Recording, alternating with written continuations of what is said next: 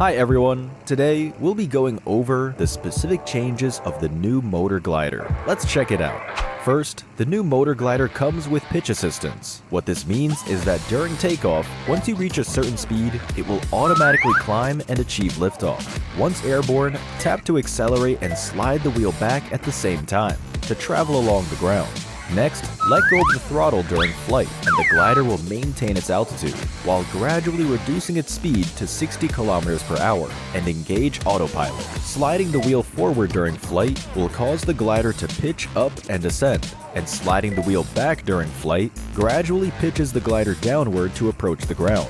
Furthermore, when turning left and right during flight, the glider will level itself off. The body of the glider and camera angle will tilt for greater immersion. The view of the ground has also been upgraded to better help players observe their surroundings while turning. Let go to stop turning, and the glider will stabilize on its own. As for landing, after descending to a certain altitude, the glider will disengage autopilot to help you slow down and land. Lastly, if we keep pitching the nose up, the glider will end up upside down.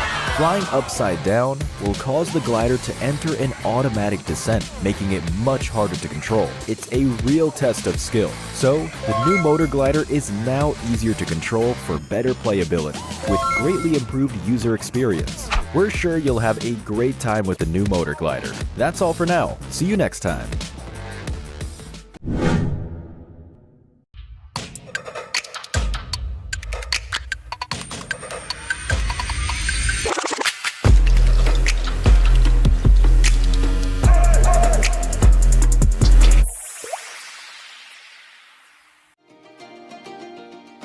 Wow, what a lively sky treasure ship! So many lights and people.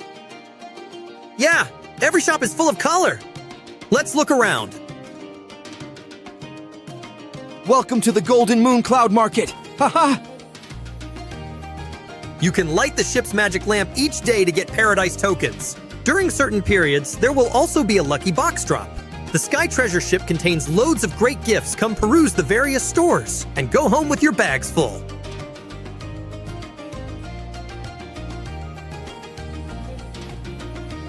When completing various adventures in Sky High Spectacle, don't forget to head to the Treasure Emporium for the Golden Moon Paradise Crate, as well as tons of Paradise tokens that await you.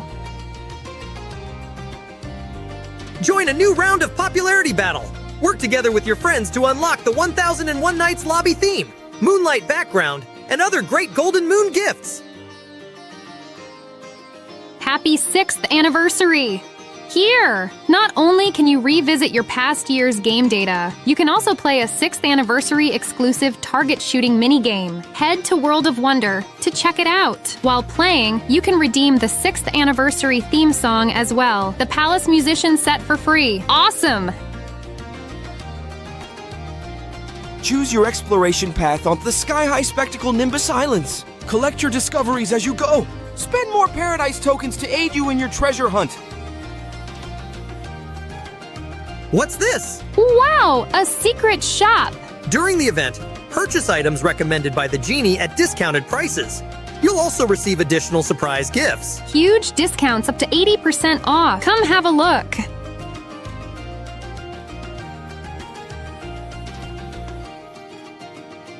What are you waiting for?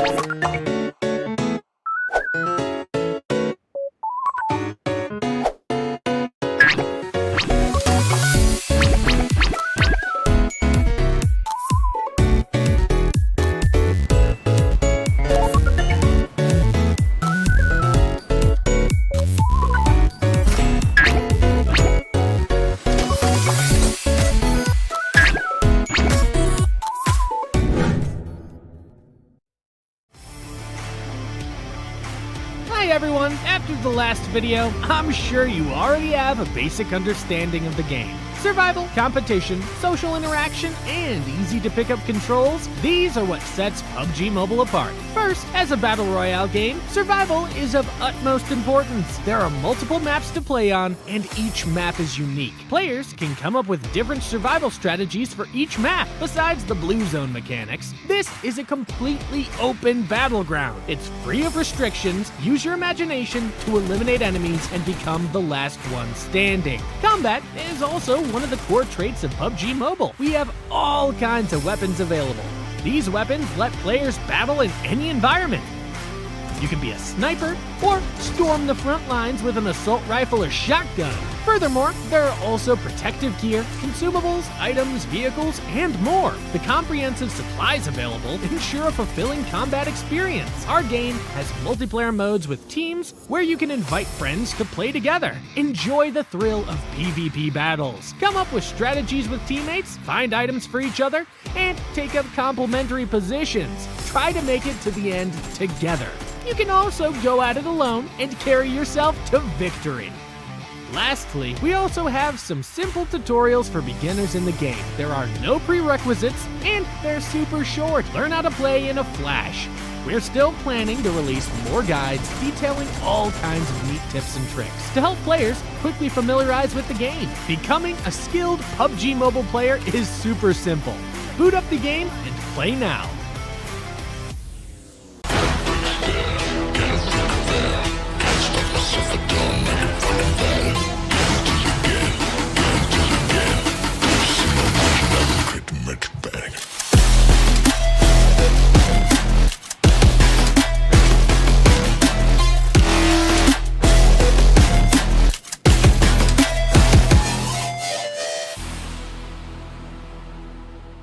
IQOO.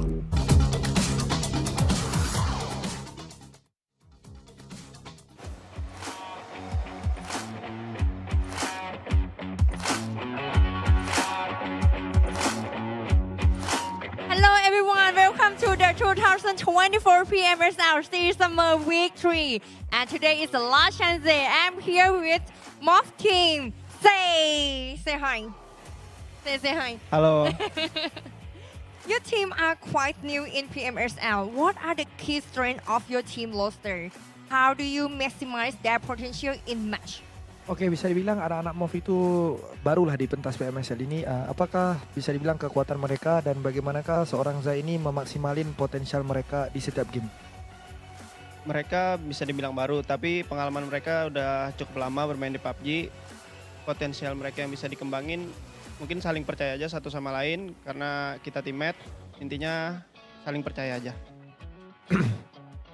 Yeah, we can see that they are new in PMSL, but then they have a lot of experience in terms of PUBG because they are old players as well. The potential that I think we can maximize, I think most of it is a trust because we are teammate. We need to trust each other more in order to perform well. So yeah. That is good. Okay, currently you are at 18 in the overall league point ranking. What change do your team needs to proceed to the grand finals? Oke, sekarang ini MORPH berada di posisi 18. Apakah yang dibutuhkan oleh tim MORPH ini untuk meloloskan diri ke grand final? Yang dibutuhkan pasti karena kemarin kebanyakan mistake individual, kami buat lolos ke Super Sunday, dikurangin mistake individualnya, lebih main bareng lagi, lebih main komsel lebih rapi lagi, pede aja. Okay, I think for us to qualify to grand final, of course we need to qualify to Super Sunday first. And if we take a look back in our previous match, a lot of us do a lot of individual mistake. So we need to fix that first. We need to make sure that we can play as a team in order to qualify to Super Sunday and as well the grand final. So do you think you go to Super Sunday today? Adakah kamu ngerasa kamu lolos ke Super Sunday pada hari ini? 120% percaya lolos. Yeah, I think we all believe 120%. Okay. For today team, which team do you consider your biggest threat and how are you preparing to face them? Oke, untuk tim hari ini yang bermain di hari ini, siapakah bisa dibilang rival lah ataupun ancaman buat pasukan MORPH melayakkan diri ke Super Sunday dan bagaimanakah MORPH itu persiapin diri kalian untuk menentang mereka? Rival sih semua respect, tapi paling hierarki untuk lolos ke Super Sunday-nya main lebih rapi aja lagi. Okay, we all respect all the teams that are playing for Super Sunday today. But then our biggest threat, I think, it will be RRQ. So yeah, we need to be careful and we need to be prepared in order to fight with RRQ. Okay, hope you fight good with the RRQ. And thank you, MORPH, for the interview. And now it's time to the caster day for the first game.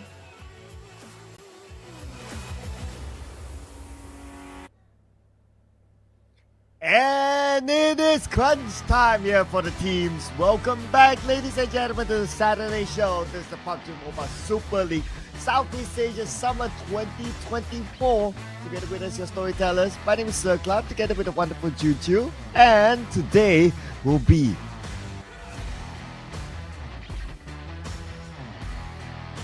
you back, by the way, old partner.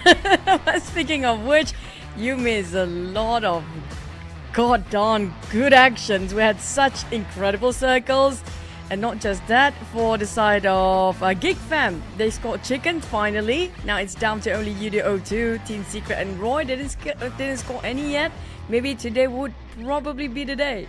And YOODO Alliance had a good time at the beach as well. Yeah, that became a thing.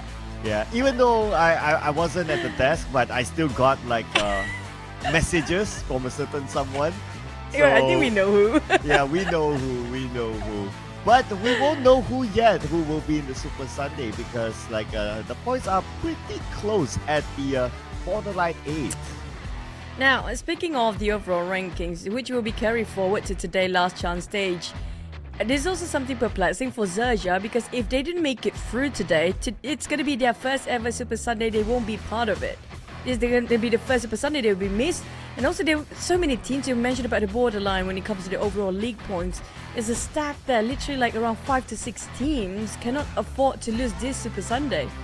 Yeah, I know, right? Like what? Teams like NKT, teams like MORPH, teams like PEA, a lot of teams, their line is at stake here today. But just to recap a little bit for you guys, these are participating teams for our final last chance qualifiers. We got Sem9, RRQ, FaZe Clan, Team Flash, Team Secret, PA, VOIN, Donkeys, Infinity, MORPH, NKT, GEEK Fam, YOODO 02, Crit, VIP, XERXIA, PIGMY, as well as Roy. And also when it comes to the top performance team here, we're highlighting on MORPH, and that's definitely why the reason we had that interview before. They mentioned regarding one of the biggest threat for them is going to be RRQ, maybe because RRQ has been one of the most active teams trying to find themselves those elimination. But unfortunately for MORPH, they only had one Super Sunday. This is one of the teams that we talked about before. They need this Super Sunday desperately. Yeah, them and some of the other teams around them as well. So the competition is definitely tight there. And that includes another close team, which is VOIN and Donkeys. Now we compare the two teams, average elimination points do favor MORPH a little bit more by 0.2. Average based on points do favor VOIN and Donkeys. Average globals used, small MORPH, while top 4 rate goes to VOIN Donkeys. And when you compare Razak as well as Zero, Razak has a little bit more eliminations as compared to Zero. Well, they're both actually the key players for each respective teams. But when it comes to yesterday, Sem9 has been doing great with Bridge campaign. And yesterday, so many SFB circles, by the way. Oh my god, you missed. Yesterday, Sunhawk down to all 3 in Wrangle map has been hellish, tormenting the players so much throughout the entire course. I know, right? Like the circle is tormenting me by not giving me the SMB circle when I'm casting. Naughty indeed. But Sem9, I mean, they almost got into the top 8 until Todak showed up. True. Well, speaking of Todak, there has been a rise, and this is going to be one of the most spectacular performances coming up from Todak as well, despite we don't have them in the recap too much. But they are the one that actually go straight towards the Super Sunday in the very last minute yesterday. Not just that was their first ever Super Sunday. I know, right? First Super Sunday, and they did it in style as well. But let's not forget another team that needs to make it into the Super Sunday, a team of Flash, because it's all about collecting the points for the grand final as well. So teams like this, they definitely don't want to miss out the Super Sunday. That includes Sem9, that includes FaZe Clan as well, the highlight teams that we can see here on screen. Team Flash, yesterday has been a bit of up and down, quite volatile when it comes to the performance. We talked about the carry forward points. We're starting off with recapping the teams that got themselves in the top 8 when it comes to week number 3. Congratulations once more up to the 8th place. They advanced straight towards the Super Sunday, but I don't think it's going to be a problem for Sem9 and RRQ due to how much they already garnered themselves for the entire week here during the group stage. Yeah, it's going to be hard to push them out of the top 8. With the points that they have collected, 78 and 74 points collected, probably even FaZe Clan and Team Flash as well. But the borderline, this is where we start to see like teams like especially Infinity, MORPH, NKT, GEEK, maybe even VOIN Donkeys, maybe even PA. I mean, it depends how crazy the points will sway in this round. Now, we want to talk as realistic as we can. Personally, Cloud, do you still think Roy can make it through? Well, if they can score like 4 or 5 chicken dinners, then probably yeah. But if they can't, then it's going to be an early vacation for Roy. Hopefully that's not going to be the case, because they'll be super bored if nothing is happening for them for the next couple of weeks or even next week. But we're going to have the same map rotation. Don't forget, it's going to be GMT +7, starting off with Sunhawk, Triple Wrangle. We're going to end the day with the double Miramar, and today will be the most important day for all the teams playing here. Yeah, I can't wait to see what's gonna happen today, because expect a lot of drama. Every time when it's a last chance qualifiers, there's always drama because teams are so desperate to be in the Super Sunday. Even like, let's say we talk about like last 2 weeks of Super Sunday, if you don't do well, you can still look forward to the next week, but there's no other week to look forward to if they don't make it to this Super Sunday. So expect all out battle until the last game. I wouldn't mind for the teams that already made themselves into 2 Super Sundays. Like XERXIA, there might be a chance for them to be pushed down, because when it comes to the overall league standings, even though they made it through 2 Super Sundays, but if they miss this last one, they might actually be pushed down because of last week's Super Sunday didn't perform so well. So they still need, not as desperate as VOIN Donkey at the state, and KT and MORPH as well, because right now, despite NKT and Team MORPH already got himself in week 2 Super Sunday, but they're being pushed down to 17 and 18 place. We do know only 16 teams will make it through to the grand finals. Yes, and I guess that's why some of these names are on our teams to focus now. PEA being the team that has not touched Super Sunday at all last season. They got it once this time, but they have to make it into this next Super Sunday in order for them to secure the spot into the grand finals for the first time, being a new team. And then that for my pick as well, MORPH as well as Infinity, they're by the borderline of the top 8, so expect a lot of drama from these teams. Interesting pick for Infinity, but for me, VOIN, it's going to be them trying to maintain their 16th place. I look at the overall league standings for the grand finals later on, so this is going to be the team in the red zone. I wouldn't put a MORPH yet, because I feel like, well, they definitely will desperate to do that, but based on this week's performance, they're nowhere near, or it's so hard to spot them under the spotlight. It's just they being the team that being taken out early by the other teams that's trying to go for elimination points. And KT on the other hand, we do see some aggression. So I feel like they might want to go all out cylinders here when it comes to the last day before we head into Super Sunday. PEA also going to be my pick. I feel like this team definitely have a lot of potential. We have seen so much growth from PEA based on last season, and if you compare with this season. Yeah, arguably equalizing, if not better than NKT, who also has a similar journey with PEA, also came from PMNC in their respective countries into the PMSL for this year. And this is their second season in this sort of level of a tournament. Even NKT have not had this level of a tournament before. So they're quite comparable with each other. So it will be interesting to see a team like PEA, who struggled last season, to make it into the grand finals. But of course, it all starts with getting into this Super Sunday. And speaking of teams that never get into the Super Sunday ever, we're going to just re-highlight the teams here. YOODO, O2, Duck, Crit VIP, GEEK Fam, Roy Esports, and Team Secret. Unfortunately for Team Secret, not just that they didn't score the chicken, they botched it quite hard. I think you remember that one. Plus, Team Secret, they definitely have improved so much across all 3 weeks, but they never been in this Super Sunday ever. And this week, I feel like they can squeeze in. But the thing about Team Secret, they are so volatile. It's so hard to predict their mood for the day. Sometimes they're so high up there, but sometimes they just drop the ball entirely. It's so hard to see them maintain their consistency. Yeah, consistency is an issue for Team Secret. I mean, I remember like day 1 of their week 3, they were amazing. And then day 2 was kind of like, And then now they are in the last chance qualifiers. Now, which Team Secret will show up? That will be the question that only they can answer. Hopefully, it will be the Team Secret of day 1, because if it was Team Secret of day 1, though they botched that chicken dinner, but they were still fairly consistent throughout the day. Close enough. And speaking of teams that never scored chicken for the entirety of the league yet, there's going to be only 3 teams now that never have their banners flying across for the congratulations scene where they scored the chicken. And that's going to be Roy, YOODO O2 and Team Secret. Yeah, so this is probably going to be the last moment or the last day for these teams. So if they want to put their banner up, if they want to at least have a reason for them to post a social media poster that has been kept in the draft, today's going to be the day. Today's going to be the day, and it's going to be the last 6 games. Now, what I'll be looking forward to see as well is that GEEK fam, one of those teams who have not been in the Super Sunday as well for this season, they showed some promise in yesterday. However, points are still not enough yet. It will also depend on, I do wonder what sort of lineup will GEEK fam come up with today. That's kind of true. There have been quite an interesting change when it comes to how they actually approach some certain fights coming up from the side of GEEK fam. Definitely more confident, and I think they just pushed themselves beyond their limit right now, and they can actually keep pushing forward. It's just whether they can carry forward the yesterday's or this week, the rest of the week momentum, and just maintain it. The question is, can they actually maintain? Because today is the last day of them to get themselves the Super Sunday clout. There'll be some teams that will actually challenge this team early on.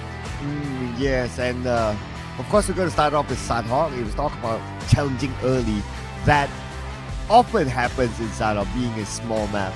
Some teams, they have to nomad their way through. Now we can see the high fives, and the I hope the table is well structured enough, because RRQ really likes to do that. And of course, fair enough to them, they are the team with the highest average eliminations of them all with 4.8. I think personally, I feel like the table in every season in the arena, if they can actually screen, they probably scream by now. Every single time when the players, if they're being eliminated or they even get themselves a chicken, it must be, you have to put the blame on the table, no matter whatever the situation is. Well, yeah, I guess by now, I'm sure the organizers would know by now is that, okay, whatever it is, the table has to be the toughest structure of them all. I remember back in the day where Pamburu famously did the table slam, but it was his own table because they played from home, like during that time, that is. But yeah, that's a learning for every esports organizer out there. Make sure the table is tough. It's not just the table. You remember about the chair as well, back in the days where the players flipped their chair. I'm lucky we didn't start the game yet that time. Oh yeah, tons of things have happened over the years. The chair, the table. I kind of knew about the phone as well, like BTR. There was one season, that was the time where they still played from their own place, and he threw the phone, and the phone broke, something like that. Oh my god! Yeah, like so many things that happened. They just, I think it's just the hype and maybe the adrenaline rush that compelled them to do so. Something is out of your control when you're super excited, quite overwhelming emotions, especially with so much at stake. And specifically, it's going to be today, that's going to be the day. Hopefully we don't see phones flying here. Yeah, because this is not their phone. At least the phones that they use in their own premise is their own phone. Whatever it is, they're responsible for it. Or at most the manager will need to go and buy one quickly.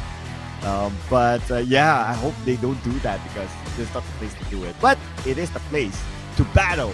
So head on to game number 1 in the battleground. Ladies and gentlemen, the only Sanhok. Here we go.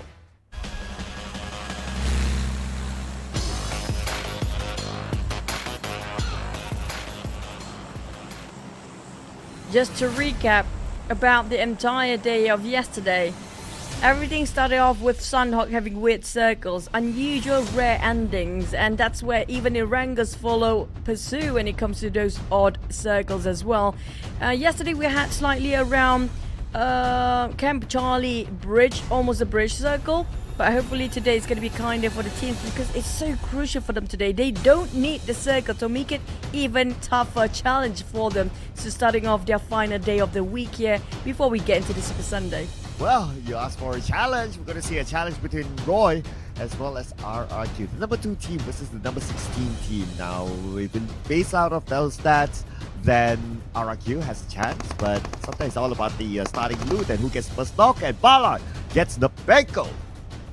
Every time it's last chance stage or whenever we're looking at Ruins, it's going to be Roy versus RRQ, but Valak seems like setting things right in the right tone to start off for Roy, but RRQ, they lost one man early on, and that's Nepeko, one of the most key player, the most aggressive player coming up from the line of RRQ. If they botch this one for RRQ, but I wouldn't worry too much for their positions. So they got themselves having a very start of the point here. Yeah, true enough. Between them, I would be a little bit more worried for Roy if they were to lose this fight. But so far, so good for Roy since they got the first blood, and also they still maintain all their players. But from the outer side, there could be another team shooting at them. That's probably true. Waiting for having a bit of a peek. We didn't even get to see the circle just now, right? It just straight away the gunfight shooting on top of Ruins, and due to how close they are in proximity between RRQ and Roy.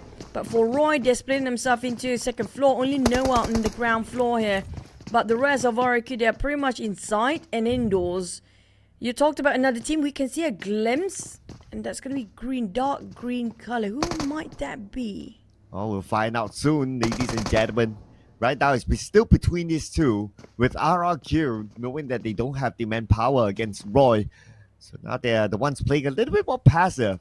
While Roy, maybe because of their number 16 status, and not in the best of motivation. But let's see if they can get a wipeout onto RRQ. That will probably bring them the hype and probably bring them momentum throughout the entire day.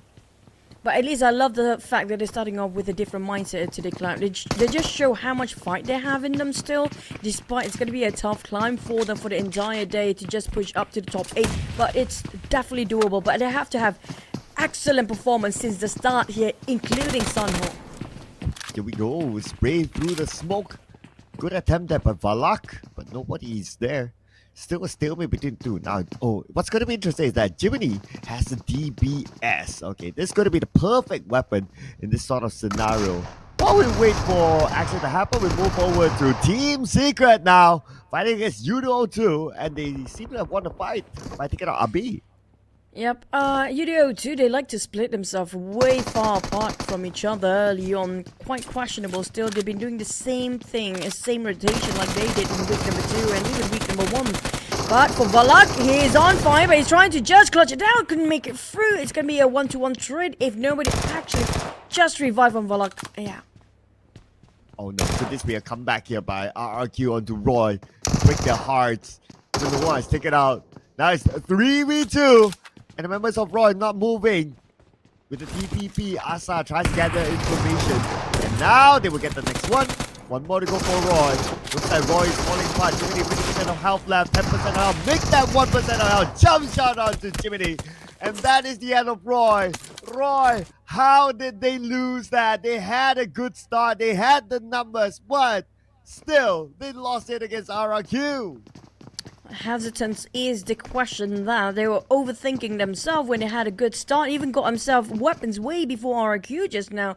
And what's baffling, it's gonna be RRQ, and Roy has been going on top of Ruins multiple times. And despite Roy knowing that RRQ will be there, I'm surprised they didn't change a drop spot. But I don't know, maybe it's sometimes because it's technically a new group for them here. They kind of thought that, okay, Vampire Esports is not playing. So they thought that, oh, Flypath, Vampire Esports not there, let's drop there. And so happened to be two teams having the same thought. And that just happened. But the bigger question for me is that, you know, Roy, you had the numbers, you had the DBS, perfect weapon. All stars were alive for Roy, but somehow they played too passively when they had all those advantages, and they allowed RRQ to overtake them. This is exactly what happened last week as well for Roy. The same fight, but slightly different outcome. They had, like you mentioned, a slight advantage before.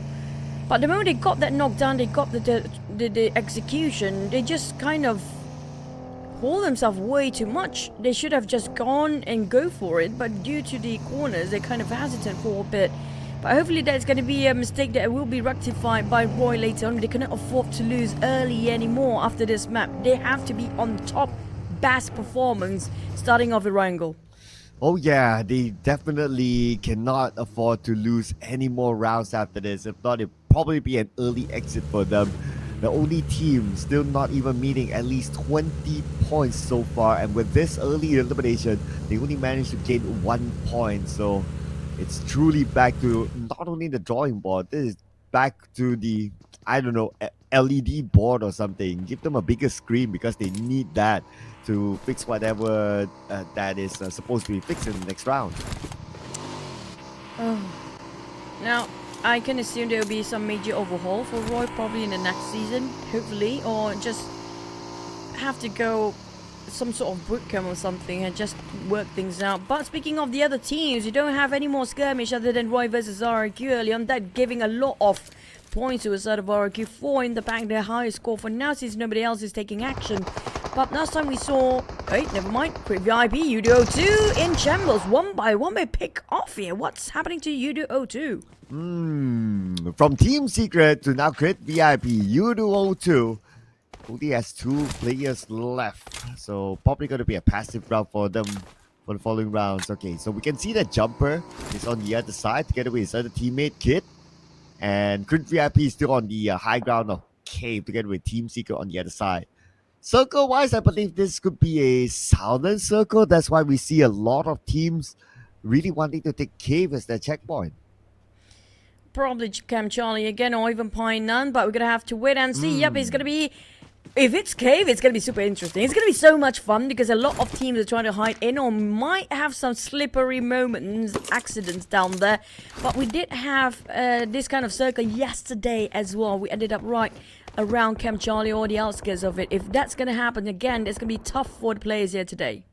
Yeah, I know, right? This kind of tucked in the corner sort of circle, it is tough. Arguably, probably as tough as the Camp Alpha Island circle, but it also depends on which corner we're talking about. But with this kind of corner, you still have like a split in between with the river, so you might be, or the teams might be thinking to themselves like, okay, probably might go to the left side. Oh no, maybe it's on the right side, so they still need to play a bit of a guessing game.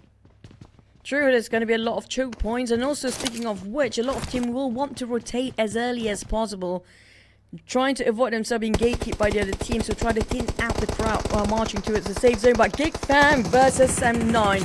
This is going to be interesting. These are the teams that already parked themselves quite early in Camp Charlie, and GEEK Fam, they definitely have very good momentum when it comes to their final week, while YOODO 2, they're fighting back despite their lack of the only duo. Well, let's see how much they can get out of this, because the YOODO 2 needs supposed to be in the top 8. But for RRQ, bringing their momentum around to MORPH.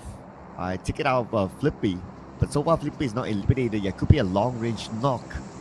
And now we do have GEEK Fam and 7-9 on the same screen. So between these two teams, GEEK Fam needs the points a bit more. For 7-9, they need to get to the Super Sunday. I think it's pretty much straightforward now. They are okay, but they want to just solidify the positions. Kenny has been amazing yesterday, by the way. I hope he actually carry out this momentum from yesterday and didn't actually just go cold for today. But UI take a bit of elevations, Depp taking a bit of cover fire from the back as well. It's going to be Kenny just taking it all by himself in the front line, probably alongside with, I think it's Low You playing here right now, or is it Brian? Well, we'll get an answer soon. So far, we don't see all the players of 7-9 just yet. I probably got a glimpse there, but the camera move based on the movement of Audrey. But for now, what we are sure is that GEEK Fam is playing with the lineup Sonics, Audrey, Aisin, and Damrut. So Snipes is still not playing in the lineup of GEEK Fam. Unfortunate. You did mention about GEEK Fam probably won't have Snipe for the entire week here due to his not really feeling well. Correct me if I'm wrong. It was Aizen during day one, but he's back right now, so obviously he's playing. But for MORPH, okay, they are the ones who's not feeling well right now in the blue. Burn off by the blue down to 2 players. Hulk trying to open up the opening, but it's going to be down on the south first. IQOO. They're trying to force a fight anyhow, bringing the fight straight into Hulk and MORPH. When MORPH Hulk spot him out, it's going to be the shotgun that finish off the rest of IQOO. Despite they being eliminated the first few, they scored themselves 6. But I think IQOO they're not having that much of a problem. But for GEEK Fam and Sem9, GEEK Fam's having the problem right now with Halsey currently knocked on the key players. You high finding a good angle. Another one from GEEK Fam knocked. Sem9 seems to be winning the fight. GEEK Fam, are they out? No, not yet. They have one player. Oh, at least 2 items. Okay, Aizen and Sonics is still alive. Now Aizen is knocked as well. Only down to Sonics to hold down the positioning or the placement points for them. But at the same time, look how insane the circle is. Yesterday's cycle was only a complete trash for the player. Today is just completely out of their minds. I mean, we thought things cannot get even harder than it was already yesterday. But the game definitely challenging the players to be at their best here, to adapt in this sort of rotation where we do have a lot of water in it and just a slight edge of each of the end of the island just now. But for the side of GEEK Fam, things seems to be a bit grim at their end. They are they're just taking out the short straw in their ends there, losing so many members fighting against Sem9. While we do have a couple of other teams are fighting at the same time. Oh yeah, look at the elimination feed right now. Team Seeker fighting with Team Flash. They seem to be winning the fight. Team Seeker 1 knock, while Team Flash have been eliminated. So they would have collected 4 points for themselves. And Team Seeker, they want to stay on top of the top 8 because they must get into Super Sunday. Wow, we have Good VIP and XERXIA. Oh, Lobby X. It's going to be VOIN Donkey finish off XERXIA. We talked about XERXIA. If they don't make it through this Super Sunday, that's going to be the first time ever they didn't have a foot inside of Super Sunday. The first Super Sunday they will be missed, and it will be very punishing. It's the last Super Sunday they're missing it. But PEA finally taking action. It's going to be NKT for the next target. Here we go, NKT, the one that's way desperate for points. 1 player knocked, but not eliminated yet. Could be another long-range knock. But what we were sure as well at the elimination feed is that Aizen have been taken out. PEA against NKT, 2 teams who need to make it through. Let's go. 3v4, PA still have 4, never mind, 3v3, 1 member lost for the side of PA. That's going to be Blaze going out first, but Infinity just have to be the third party, just being busybody across the crossfire between the other 2 teams of PA versus NKT. Now they're crushing both teams at the same time. Oh, here we go, Infinity, drive-by, Katuni. Takes out Trexie and Meezy taken out by Tiger X. PEA eliminated without anything at all. And now the Infinity, that's it, coming out third party against NKT. NKT, they bought themselves just a slight more time and even got themselves a reset between the players who are being knocked down early on, down to still back to 4 players. But Infinity, they're not showing any sort of mercy. They have quite abundance of troubles. Trying to flush out the rest of the NKT members. Triple F down to only like 5% of their speed. PIGMY taking on VOIN, but we're going to focus on Infinity versus still NKT. Triple F managed to reset, but he barely got enough troubles to just push them away. Typical Triple F. He sees his opponent with the TVP, but can't get a good angle. Same time, Good VIP seems to be winning fight against VOIN Donkey somewhere else, with PIGMY helping them out too. 2 different fights happening in different areas. On the mini screen, we can see that PIGMY is really active right now on the outside circle with Zone, putting pressure on the VOIN. Down to 3 players. Tan tried to reposition himself, but the Blues will clip them down anytime now. With 20 seconds left on the clock, there's no more time to extend this fight. VOIN, Donkey, Creep, VIP, and PIGMY having a triple crossfire between these 3 teams. While Creep, VIP, the one actually taking all the points away on top of these 2. Go Creep VIP, they have to end the fight soon because the Zone will be on top of them next. As the Zone will close in about 1 more second. VIP looks like they're not really interested. They want to play with the Zone advantage, so they're going to leave this fight for now, allow the 2 teams to cancel out each other. Rocky, I think that's going to be the last member of VOIN. I'm not sure about his health utilities. I think he does score himself a couple of first 8, but PIGMY, you might actually resort into playing inside of the cave. But the problem is the cave not right on top of the circle still. So that's going to be a lot of players resorting to swimming. But Infinity just finished off the entire lineup of Crit VIP. But at least Crit VIP scored himself quite a number of eliminations. Yeah, at least they scored themselves 6. Not too bad. But it was interesting. Last we saw Crit VIP, they were migrating themselves into the inside circle just to bump into Infinity. And they became poised for the Infinity, so it's 7 points from the Thai team. While VOIN Donkey, last we saw them, they were in the blue. They are still there with that one last player, probably going to give himself up to it. Kenny is patiently waiting for anybody to dock up just around the housing area. You are also waiting on the other end. NKT do have those elevations. If they try to pick over the side around the coastline, they're going to score themselves 2 teams at the same time. But Kenny is playing a very patient game. He definitely heard those swimming movement coming up from MORPH Zero. But I feel like Zero do have the game sense, a hunch that telling there will be somebody there somewhere. But YOODO too, down to 2 players. They managed to find himself some very small ground inside of the middle of the sea just now, in the middle of the lake. Oh man, look Are at you the circle. kidding Are me? you? What? The circle? Are you kidding us? What? This is arguably the most insane circle we have seen this season. Might as well don't have any land in there, but he's gonna YOODO too. Barely got himself any land to stand on. Still scores a couple of nations. Yuham actually want to steal that away. But speaking of this circle, Cloud, there's no land at all. They were talking about like what, only 10% of land left. You might as well exit the lobby now. It doesn't make any difference. It's insane with this kind of circle. My goodness. Oh man, so it's going to be insane for the players right now with 7-9 losing 2 players to MORPH. With Loyu now together with that, the duo on the edge of the circle. And FaZe Clan is closing in onto them while MORPH on the other side took out the other 2 members of 7-9. Now Loyu going in for a flank, but can't get a good angle because it's on the lower ground. Mela alone, Mela knocked down by Team Secret. Mela did so much work, but it's not going to be enough. 7-9 from the back. FaZe Clan sandwich hand down 2 ways, down to Team Secret trying to get a revival there. But 7-9, if they push slightly a bit advanced forward, it's going to be a clear view for them to take out the rest of Team Secret, but have to be extra careful. But never mind, it's going to be denied into the blue zone by the blue zone. But NKT did manage to score a couple of it. But 7-9 will have to reposition. It will be a swimming game. Here comes our Olympics of the swimming PUBG Mobile.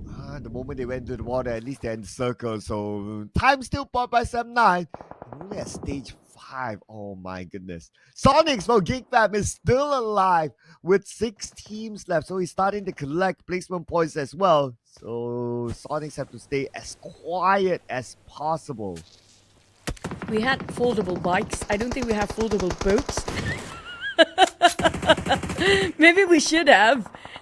When it comes to this sort of circle, MORPH taking on 7-9 from afar. YOODO to try to play around the shoreline. But it's going to be a flat field up there. Barely got himself any covers. Infinity they have to deal with NKT. Nexus coming up from behind them. But I don't know how much percentage of land going to be left after we shrink in more into a smaller circle. Oh yeah, I wonder how will it be. Stage 7, stage 8. I mean, we still have a couple more stages before the zone closes entirely. It will be crazy. I don't think we'll even make stage 9 with this kind of circle now. Let's see if a Zero can actually make 1 more point for himself because Dep is bleeding out. And look at the circle. What is this? What is this circle? At stage 6. Are you kidding me? That's going to be around 300 meters square of circle that's left for these players to land themselves around the shoreline. It's the shoreline, by the way. There's nothing there. It's quite a flat field. It's so clear to be seen by the players that actually around, especially NKT's position. They can see whoever try to just navigate himself into the center. Nobody wants to play the center here. You're just exposing yourself to bullets. And there's no way you can be the center without a barricade, and plus inside the sidearm you normally won't have vehicles prepared to build that barricade anyway. So who's gonna go in first? It's crazy. Who's gonna drown first?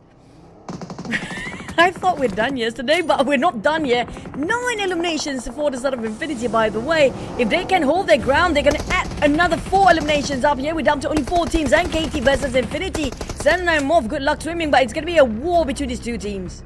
Oh man, now time to start on their side. Everyone has to go. And KT with a high guy advantage against the Infinity with Spider Tan.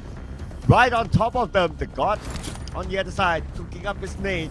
And the good news for these 2 teams is at least they're within the circle. For now, that is. But stage 7 is here, and Boredom not in the circle at all. 15 more seconds to go. Time's ticking, and this is going to be a crucial player of NKT trying to score himself the chicken. They definitely need it so much, but MORPH, can they hold their grounds? They're still taking a bit of the coastline, but the problem is the circle just shifted away just now, and they're not in it. Infinity trying to hike up slowly, spot it out to Cop. Here comes the nade, dropping on 1. Didn't clip on anybody. Mr. Joe get a revive. NKT back to 4. Oh, the God still holding on strongly. 1v3. And here they are dancing around the vehicle. The God gets knocked down. The other members of NKT on the higher ground. The Infinity fighting back, but Tiger X close one. Just space to heal up. God it up. Now the fire onto Mr. Joe. Take him down. And with that, ladies and gentlemen, it was hard and fast. And Infinity overcame an impossible circle to score the chicken dinner. Impeccable timing. What a performance, phenomenal, outstanding eliminations on the side of Infinity for their first map of the day. But what a bizarre circle till the end. I mean, like, is it gonna just follow through the entire day? Like how we had the entire course yesterday into Erangel, because Miramar was pretty much nice and generous. But I feel like Erangel is gonna be more chaotic than our Sandhawk just now. Only the Circle Gods can answer us at this moment. But the Infinity answered the challenge.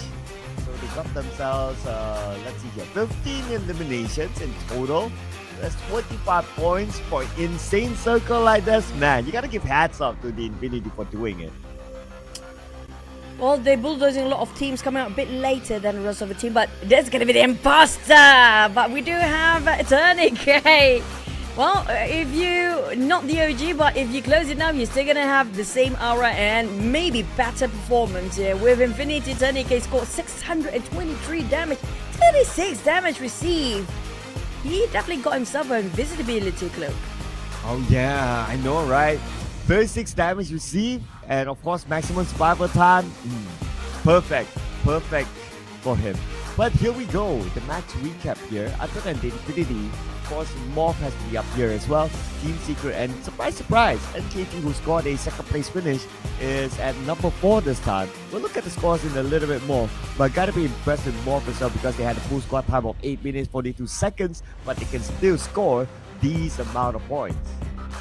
I agree with the most travel distance as well, but let's rewatch the highlight to see if there's any team trying to rectify their mistake for the next Erangel or not.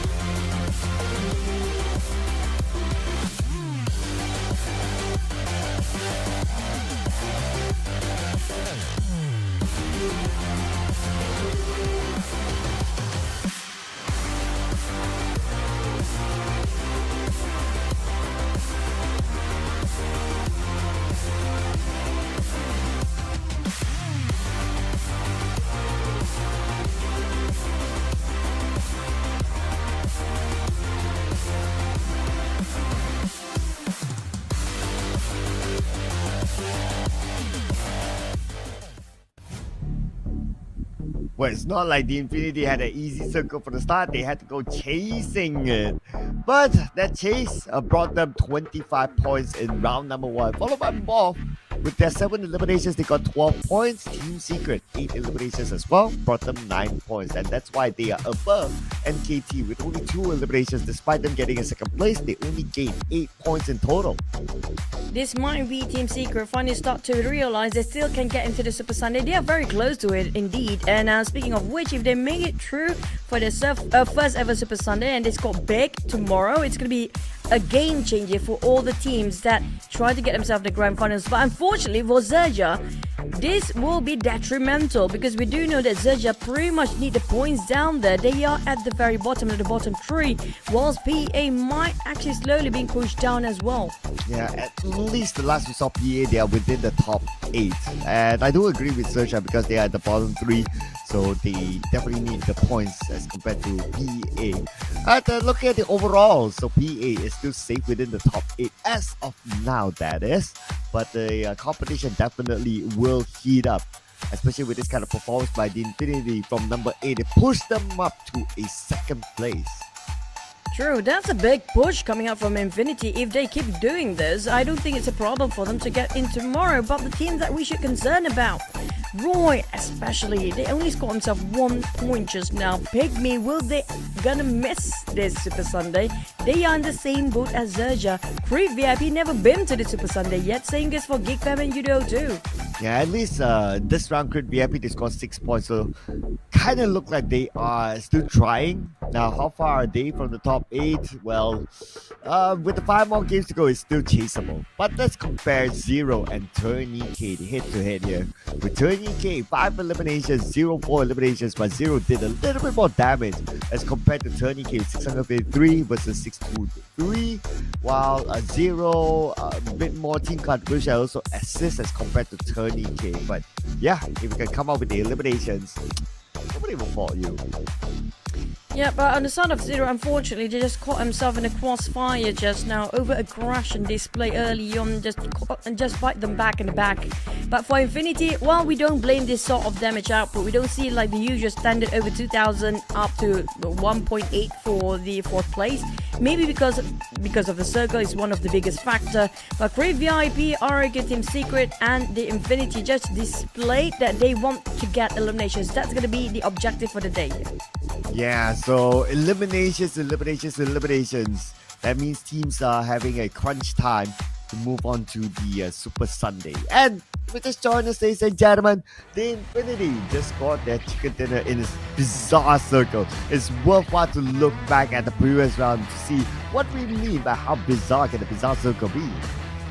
True, that's going to be one of the toughest ones throughout the course of entire year for now, because we didn't have that kind of tilting circle when it comes to last season. I think this season circle has been very unusual and very odd indeed.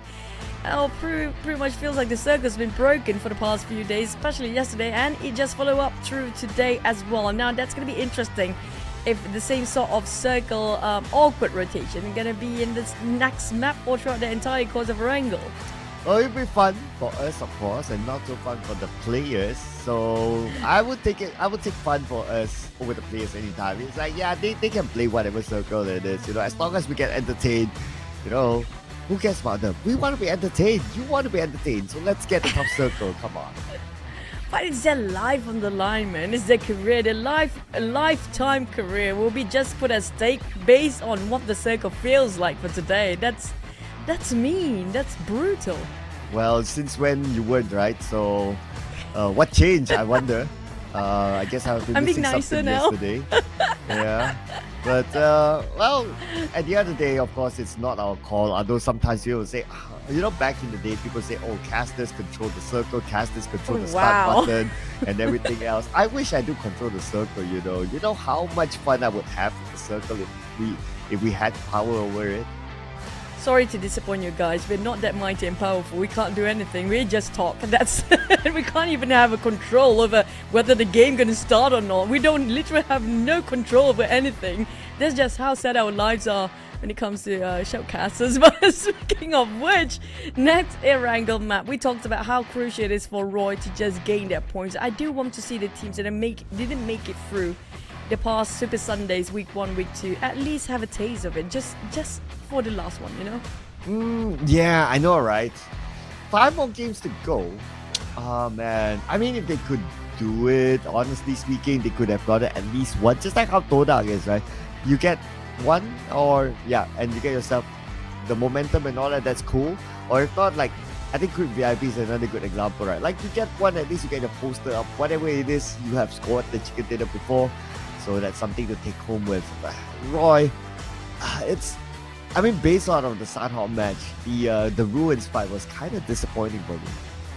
It's the same case scenario like how they did before. That's why it's quite puzzling to see they still pick the same drop spot when IQOO is actually in the last chance stage, because that's what they fought against last time. It didn't turn out great for them. Seems like they didn't learn from the mistake. From the Roy side, it's going to be rough for them to get into the Super Sunday. And just sadly, I don't think they can make it through. I'm just being as real as I can be here.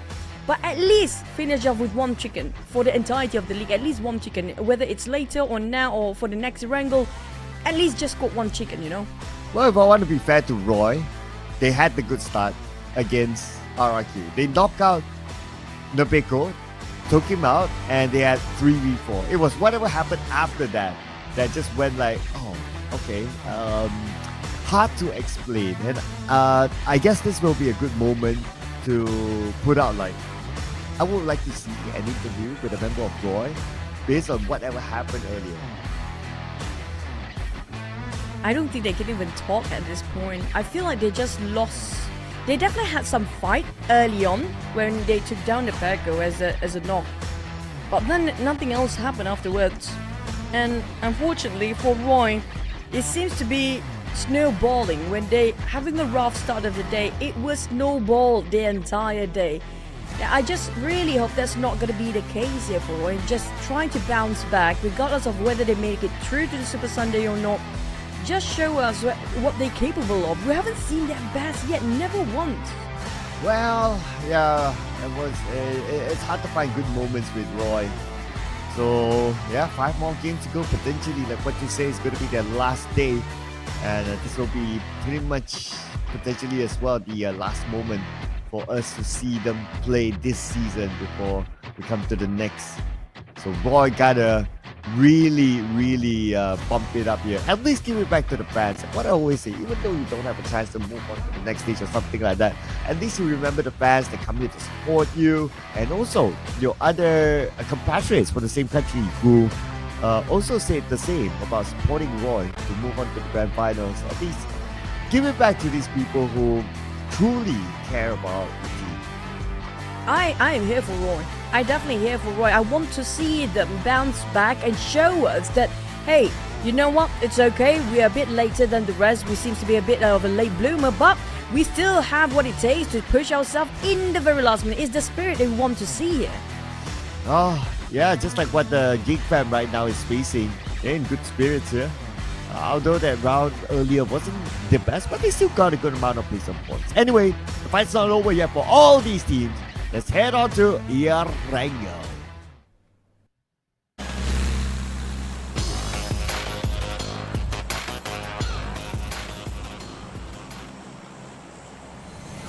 Based on the last Sanhok map, I would be worried if I am one of the players in Erangel here right now.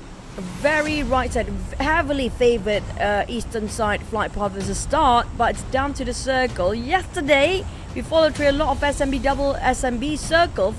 We didn't have a lot SMB, but of all of the days, when it comes to the last stages during the league stage here, things get really extremely painful for the teams and players. Now, we gotta have to wait and see the circle to pop first. Yep, there will, of course, there will be a lot of dictation based on how the circle is, and if we get more of what yesterday's circle is, I'll be pretty happy since I missed the circles yesterday.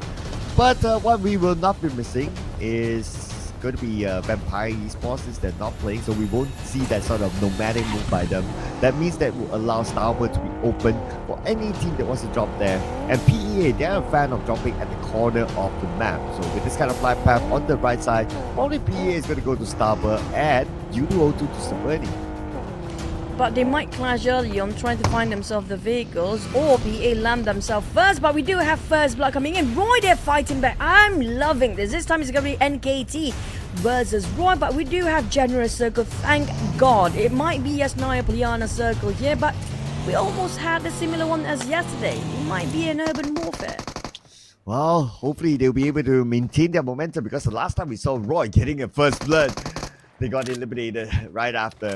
But it's not only Roy, Spider Type of NKT sharing the same area as Kenny from 7-9, just because BTR isn't playing, so the area of Milta is kind of open. But not only that, Lepovka, we have VOIN Donkeys and the Infinity.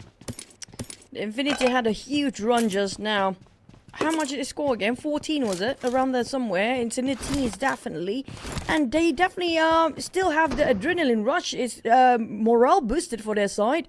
But NKT just obliterates Sam 9. What is happening? They barely score anything for the past two maps here.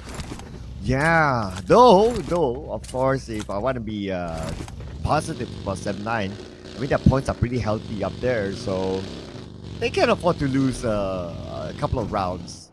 But for NKT, they cannot. So the 4 points will be precious for them that they have collected over 7-9, and they are still on the outside of top 8. But they're getting close right now with VOIN Donkeys, assuming that VOIN Donkeys and MORPH don't add more points to their count. Well, we only have 8 more slots to go for Super Sunday. MORPH and VOIN pretty much tight, and KT2 within reach. GEEK fam YOODO too. Now I'm looking for their first chicken here when it comes to the last chance stage.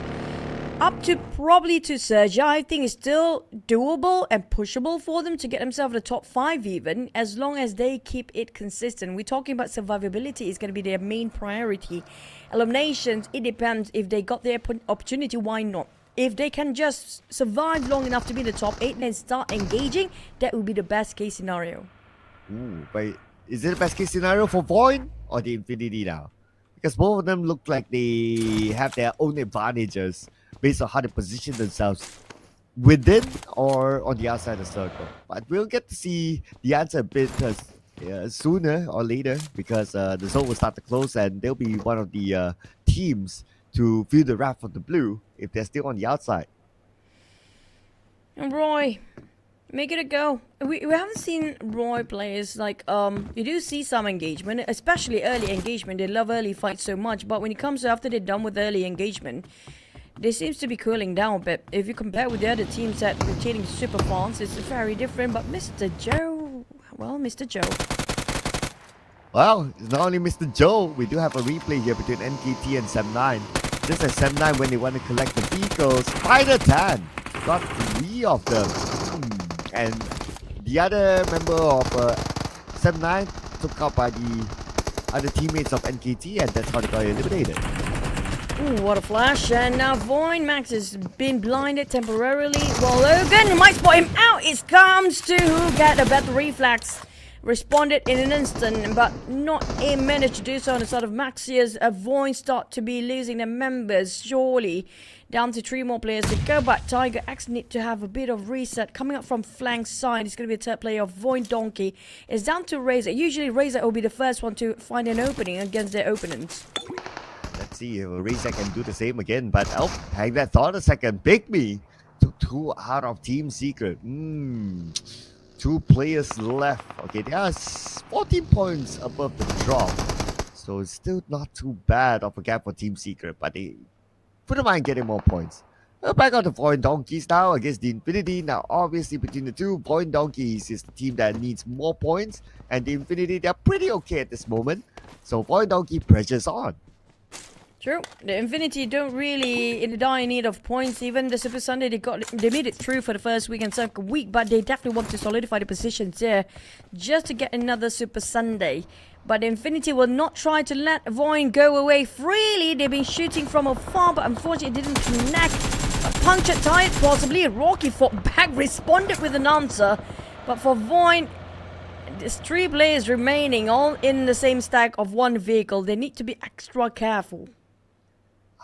So, speaking about careful, RRQ, I wonder, do they know the presence of Crit VIP in order for them to be extra careful? Let's see, but I guess they don't really need to move out, so they'll be pretty okay at where they are. As for Team Secret, the last 2 members, these 2 players are definitely going to play it as safe as possible. Maybe, just maybe, they will try to play in the middle, go straight in very, very early on, find a good spot, and pray hard that other teams eliminate each other and don't focus onto the middle. True. I mean, like, Team Secret do have their firepower despite only 2 players left. I agree that they can actually still have a bit of a fight, regardless of not having full roster in, as long as they know where or which angle they want to hold their positions on. We've seen that happen multiple times in this season, Cloud, where solo play can actually turn the game or turn the entire chicken in a moment for themselves. We've seen a good amount of plays, even like throughout the week, throughout last week. Well, I can say that throughout the entire season. What have we not got this season? We got amazing clutches, we got insane circles, you name it, we got it. But we almost got a triple F knocked, and yes, and Tusk is the one to knock that triple F. It is about securing that precious point. Yep, they're still on the tails of NKT for quite some time now, giving a bit of a rundown. There you go. It's going to be Tusk easy, not even wasting any bullet at this point. But will they follow the tails of NKT to the end of the world? They're definitely still trying to keep track on NKT. But Tusk making a bit of a U-turn, not to overextend the fight too far from the rest of the team. But from a Panther device, Spider 10 managed to make a U-turn in the very last minute, avoiding clash and conflicts against PIGMY. Tusk is tasked to gather information earlier. And speaking about gathering information, RRQ, they needed the information that Good VIP is on the high ground. And so far, they managed to get a good scout out that is Snape. And with the information gathered, they'll be like, okay, cool, I'll just stay back home. Anyway, just look at their position in the circle. They're somewhere in the middle, so they don't really want to fight against Good VIP. And even so now, with this stage of the circle, they'll be okay there. Still a lot of choke points in between the river down there if they're not being careful regarding the position's placement, for especially by the call of IGL. But Roy taking the fight straight into PIGMY. That's gonna be Noah knocked down. Jimmy Nax. PIGMY Achul try to fight back. Jabrank is down on the ground. Tusk down to only 1% of HP. He still stands. He needs to reset. Here comes Achul with the DPS right around the corner. No. He just cancelled the healing. He made it through. 1 HP. Wonder Roy. Welcome back. We get to see the best of them. Oh man, Bala, as scary as he is, man, that was a good comeback there for Roy. Oh man, I thought they were done for, but hey, it's Roy we're talking about. Looks like they will not go down without a fight. Team Secret going for Crit VIP next. Wide in the open area with not many structures in between to take covers. Crit VIP have to reposition himself. They lost newbie early on, but wow, that's Roy with 6 eliminations. I'm loving this. They know what at stake here. Finally coming back and bounce back despite having a huge loss in Sunhawk before. But Crit VIP, we might actually have a 4-way crossfire between the 4 teams there. Just waiting for the circle to shift away, and we'll see World War III happening there. As long as the circle is still there, maybe they'll still hold on to their position, waiting for other teams to come towards them instead. Now, teams who are inside the circle, other than that, we got GEEK Fam here. They came from the area of Very Pier and unchallenged so far by other teams just on the south side of Rosal. So at least still a decent start for GEEK Fam, who also needs points to be in top 8. True. GEEK Fam. It's doable, definitely doable with Team Secret being eliminated early with only 1 point. Sam 9 giving so much opportunity to the side of Infinity to take them over, same as for RRQ. And it seems like Infinity and RRQ pretty much have the same mindset of getting those elimination numbers up. But also coming up from NKT, we talked about them needing the point more than the other teams out there. Same goes for MORPH. Unfortunately, NKT started with only 2 at 55 points. I mean, like, it's not that detrimental. They lost early on the players because we still have a couple of maps to go. But for PIGMY, on the other hand, I don't know about them getting Super Sunday this week. 24 points, and if we look at that gap and XERXIA, that's quite huge. It is at least 17 points as of now. Now, if we take into account that the points that they've collected, that's 15 points, so that's roughly about one chicken dinner's worth. So, with that kind of gap, they will need to do a lot more to get into the top 8. Now, it's not only about catching on to the team above you, but they have to go all the way up. And speaking about all the way up, the circle slightly moved up.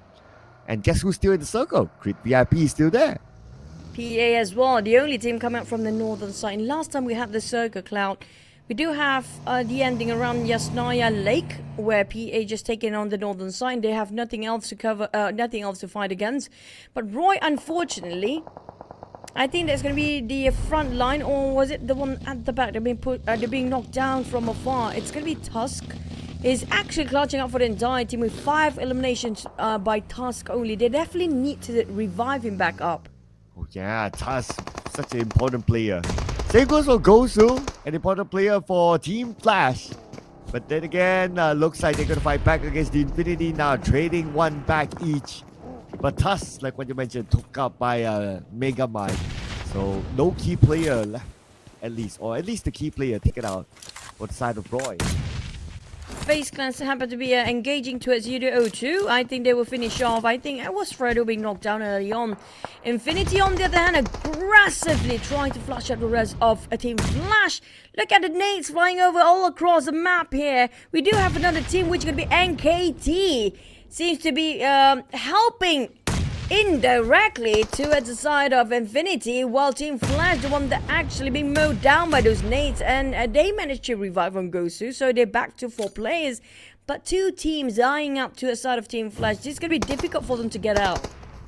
Oh, I noticed that YOODO 2 seems to have lost a player as well. So looks like that's not a good mid game for them. GEEK fam as well lost Audrey, one of the 3 players. And Audrey eliminated by Noah from Roy, a team that's so difficult for points.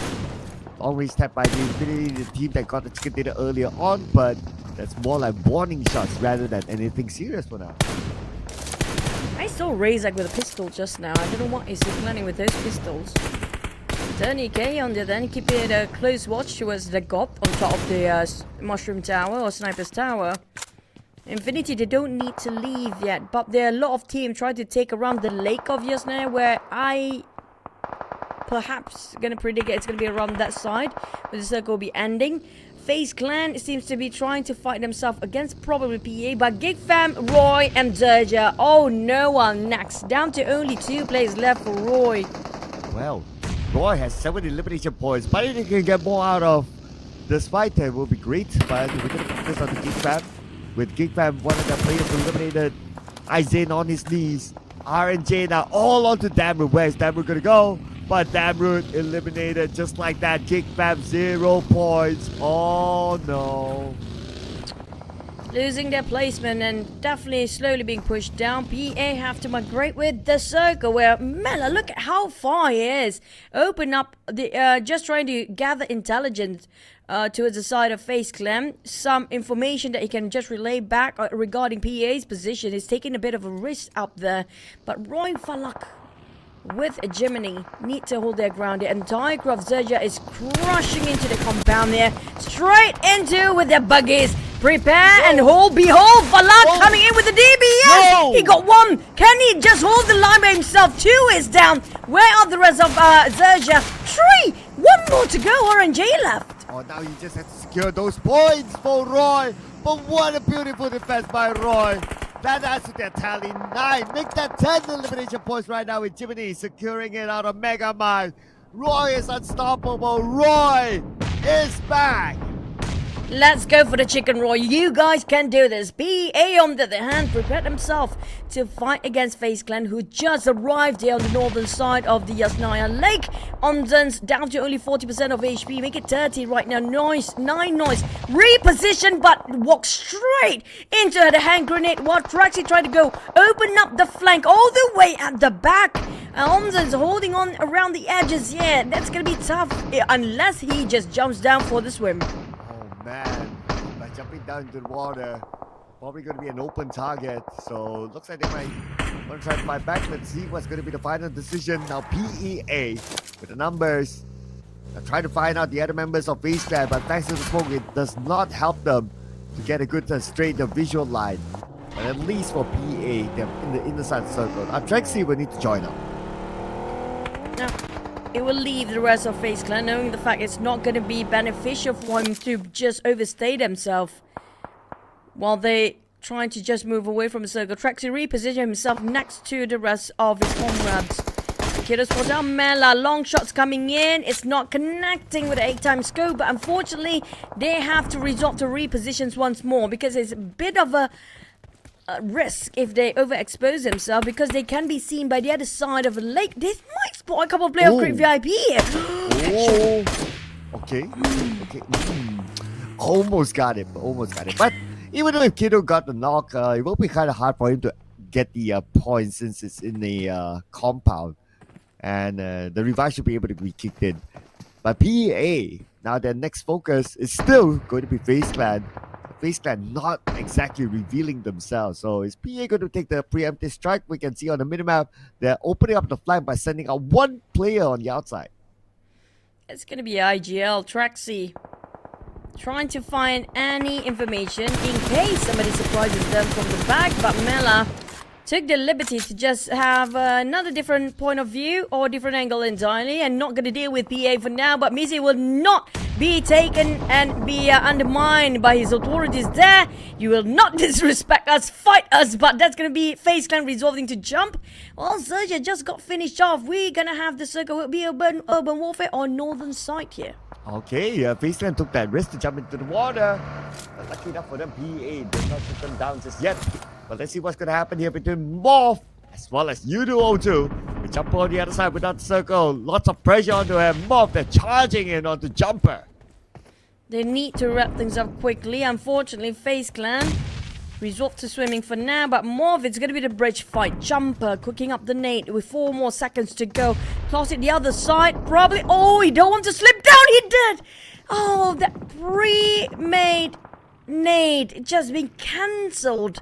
But lucky enough for them, due to the accident, they still managed to have some space and room to revive Kid. So it's not all bad news on the side of YOODO 2. Oh, no. The other bad news is that they got the circle. Okay, it's time to move as quietly as possible, as stealthy as possible into the circle. But it's going to be interesting though. If only they know that FaZe Clan is in front of them, the 2 points could be theirs. But let's see what happens there. If FaZe Clan docks first, maybe they are the ones to be able to shoot YOODO 2 from the other side. It's gonna be a long hike down there for FaZe Clan, but RQ, they are in shambles. Zero being spotted out. Here comes No Mercy! Oh, he didn't push all the gas all the way! Zero! No way! He's clutching it against 1v4! Are you kidding me? It's Zero against the entire group of RQ. He didn't even need any help. Oh man, that was a you blink and you miss it moment. My goodness. I think we get to see a full replay of that. But here we go. Good VIP now from the inside circle. Pressure on the point. Donkey now knocked down. Razak is in trouble. IQOO tries to secure that elimination point. And because of the smoke, they're not going to get a good visual on where the members of Point Donkey is at. But now Zeta shows himself. Zeta dancing around. And Zeta knocked down by Spider 10. Who gets the point? Is still going to go into the hands of NKT. But Great VIP definitely a devastated point. They tried to steal away from afar, but IMPRO, hey, at least he scores another from afar. Managed to steal it away under the noses of NKT down there. But Spartan and the God, we mentioned about them being in the door since the start of the stage, by the way. Now MORPH on the run and they are repositioning themselves. PA got himself quite an advantage. They didn't leave the northern side of the lake of the sniper, Leona. Definitely paid them well, but Great VIP, they have to embrace the rush here. They're down on 1 man. Go quickly. Now on the outside. Oh, IMPRO. There you go. Who needs to be? We have Hazer in the building. And that is going to be Crit VIP losing IMPRO, leaving them with only 1 player left. PA. For the longest time they have been on this northern side of the circle. While they still have it, that's going to be the strategy. Play it slow, play it by the edge, and come in a little bit later.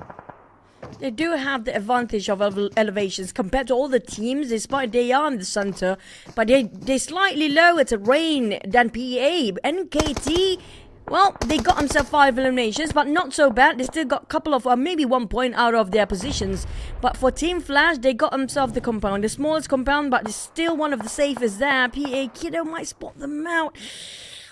Just pick. Hey, close the door. He's a bit shy. Nope. Nope, not today. But FaZe Clan still survive, Cloud. Oh yeah, FaZe Clan somehow took that risk to jump into the water, and they're still okay. Man, I thought that at some point PA would be able to shoot them down. But speaking about shooting FaZe Clan, somebody shot them. But Kid seems to have chosen to join the FaZe Clan in the water as well. Oh, he spotted them out. You know, they're just gonna hunt them back. Despite they let them jump down, they're definitely keeping track regarding FaZe Clan members. They took 2 of them down early on. Now Kiddo with the buys on trying to finish off Mela. At the moment Mela trying to take a bit of a surface breather. And Onzon's on the other end got himself some covers on top of the bridge. But Mela will be the target for Kiddo for now, while YOODO 2 drowning in the middle of the lake. It's just a matter of time right now. I mean, Meta has now only about 50% of health. But maybe at the team's going to be shooting at Mela. Let's see here. Change their attention to Kid. Kid gets taken out, but it actually was stolen by Hazel from MORPH. Oh man, PEA, after all that work, they got nothing. They got 1. They got 1 point. Kiddo finish off 1. But for, he got 1 knocked down. There's going to be Mela. But if it's been stolen away by MORPH once more, that's not going to be the case for MORPH, because they're being knocked from afar by Infinity or Flash from afar. So they have to divert their attention back towards what's on the land instead of focusing on the players on swimming. But for the next circle, well, we talked about the Lake of Yasnaya, and B still got it. Oh man, FaZe Clan, I can't believe that Mela and Hunsons is still in the game. After all that, okay, they still have the circle though, so they can still hold on to stage 6. Not too sure about stage 7, we need to keep an eye on that. But PEA is definitely keeping an eye onto FaZe Clan. Now FaZe Clan knows that Crosshair is haunted, so they won't dock themselves as long as PEA is still there. But PEA have to keep their ammunition in check. It seems like it's BZ's running low with his reserve magazines for now.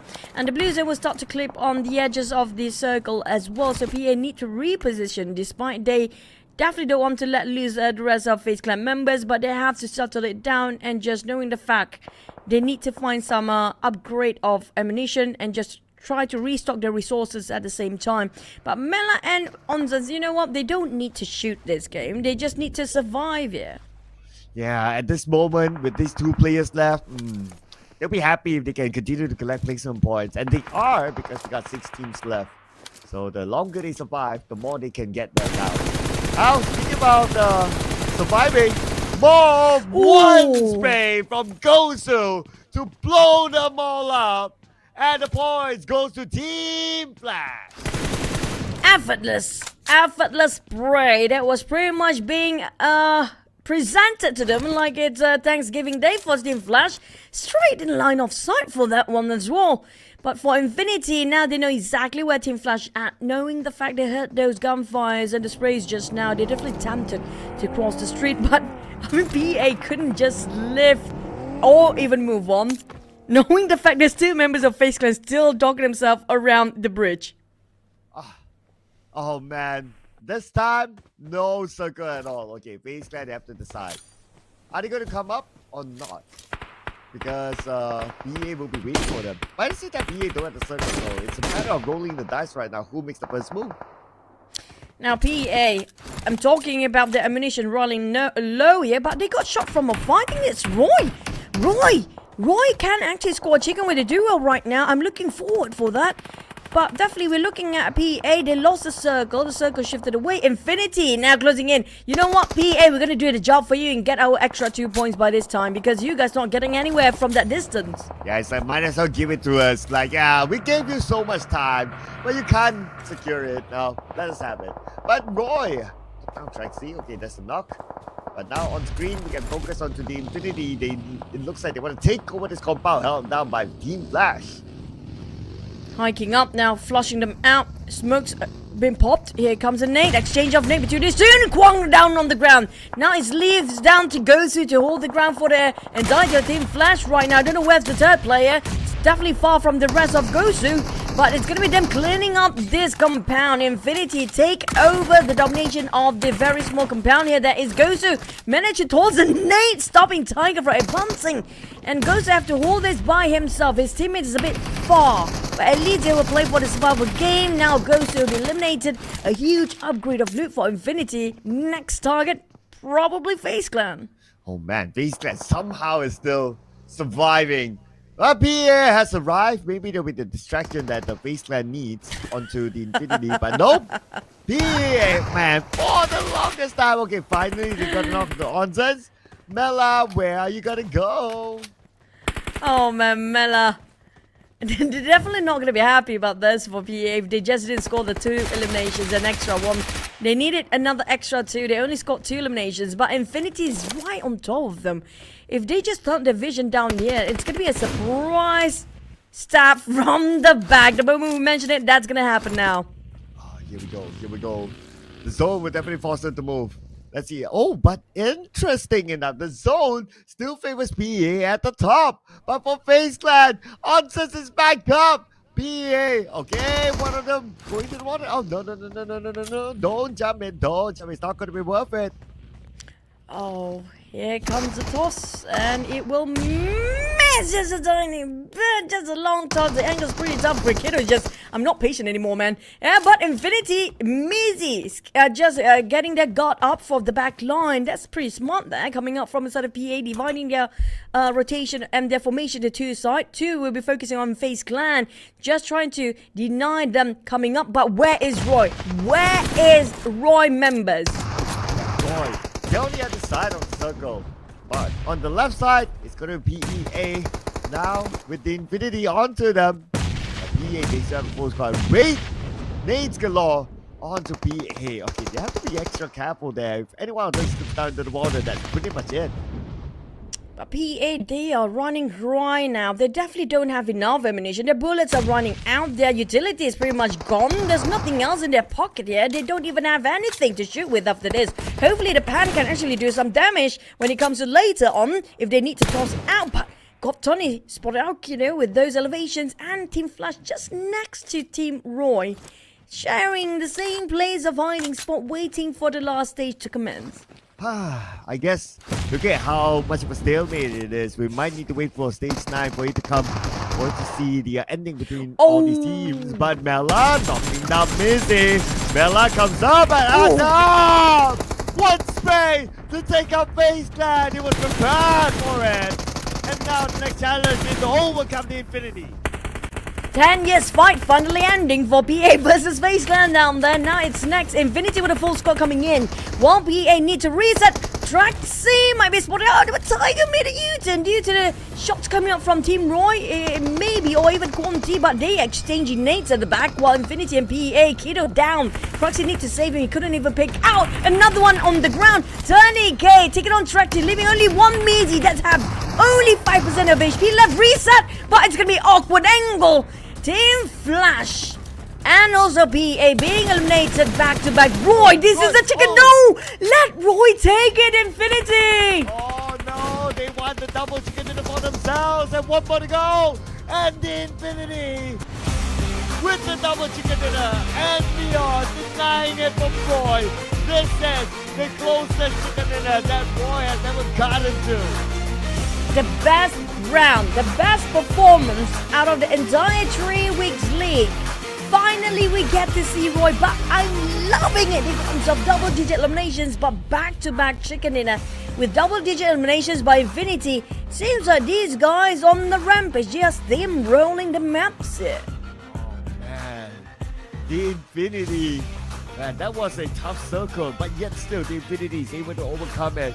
Took out Team Flash, took out PEA, and gain themselves a good amount of elimination points. Make that 11 this time. So it's 21 points for the Infinity. 2 rounds back-to-back chicken dinner. With the most damage being dished out by Tony K. Again, he might be the MVP once more. So the imposter is well and alive. I have to say he's one of the biggest threat coming up from the Thai regions here. Tony K has been doing so much work for the past 2 maps, and definitely, yes, he's going to be the MVP, but slightly more damage received Probably because of the circle was quite awkward for the teams and it was tough circle, yes. But Infinity, they played pretty much the same rotation, a bit slower, cool and steady, but managed to just bulldoze everything while they are hunting people down. The one that's been bulldozing is 30k again, the MVP. This time 6 eliminations, 636 damage with 190 damage received, 33% team contribution, and of course a maximum survival time. And besides the Infinity, of course, getting it to Roy for putting up a good performance here. Coming up as our one of our best teams in this round, including PEA and Team Flash, who was eliminated by the Infinity. I hope one day we get to see some stats like how much, because we always see in the stats like how long of a team been in their blue zone. Maybe one day we get how long the team has been in the water swimming. But let's rewatch one of the best rounds from Roy and the back-to-back chicken by the Infinity.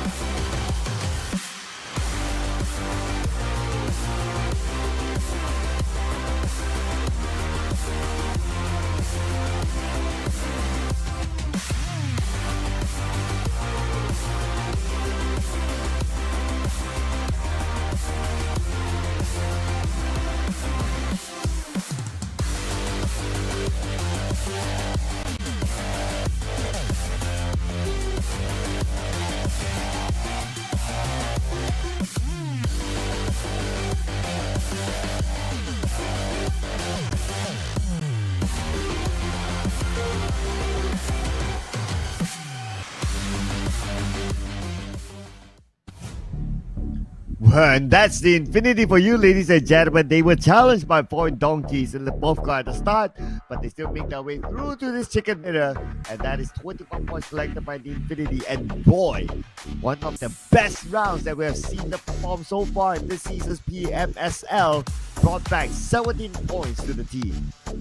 That's the best round they have. If only they actually give this sort of performances a start, it won't be a headache for them. VOIN Donkey kicked them 7-9, unfortunately ended up with a 0 this time. XERXIA has 4.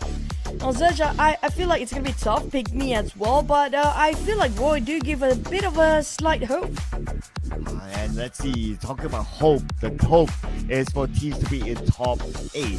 Right now, MORPH, they are at number 8, 69 points. BA 71 points at number 7. Team Seeker 75. Okay, let's remember, right now the magical number is 69. So how far is the number 19 now? And I also want to see, like, for Roy, okay, 33, 4 more rounds to go. Okay, they really need to crunch it out, just like how they did before. And maybe, just maybe, they might slide into the top 8. Now, it was 69 for the total points of the magical number. A 20 points difference between the 13 up to the 8th place. So it's just a very small gap here. Cloud still within reach, but Roy pushed up to 33 points. Still gonna be a hard task, but still slightly possible. But for Infinity, nothing stopping these teams. 1,955 damage with a back-to-back chicken dinner plus Roy and Team Flash climbing up. PEA, They got themselves the northern side. They played it well, but they're just being stopped by FaZe Clan just now. I think 1,581 damage coming up to the one that receiving the damage. Probably just FaZe Clan there. Yeah, and you mentioned it right when they almost scored the chicken dinner. I don't know how to feel about this chicken dinner by the Infinity. I had the feeling as well. It's like, okay, come on, give it to Roy, man. You guys got enough, more than enough right now. It's like, yeah, give it to someone else. And Smoke Specialist though is still in the Infinity with 30 smokes used, while Team Flash and MORPH 26 and VOIN 24. Despite them playing as a duo for majority of the round, but they still managed to put out 24 smokes. Imagine if they had a full squad, they might equal the same number as Infinity.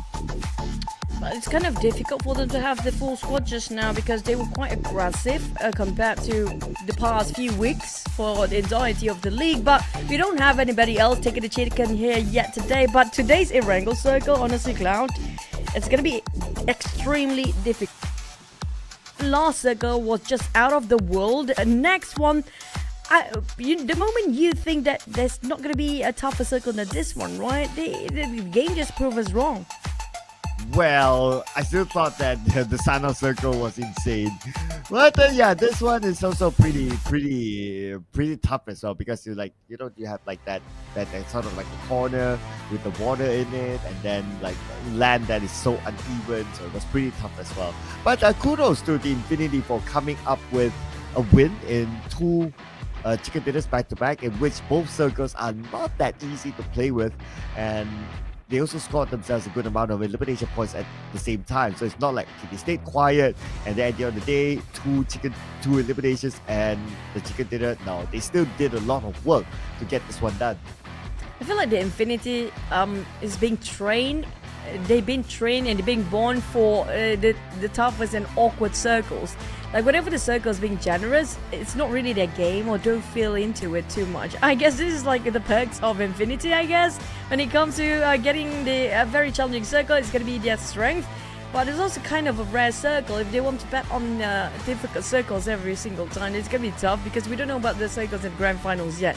Seems to me like when it comes to last chance stage and yesterday's circle has been going on for the same pattern, which can be so unpredictable. It's going to be rough terrain, and plus it's going to be some water in it. Now, speaking of the next wrangle, I mean, can we go even worse than that, the last one, or even worse than Sunhawk? Well, I mean, to answer that, it's only by waiting for the next one, right? But if we talk about like possibilities, then yeah, I mean, there are still a lot of different possibilities of insane circles that can happen. So yeah, I mean the insane circle trend still have been continuing since yesterday to today. It's still been going on. It feels like it's the last week of the group stage or the regular season, whichever you want to call it, and all of a sudden the circle just chooses to entertain all of us.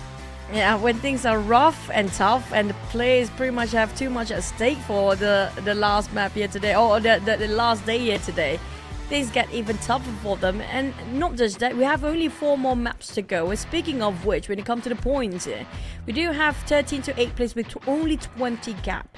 20-point gap, pretty much doable within 1 round, within 1 map.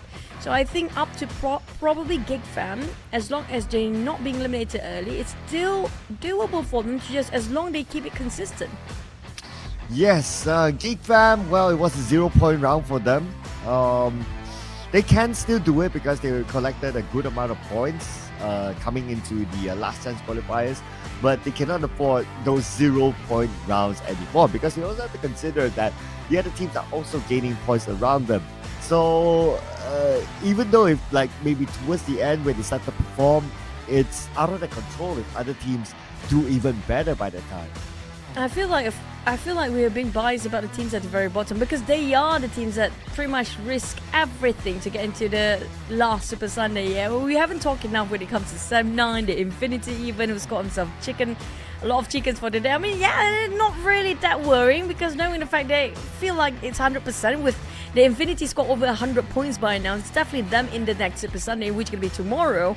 Sem9 on there then, despite starting off pretty strong with their points, but didn't gain as much point compared to the Infinity. Yeah, if anyone thinks that way, this is what we call narrative building, ladies and gentlemen. Yes. So it's all about the narrative of who qualifies onto the top 8. And like, if you're already up there, it's like, yeah, you probably can just, chill and, do bare minimum and you'll still be in the top 8. So not too worried about the teams on top. Of course, the borderline teams are more important. But what is important for GEEK is that they have to make every change possible for them to get into the Super Sunday, and they brought in Snipes for the following round.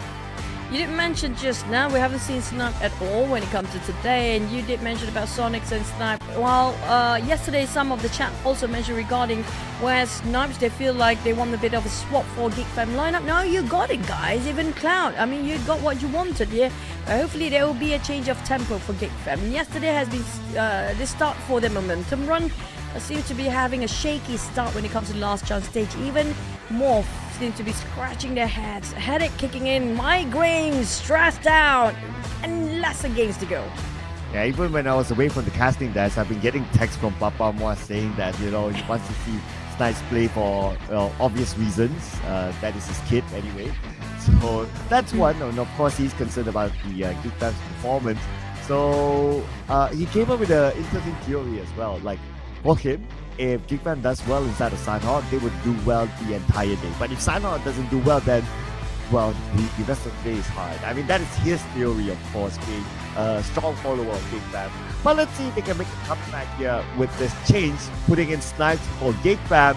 Especially they need to bounce back from a 0-point round. Let's go!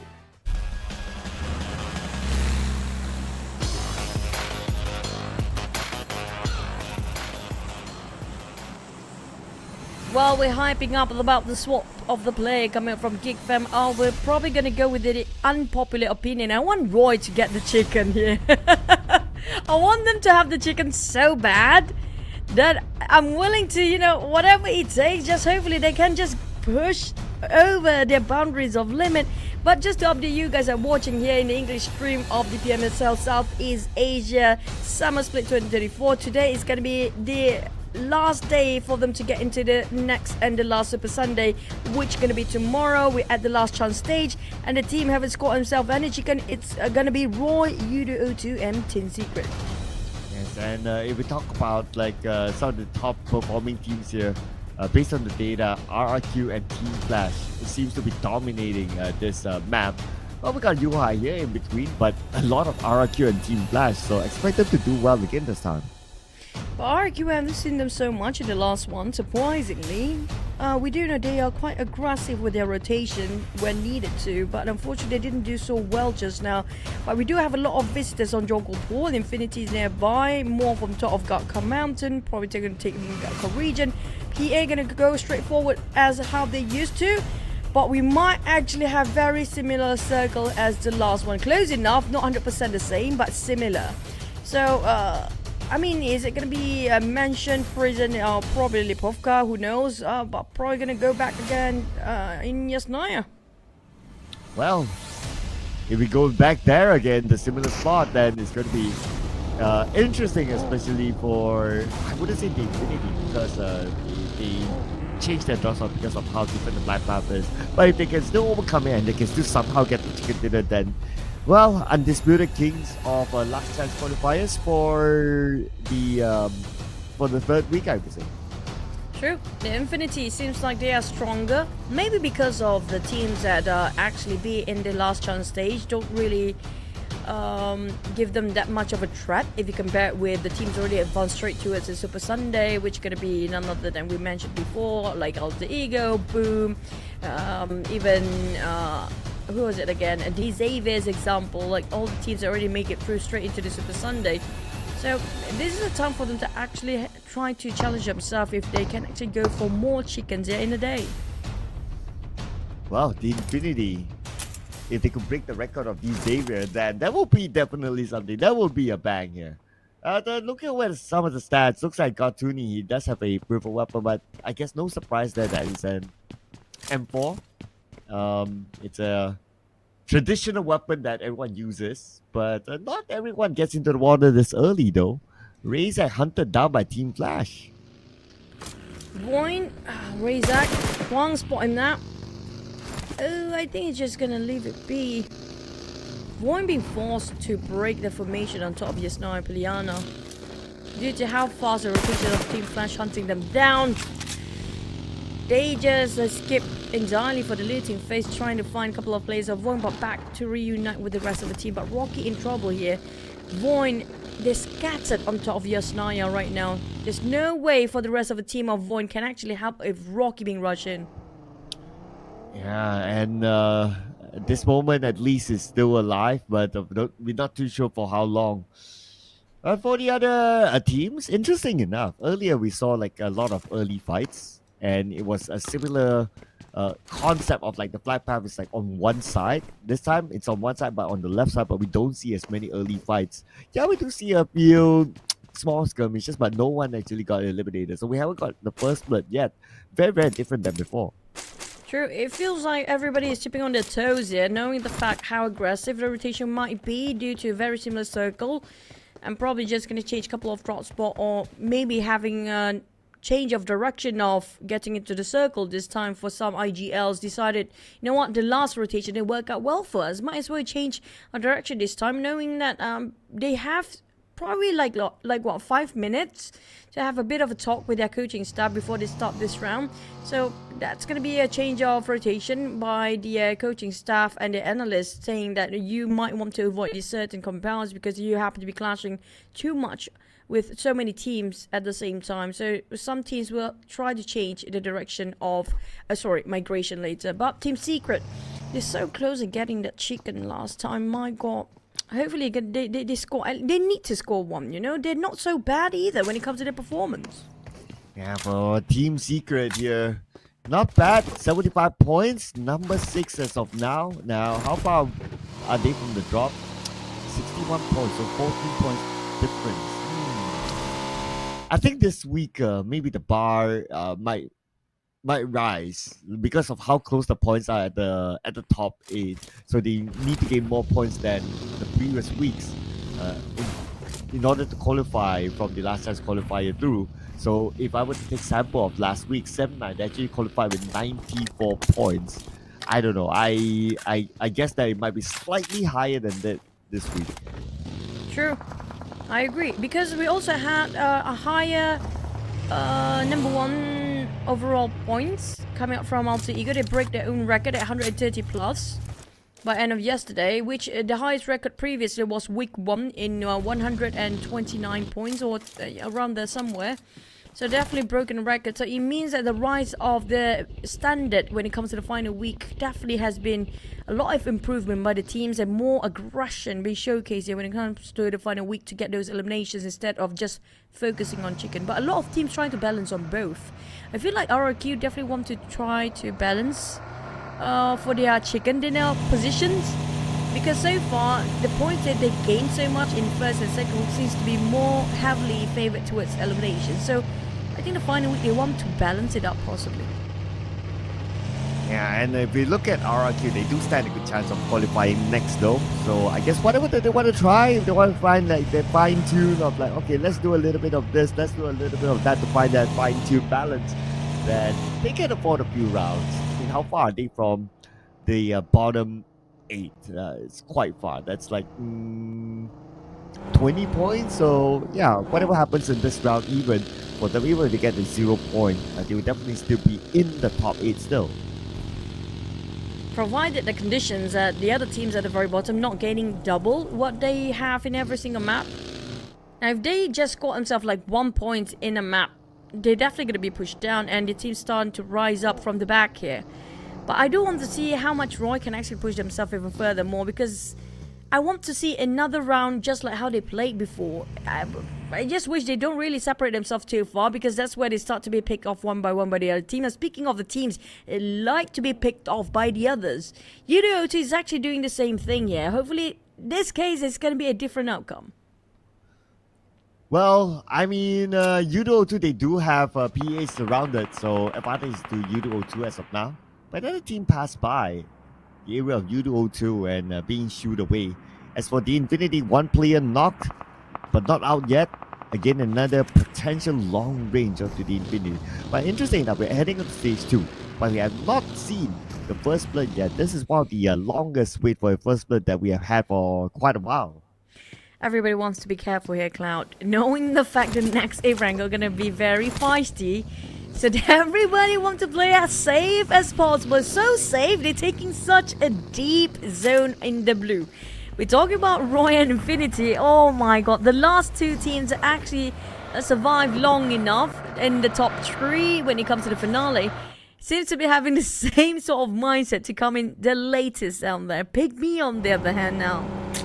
They never miss any Super Sunday. This might be their first as well. And PIGMY, unfortunately, I have to say, their performance seems to be declining across 3 weeks of league stage. Is it the stamina problem? Is the exhaustion kicking in? Or is just them hitting a mental block right now?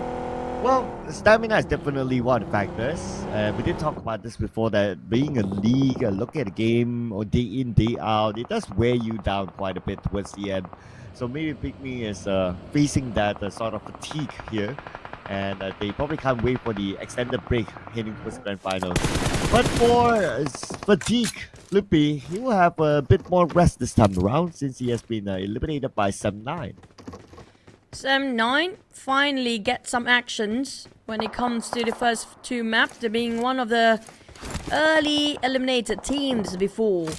You don't see a lot of actions come out from them. Well, you mentioned about RRQ, CritVIP exchanging a couple of bullets, even some plays straight off when it comes to knockdowns and whatnot. And RRQ seems to be dominating over that fight because CritVIP remain with only 2 players down there. Yeah, I mean, CritVIP also one of those teams who not too far away from the top 8, but if they continue to lose points like this, then it's going to be real hard for them. Probably another heartbreaking week for CritVIP. But inside Lipovka, we already got 2 teams. But on the outside, yeah, here's the CritVIP view. And Newbies is still on the other side. But the other member of CritVIP, Chewy, had to jump down away from RRQ. Forced to do so. At the moment Newbie opened fire, I think RRQ will try to reposition because we saw one player was actually on the vehicle. Will actually drive all the way toward the back line of Newbies. We don't see that 4th player of RRQ yet. It's gonna be Asa, yes. But Chewy holding around the corners of the rocks around the coastline. It's gonna be tough, but you do O2. My god. Brutal way to go for Fredo on his knees. Down to only 2 players left. It feels like nothing's working out for YOODO too. Yep, back to the lobby for Jumper and Fredo. Unfortunately, the other 2 members of YOODO 2 still around though, but they don't have the good clear exit point yet. Now that XERXIA has them on sight. Being knocked down by Lobby X. 1 more to go. Oh. YOODO 2. It's going to be pretty much it with all eyes on the final member. Lipovka, let's go Lipovka. Might as well. Yeah, there you go. What kind of circle here we having today? VA Roy XERXIA coming in very late. YOODO 2 caught himself in the crossfire. It's going to be a three-way wall. Make it 4 with Team Flash heading the direction towards where YOODO 2 is. Last member trying to be alive. A stretch shot. He whiffed it for LZ. Devastated, definitely. But from a pan to the fire, YOODO 2 can't run away. We have another team from the back coming in now. Keep your eye on the minimap. They are on the chase right now to the final member of YOODO 2. For Roy, coming from the northern side. Wonder if there will be any other team gatekeeping them to enter into this circle. So far, we don't see on the minimap. But what we do see on the elimination phase, Kid eliminated. That is the first team to be out. YOODO 2. But not with O in their points. They got 1 at least. At least if they got 2, then it will sync up with the name, which seems to be rhyming. But for PA Sport XERXIA, who just finished off YOODO 2, well, Newbies has been drawing for the longest time here. IQOO will not go down until they find Newbie. We do have XERXIA happen to be struggling to just keep the boat afloat. Down to 2 players. FZ trying to revive Omega Mind. The third player will try to divide the attention of PA, but here comes a nade. Double nade, and it hits the spot on 1. Here we go, PEA onto XERXIA. But PA is pretty much blue. Okay, Lobby X shows himself, tries to get the information, but now vehicle smoked up. Lobby X blown up by XERXIA. And that's only LZ left. LZ. Don't think he want to extend this fight. He will leave this area, praying for the bullets not to land onto him, and he should be safe now. For the player that being knocked down on the side of Sergio, there's nobody can actually save him, as the last player have to flee the scene, knowing the fact he needs to play for the survival now. I don't know about the Blues and finish off the knockdown players. Regarding the points, will it still go to BEA? Will it go to the Blue Zone instead? Well, it depends on the situation, on the damage and the last hit. So sometimes it's not really that accurate when it comes to the elimination feed. It boils down to the total damage. But based on the elimination feed, it's only based on whoever hits the last hit. If it's the blue, then it's the blue then. But speaking of Roy, unfortunately they had a good run. And Zergia still alive, by the way, never mind being eliminated, but Roy Tusk fall back! One shot, just holding his ground. Razak and Roki laugh. It's gonna be Noah on the front line. Tusk having a reset. Valak and Jimmy just knocked down in the back line. Zeta will be saved, but what a nade by Tusk! But here comes Team Secret! No! Not the Roy's! Not the Roy's! Tusk is down! But it's gonna be VOIN next. Here comes Team Secret, man. Oh, here comes the circle as well. Oh man, but for Roy, unfortunately out, just like that. Circle! Looks like it goes up to the northern side on Lipovka. But for Roy, man, 2 points in this time around. 3 more games to go. I would say probably Roy, unless they come up big next round, then it is holiday time for Roy. Since Team Secret didn't even go for it. They did not even want to take the risk taking the Blue Zone for the next stage there. What discipline showcase by the likes of Team Secret right now. But the next fight is going to be against Zoraki, who's gatekeeping, trying to thin out the crowd from their POV. But there comes the coastline fight. We have another swimming. Make it 2 teams try to swim. Ooh, got into the water, but that makes them, that puts them in an open position. Side of GEEK Fam, snipes is them, DP, spraying down to the Infinity, the team that got a double chicken in the back-to-back, but with the current position in the water, it's going to be unlikely for the Infinity to get the chicken dinner again. High chance they would be, if they can survive this fight though. Because we do have GEEK Fam still holding the grounds, and NKT, if I'm not mistaken, taking the center there. Snipes being shot from afar. Logan need a reset. Tony just resolved to swimming. Morph taking the compound. NKT waiting around whoever's swimming. But Tony have to be careful to resurface himself to find a breather. GEEK Fam spotted out Logan. I don't think they will score those triple chicken in a row now, Cloud. They're down to only 2 men on top of Infinity players.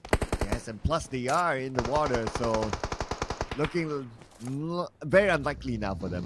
Oh, Team Flash, next team to be eliminated. Number 13 with 3 elimination points.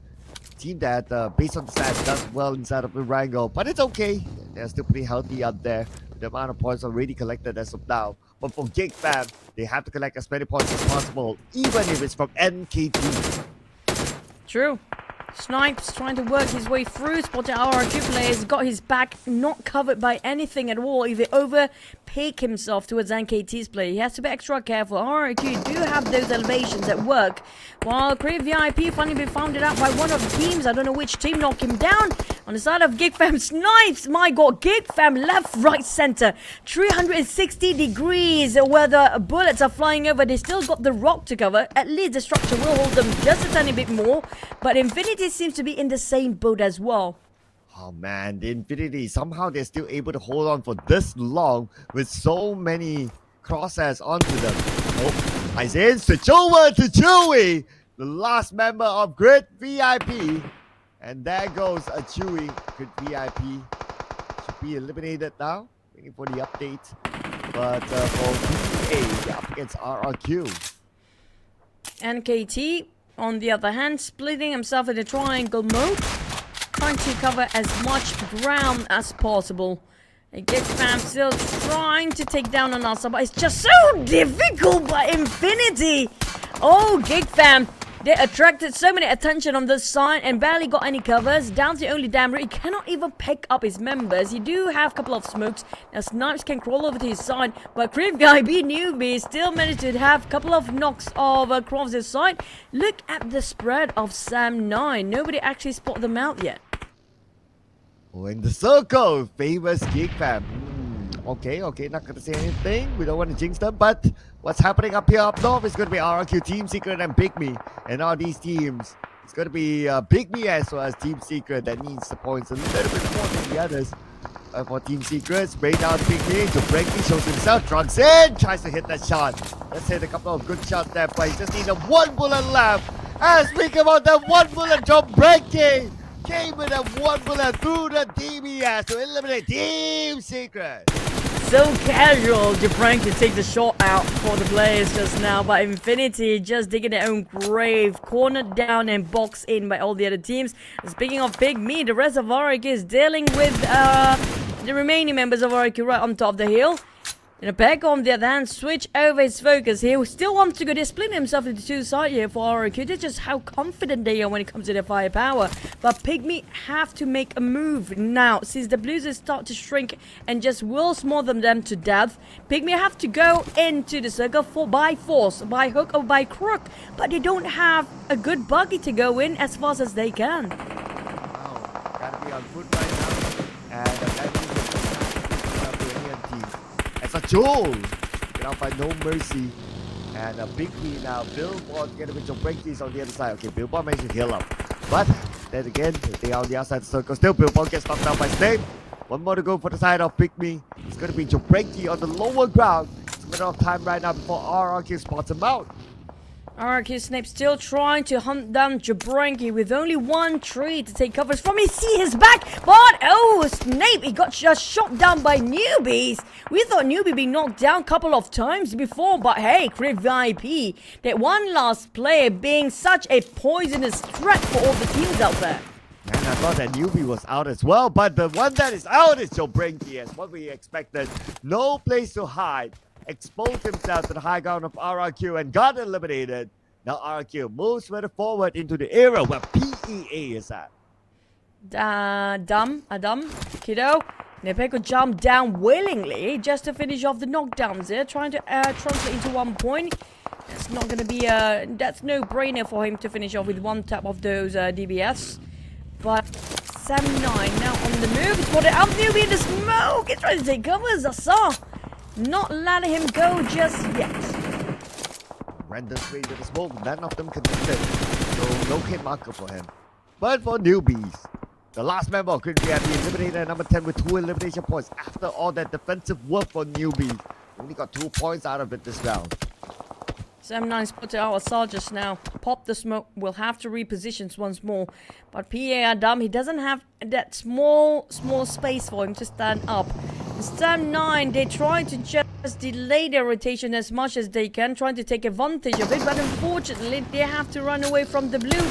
In a second, it will just chuck down their HP one by one. Okay, where will the circle go? Go slightly down south. Dig back to the circle and wow, the Infinity still has it. Though I doubt they can score and then get it up, but still they have the circle. But I'll be interested to see what happens up north right now with RRQ spraying down to Sam9. Alsa will not just go in yet, but PA, there's going to be some no mercy swimming next to the side of PA. Interesting, but at the same time, 10AK, I don't know how is he still alive. Oh man, for the longest time, the circle blessed him. Okay, Asa now, trying to get a good clear shot. There he goes, spray by Asa on 30k, but I think he has that buggy as a barricade. Oh, there you go, he landed up that one shot. One more shot it takes, and Asa, make sure that point goes to RRQ. 10 eliminations now. RRQ is dominating. Well, that's no more run for the next chicken in now on the side of Infinity. No more triple chicken, but Sam9, despite they have the most men just now, completely taken out of the equation in this map yet in an instant. FaZe Clan and MORPH taking them out at the same time. Now MORPH and FaZe Clan, they have to figure out how to get a truce for now because both teams want to get themselves in a better position. Right now, making their move into the circle.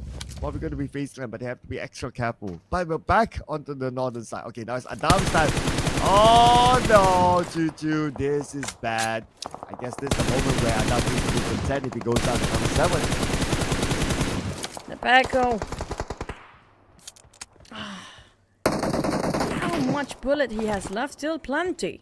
Adam's still swimming and we're trying to stay as long as he can, but I don't think so.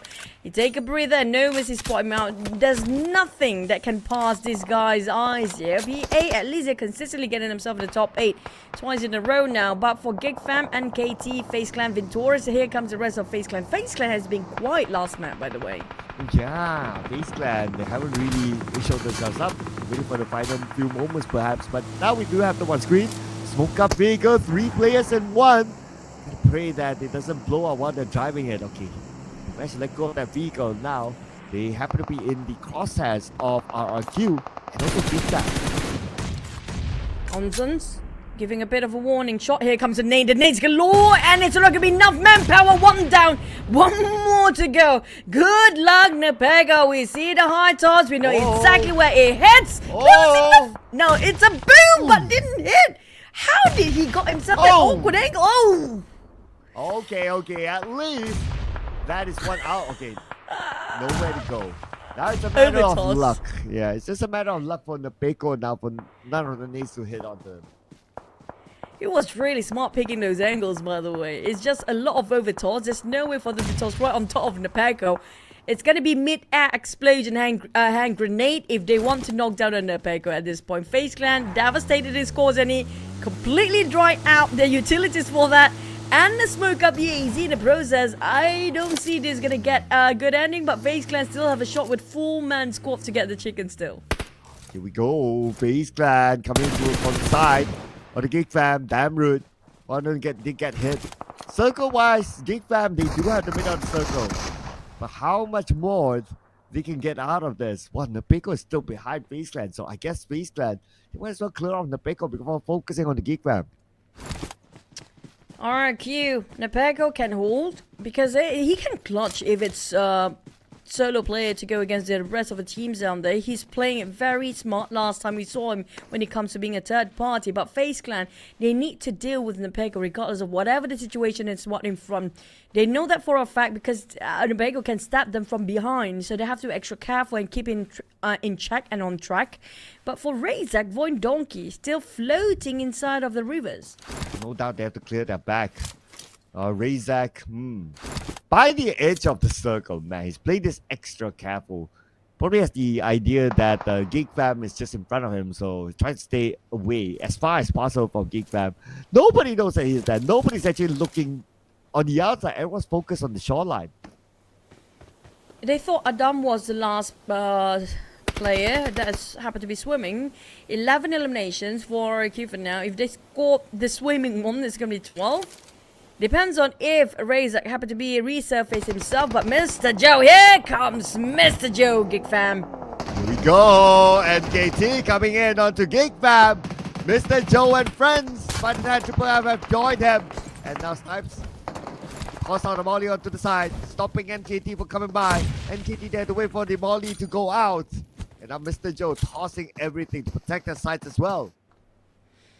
Well, they're down to around 30s and 40s of HP, not all being very healthy, with Mr. Joe having a reset, while the rest of the team seems to be playing tag with their Triple F.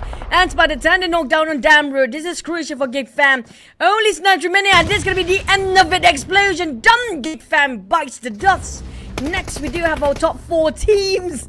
And even the side of RQ couldn't last long enough, but Razak, that's swimming. That swimming is something else, man. Yeah, I know, right? And let's see, stage 8 needs to move forward. But I just want to point out that our top 4 teams, they're all within the top 8.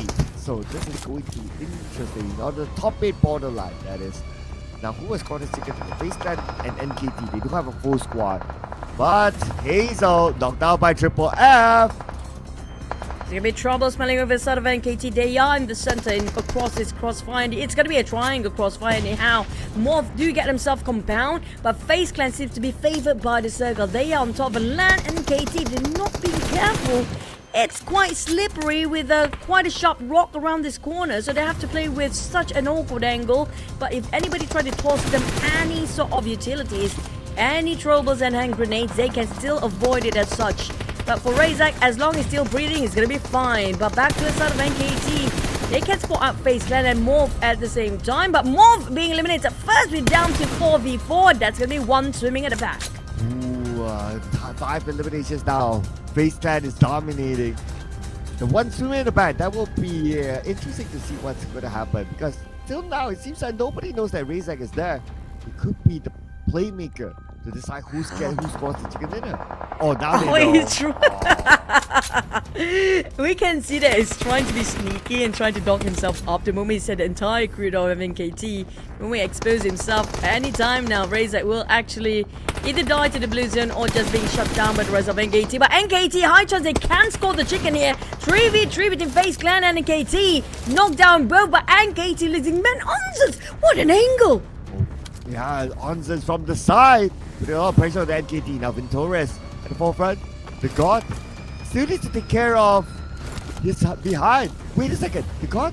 He doesn't know that Razak is there. You don't know. Razak! Razak! Oh, 1v1 Razak! With the backstab! And the backstab is real. You have an enemy in the blanket, and Razak, the swimmer, finally docked up being the merman. Now he's a human, full human indeed. But the moment he got himself being a human with 2 legs running around, it's gonna be FaZe Clan trying to just knock him down. FaZe Clan!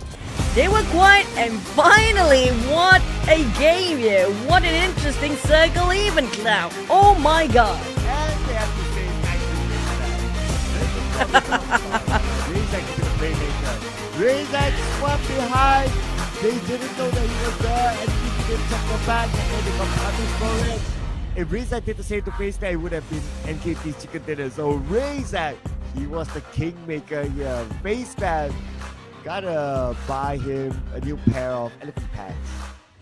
Absolute fox there coming up from Razak. But speaking of which, I'm surprised they didn't actually spot him out, because they almost knocked him down entirely while he was swimming just now. Yeah, I wasn't too sure as well, because there were a couple of bullets flying towards Razak. That should have given NKT an idea that, hey, someone's on the outside, but yeah, I wasn't too sure about that.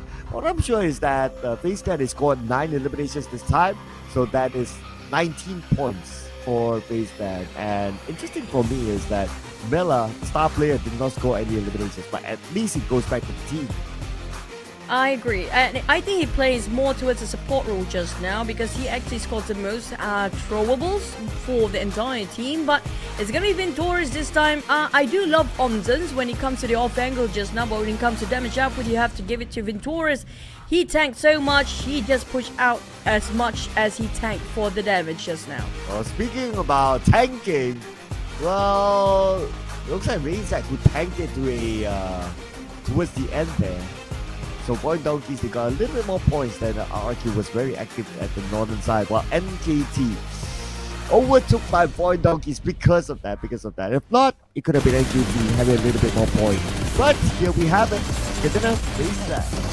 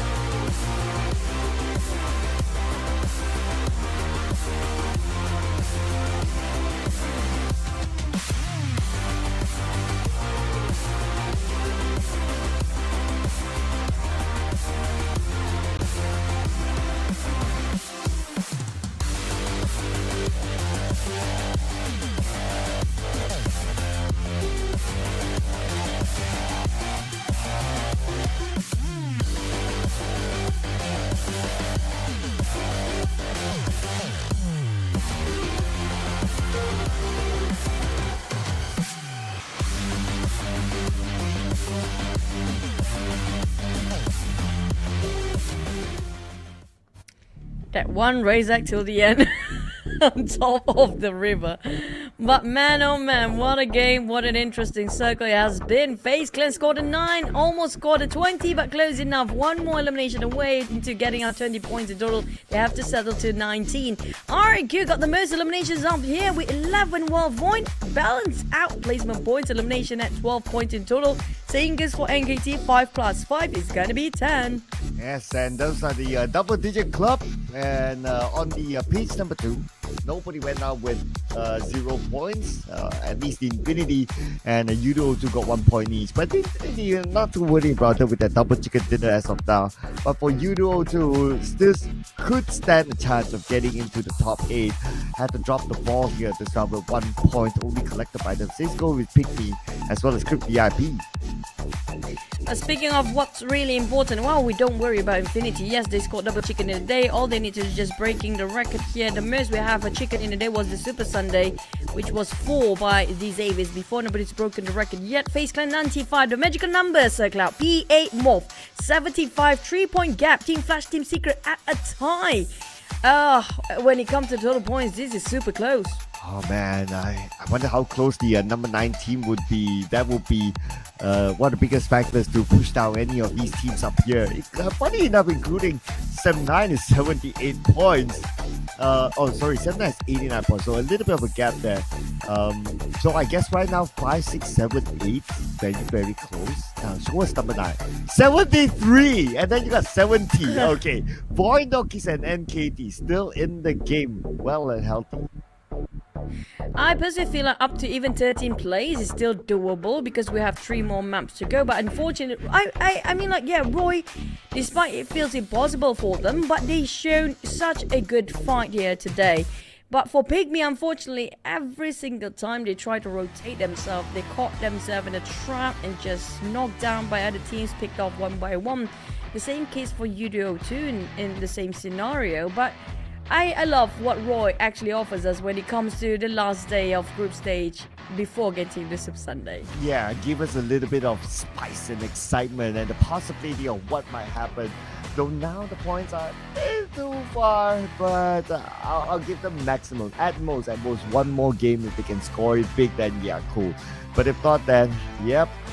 But also another factor, of course, is that the borderline number 8 teams around it, like all of them have been like really tight with each other. So that also becomes a factor of why teams like Roy having a hard time like trying to get close. But still, I want to give respect and also credit when it's due, because Infinity, despite they're starting off in the middle pack, they're starting off with only 58 points, but they are the first one to crack into 100 over points by today, compared to 7-9, who had a better start and an IQOO as well, when they still are trying to reach up there. But yeah, it's going to be a very tight race when it comes to the top 8. 70s, the one in the 70s is going to be the closest one. I don't know what kind of expectation we're going to have when it comes to the next wrinkle. A more slightly silent in the first few stages, or will it be just hectic since the start here? Well, what we surely had is that for the first 3 rounds, is that the circle is all insane. So maybe 3 more rounds might as well, right? Why stop the momentum? Why stop the excitement? Give us crazy circles. It's going to be the final Irango for the group stage, including the last chance qualifiers. And then we'll move on to the final 2 Miramas to wrap off the last chance qualifiers to know which team will secure their ticket into the Super Sunday. And it will be important for some of these teams that we have revealed earlier on that they have to, no choice, no nego. If they don't, then their efforts of getting into the Super Sunday from the previous week is just gone away. But of course, before we head on to that, we'll need to take a break, ladies and gentlemen. We'll be back after these messages.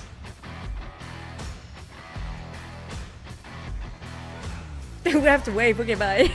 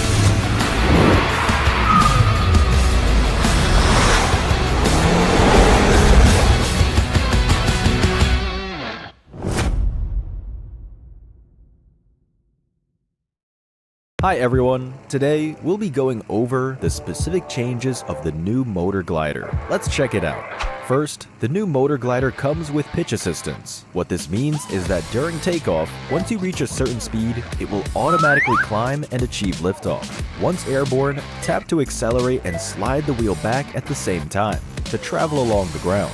Next, let go of the throttle during flight, and the glider will maintain its altitude, while gradually reducing its speed to 60 km per hour, and engage autopilot. Sliding the wheel forward during flight will cause the glider to pitch up and ascend, and sliding the wheel back during flight gradually pitches the glider downward to approach the ground.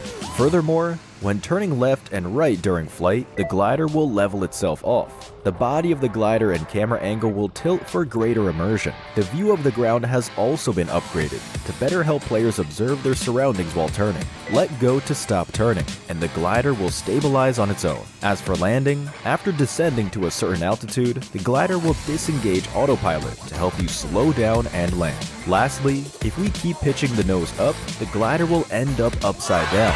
Flying upside down will cause the glider to enter an automatic descent, making it much harder to control. It's a real test of skill. So, the new motor glider is now easier to control for better playability, with greatly improved user experience. We're sure you'll have a great time with the new motor glider. That's all for now. See you next time.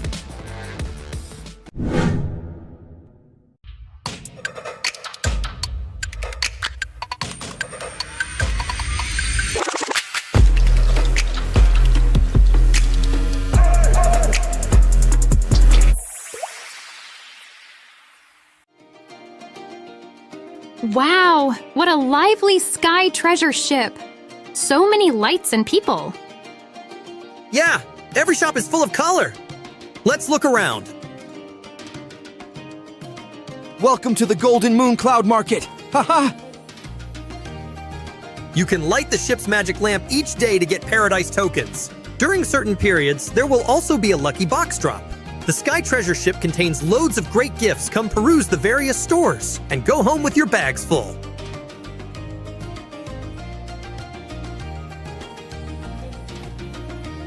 When completing various adventures in Sky High Spectacle, don't forget to head to the Treasure Emporium for the Golden Moon Paradise Crate, as well as tons of Paradise tokens that await you.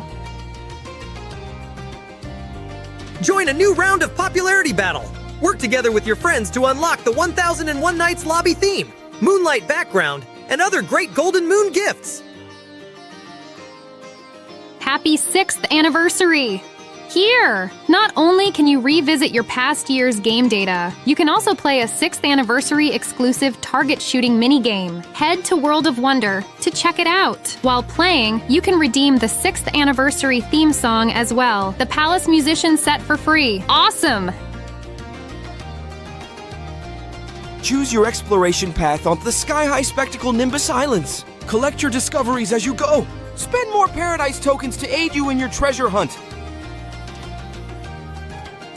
What's this? Wow! A secret shop! During the event, purchase items recommended by the genie at discounted prices. You'll also receive additional surprise gifts. Huge discounts up to 80% off. Come have a look.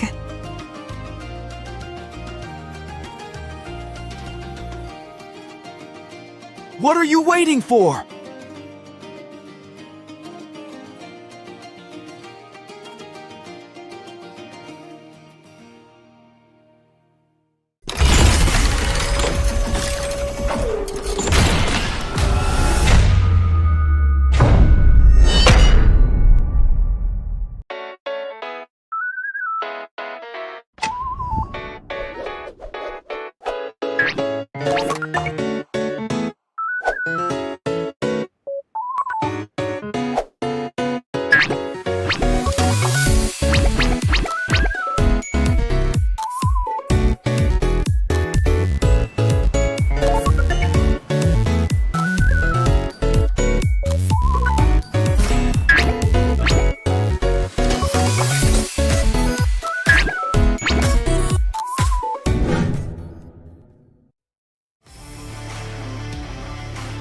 Hi everyone! After the last video, I'm sure you already have a basic understanding of the game. Survival, competition, social interaction, and easy to pick up controls, these are what sets PUBG Mobile apart. First, as a battle royale game, survival is of utmost importance. There are multiple maps to play on, and each map is unique. Players can come up with different survival strategies for each map. Besides the blue zone mechanics, this is a completely open battleground. It's free of restrictions. Use your imagination to eliminate enemies and become the last one standing. Combat is also one of the core traits of PUBG Mobile. We have all kinds of weapons available.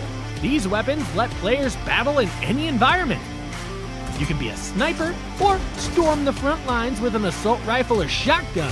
Furthermore, there are also protective gear, consumables, items, vehicles, and more. The comprehensive supplies available ensure a fulfilling combat experience. Our game has multiplayer modes with teams where you can invite friends to play together. Enjoy the thrill of PvP battles. Come up with strategies with teammates, find items for each other, and take up complementary positions. Try to make it to the end together. You can also go at it alone and carry yourself to victory. Lastly, we also have some simple tutorials for beginners in the game. There are no prerequisites, and they're super short. Learn how to play in a flash.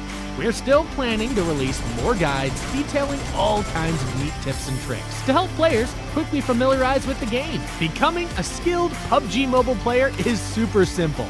Boot up the game and play now.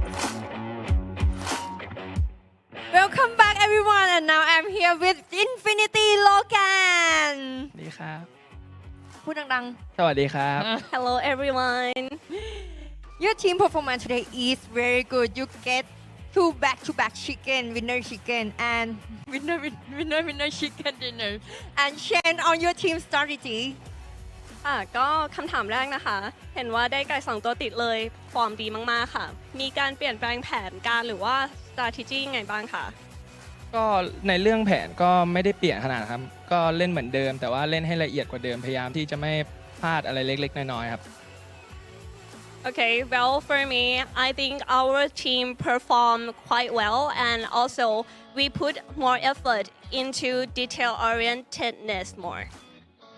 That's nice That make you get 2 winner chicken dinners and how do you guys build confidence for your team to win in any fight ค่ะคำถามที่2นะคะก็คือว่าถ้าในเรื่องของการเสริมสร้างความมั่นใจให้กับทีมเนี่ยเรามีวิธีการยังไงบ้างคะ ก็จังหวะไฟท์ก็เวลาเพื่อนยิงได้หรืออะไรก็จะพยายามบัฟกันเองครับแบบเอ้ยคมมากช็อตตะกี้เอ้ยทำได้ไงอ่ะโคตรเก่งอะไรอย่างเงี้ยครับจะได้ช่วยกันมั่นใจ Okay, for within our team, we put the effort in when we have the shot and we got a headshot. And then we share up more within our team, like buffing each other, so we get more power.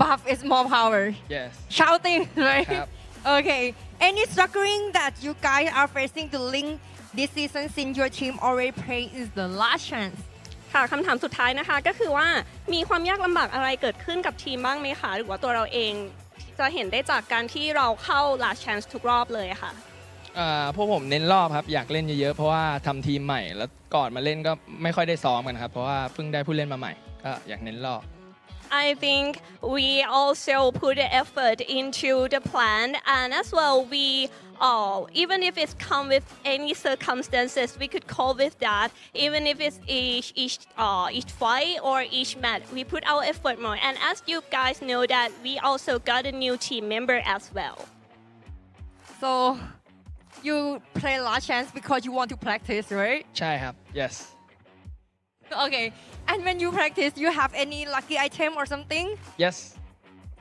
this one I know this one is your lucky item because you forget it and then you run down and get this one ใช่ครับ very important very important it help you a lot yes it helped me play in the first 2 games that we got chicken dinner Okay hope you guys get more winner chicken dinner Thank you Infinity Logan for joining us the interview and now it's time for highlights Interesting interview. Feels like he doesn't need a translator on that one. For the side of Logan, I love his earrings, man. Yeah, he definitely has the style, and I can confirm that he doesn't need a translator. But you know, he needs to allow his translator to earn something for the day, right? So yeah, Logan has to. He's a nice that guy. space. But interesting, he does have a lucky charm, and I would like to see that more on the table. We don't get to see much of the table scene. True that. I mean, like some of players. I don't know if you guys actually heard about this, but Infinity got themselves double chicken. And speaking of lucky charm, there are some athletes, if I'm not mistaken, these are sports athletes. Some of them do wash their jerseys. I don't know about washing the jerseys for the players. Hopefully, they do have a wash on that. I somehow don't want to know who is that. If I do, I'll probably stay away from the person. Yes, and well, as far as I know, all the players wash their shirts. I don't know if anyone does not, and if that person does not, I like to know so that I can stay far away from the person. You said you didn't want to know, now you want to know. Yeah, that's But- athletes. This is like the esports one, so esports one, I'll stay far away. Hey, esports didn't sweat as much, man. You don't know. Maybe they sweat when it comes to trying to score himself chicken, but my oh my, we still have our IQOO at 2.7k damage, 2,794 when it comes to the gunslinger, and KT at 1,375. Just a tiny bit difference between FaZe Clan and also NKT at 1,346. Sam 9 squeezing in the 4th place. I just have to say one thing, right? Yeah. If you mentioned about they don't sweat so much. I'll pass you Olio shirt after 2 weeks of not Can you not? I don't want to even try. Well, at least these guys are definitely trying. Look at this. Top 4 gunslingers. All done by RRQ. Asa, Snape, and Nabeko. No Mercy is missing because he normally plays the support role. So, yeah, so he's not up there in terms of the damage output. But the God for NKT is up there. He has been always showing up, but I would like to kind of see Mr. Joe. You know, he's my man, you know. But Mr. Joe got himself multiple MVPs before, so I think we had it. Somebody else have to squeeze in for the poster. But today has been the domination of the dice, thanks to Infinity back-to-back chicken. But we do know it's going to be the last Erangel. Speaking of Erangels and weird circles, the trend for yesterday, the weird circles will just carry it forward to even the last Erangel, but we're probably going to have a very good Miramar later for the players. Well, yeah, Miramar is going to be the last Miramar for some of the teams for the entire season, so might as well. I just put it out there. Might as well. But yes, in case, ladies and gentlemen, if you missed out on our first half of the day, that is absolutely correct. The circles were insane. In Sanhao, we got an all the way down south, cave-ish sort of circle, even further south from cave. The first Erangel was on Lipovka? Yasnaya. The Yasnaya. The lake, yeah. The lake of Yasnaya, and then the third one was Lipovka towards the side. So it's all crazy. You know? And everybody said the craziest one is going to be SMB. Who needs SMB if you still have a lot of water ratio around the edges of the map, you know? They still can pull that one out. I don't know about today. Haven't got ourselves SMB. Maybe the last one will surprise us. Who knows? But the one that Miss Bosher asked the questions here today, how was the circle for you guys? Did you have fun? Yep, the circle gods definitely are entertaining us. Yeah, and it kind of feels like, again, like they know that, okay, so last week is week 3, you know, some of you or some of the teams will be saying goodbye after today. So yeah, put it on yesterday, put it on today. But you know, speaking about like tough circles and it being put on by the circle gods, right? What kind of took my attention in the interview early on is that when Logan mentioned about they wanted to play Last Chance just to practice. No practice did they get with this sort of circle? Well, they weren't exactly at the borderline of getting to Super Sunday straight away. I mean, that's just pride talking, maybe. I don't know. But there are some teams that, like example, yesterday's BTR interview, we had that before. Surprisingly, they did mention the same sort of statement where they want to have more matches before heading into the grand finals. But BTR just goes straight into Super Sundays anyway. So it's kind of split when it comes to the opinion of the players regarding whether they want to play the last chance stage or not. Yeah, I mean, I don't know. I guess it really depends on the team, right? Like, is it truly they want to practice, or do they actually not want to be here but they have to be here situation? Whatever it is, right? If they're here, then they still need to go through it, just like how the other teams are, including the RRQ. And I guess the highlight teams will still be like teams like GEEK and MORPH, NKT that we can see on screen, PEA as well, because it's still going to be a tight race to the top 3. True, and speaking of the gap, it's so minute, and so no small mistake. There's no room for error at all for the teams competing here today, because we mentioned this multiple times. We cannot heavily just state it enough when it comes to sort of players, and this is where Boo coming in. I think he's one of the key players, definitely one of the secret weapon for VOIN. When it comes to week 1, he performed so well for the team. Now, speaking of which, we mentioned about how important, how significant it is for this last Super Sunday. Wow. Okay, it's a significant change for the Infinity too. Logan, who just had that interview, subbed out for 3 touch, and we have MORPH coming in for Mela. So I guess like some of these teams, like they're pretty confident with like, okay, we're gonna go through anyway, so we might as well let our substitutions play. I agree, because these are the teams that's quite comfortable up there already. But I definitely see Mela have been pushing his boundaries here today. He did so well for the entirety of FaZe Clan, but I want to see when it comes to the swap, will things change here? Because we're heading to our last chance stage of the last Erangel of the day.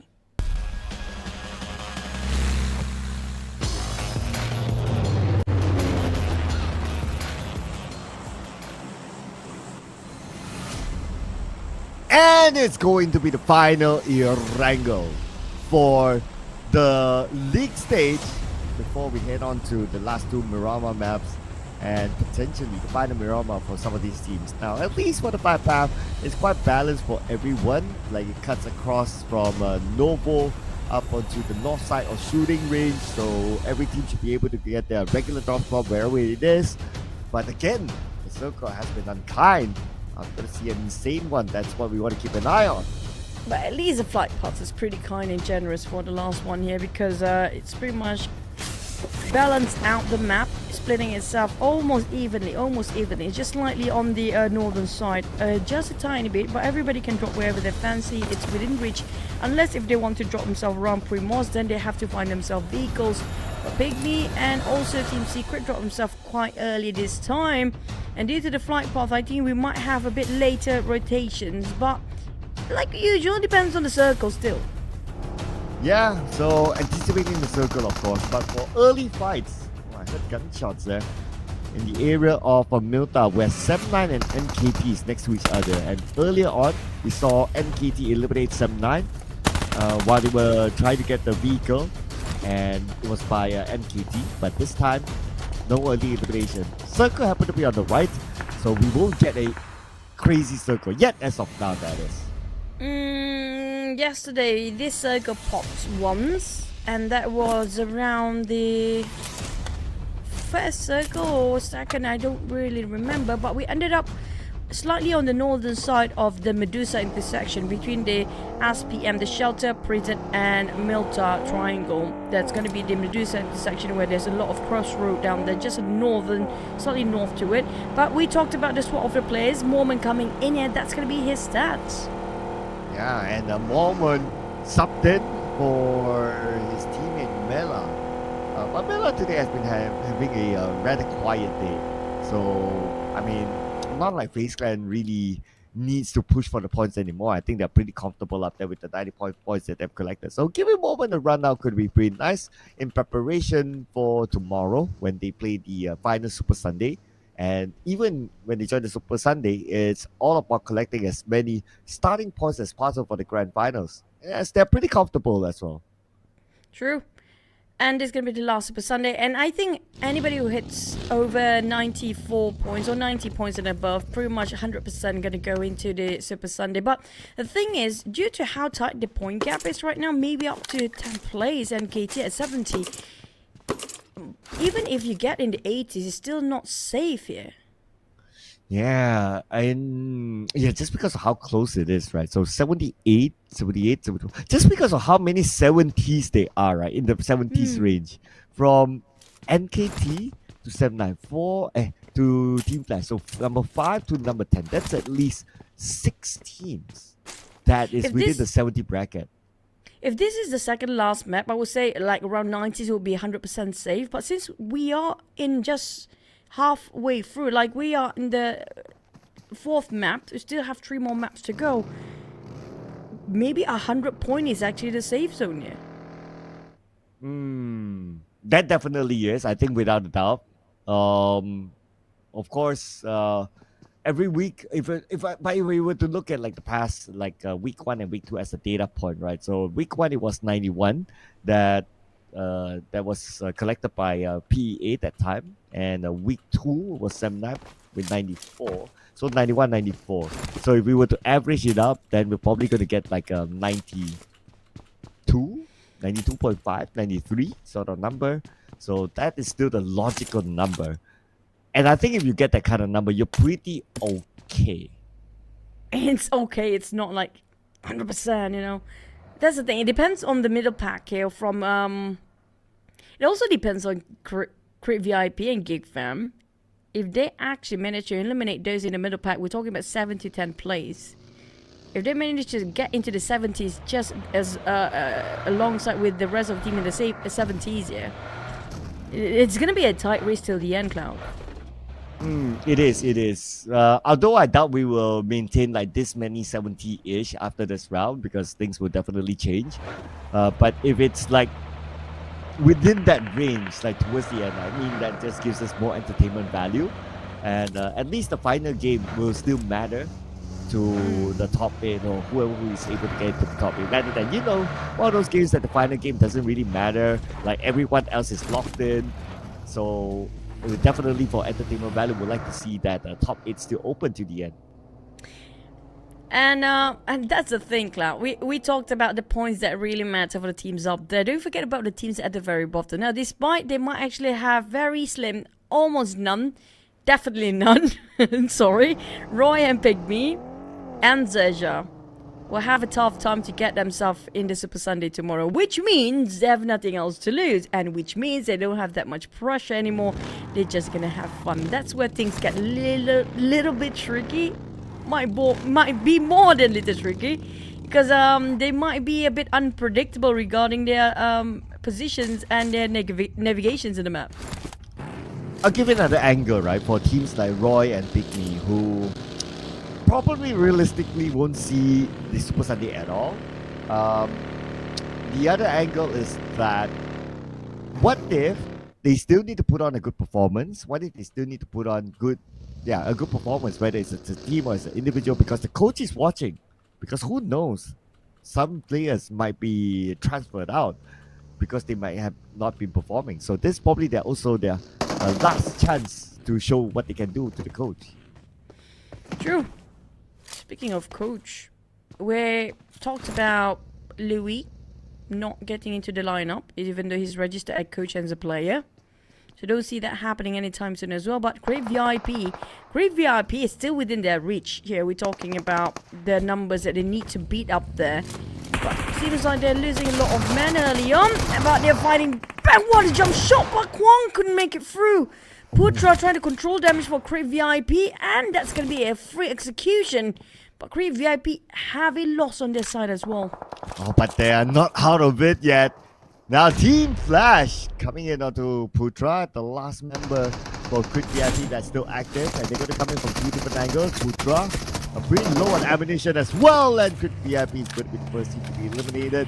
1 point collected out of this round, and that opens up opportunities for teams like YOODO, O2, even XERXIA to overtake them. True. And this also means that Crave VIP is going to be quite a far-reach goal for them by end of today, since they already bunked their last Erangel map here with 2 more Miramas to go. It's going to be difficult to just chase the points now since they closed that one door. But for YOODO 2 it's still doable, but we do know the problem with YOODO 2, their split is a bit too far and too wide. It's always often the case here for YOODO 2, they're being picked off one by one. We never see them moving as a stack so far. Yeah, I guess they try to have the strategy of like opening up the space and all that, but it seems to not work out for them. Probably it's also like how they pick certain positionings that easily allow other teams to infiltrate them, so that's one thing. But when it comes to the circle, okay, so I guess you kind of hope that we get a top circle, maybe like towards like one corner, but we're not going to get that. At least it's a break round for these teams to get a decent circle in the middle. For once, they have a bit of a breather. Like, hey, we got enough land this time to occupy any space that we want when it comes to the circle later on. But speaking of later, something is not going to wait for later. Probably FaZe Clan try to pick a fight against XERXIA and Infinity. We seen 2 teams happen to be nearby, and we saw slightly on top of Pochinki Hills, which is going to be Infinity taking over that side. I don't know how this will actually play out, but FaZe Clan feels like they're very interested in taking the fight forcefully against XERXIA. Yeah, FaZe Clan, nothing much really for them to lose, and if they just want to go and have fun, and whoever they see they want to crash into, they can absolutely do that. And so far, we look at the movement of FaZe Clan. Are they really interested? Maybe not. But let's check out the replay here. Whatever happened to Crit VIP. And this is Team Flash. The first knock, and the rest of it is just a simple rush in. They did lose 1 player in the process, but they still took out 4 players from Crit VIP. And look at the taunt from Kwang. Okay, calm down, my man. Oh, even way, how do you like them apples, man? Oh, how are you feeling that? How's things going on that end? My god, I love the taunt, by the way. It's been a while we actually have offline stage with all 64 players, or in a big arena, having all the casters right next to each other for all different channels as well. And you imagine the taunt during that time is gonna be crazy, by the way. Oh yeah. We have gotten all the players together, but not the casters yet. So maybe someday. And we'll get to see everyone's reactions all together. That's where the whole comparison fun will happen. But speaking about fun, let's see who's going to have the best of fun here. RRQ and 7-9 next to each other. I would say 7-9. At least, okay, as long as they stay above like Team Flash and all these, like with a small gap, I think they'll be pretty okay. I'll put a little bit more focus on Team Flash and below. I agree. I mean, 7-9, all they need to focus on is going to be their main priority is just stay alive as long as they can, and as long as they got themselves like survival points, placement points, then a couple of eliminations by end of the day, around 5 or possibly 6 even, because you can score as that much if you actually be in the top 4. That's going to be the aim for 7, and just be in the top 4 as much as they possibly can, regardless of they don't get those eliminations early on. It's super crucial for them to just not to be eliminated than the rest of the teams just beneath them. But it's going to be a Medusa intersection circle as we thought it would be. And GEEK Fam, speaking of which, YOODO plays himself the center and MORPH right in the middle of the junction of the road. Yeah, majority of the teams already in the circle. So probably going to not see much movement or that many fights being taken. At most, the teams from the outside that comes in a little bit later, maybe will take fights. But I guess looking at the current situation, we might see more bigger fights, or even bigger fights at stage 3 onwards. True, due to how generous the circle. But then if it's a generous circle in this Sanok, I don't know what's going to happen. What's going to happen when it comes to the next Mirama? It's going to be something unusual, possibly. But PIGMY and GEEK Fam. Now, PIGMY has been bombarded since the early of the map here today. Barely see any action from their side. We said the same about FaZe Clan. Maybe this is the time for PIGMY. So for these 3 teams though, PIGMY definitely, if they can do something, it will be interesting to watch. But Team Flash doing something against RRQ. Lost Gozu, no mercy went down. A trade between the 2 teams. Now Batman has turned back to save his teammate, but probably a little bit too late. Okay, but he comes out to the Bako 1v1 against Batman. Nice timing by Batman, and he could save his own teammates. Conti and Gozu. Oh, but the thing is, there's more to lose on the side of Team Flash. They might actually give away the position here. They actually gain lesser points overall against RRQ, who's actually in the top 3. And RRQ pretty much in a comfortable zone when it comes to the points. They cannot afford to lose anybody here. RRQ, they're clustered up in the center, while Team Flash clustered up in the center. And unfortunately, my god, this is going to hurt them when it comes to overalls later.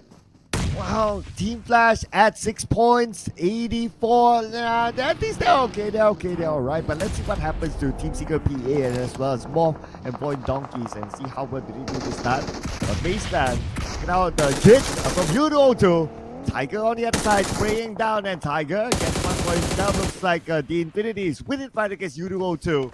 And YOODO 02, 1 player jumper out. Where is he? And that's Fredo trying to get away. I guess it's gonna be difficult for us to finally see YOODO to just score that 1 chicken throughout the entirety of the league. But for Infinity, despite they shut down on YOODO 2 before, now they have to force themselves against FaZe Clan if they want to cut across. And FaZe Clan definitely already got themselves the elevations. They will have to force their way in. But Roy finish off YOODO 2. That's gonna be the last of them. 3 teams eliminated in stage number 3. A bit faster rotation this one. Oh, here we go, the Infinity FaZe Clan. And the Infinity, though, they don't have a full squad. 3 players playing at the Potato Hill, and the circle might go away. Now, the Infinity, are they going to focus on the circle? The circle went on top of Team Secret, but the Infinity and FaZe Clan seem to be interested to take this fight. All the members of the Infinity currently down, and 9 Noise is on this way. Ventura spotted out the rest of the players of Infinity here. And speaking of the circle, Team Secret, this is the time for you to finally flag out to get those chicken dinner.